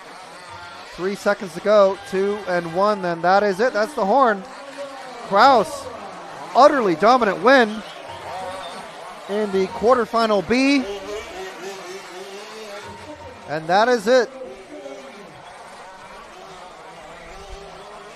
That is it for racing today. Thank you very much for joining us at the EFRA Large Scale Off-Road European Championships here in Brest, Hanvec in Brittany, France. EFRA is the European Federation of Radio-Controlled Automobiles. We are RC Racing TV. We've had Jude McCallum on camera. We just had Zach Fenning on camera as well. Zach providing our all of our video tidbits. And we'll have more of those tomorrow and photos as soon as we can upload them. The video upload speed here is literally abysmal, but we're working on it. We're doing what we can. So as soon as we can get this car shut off that's just below our ambient mic. Just go ahead and press that engine kill button. Thank you very much. Right, okay, so that ends our transmission for today. No more racing today. Racing starts at 9 a.m. Central European time tomorrow at the EFRA Large Scale Off-Road European Championships here in Brittany in France. My name's Frank McKinney. As I said, we've had Jude McCallum and Zach Fenning on doing the camera work for us. And many thanks to James Perry and all the equipment and help and tech and everything back in the UK. Logging in remotely and doing all sorts of things for us. So, as I said, that ends our transmission for the day. And we'll end with another bit of montage. And we'll see you tomorrow at 9. Make sure you're subscribed and hit the bell icon to know exactly when we go live.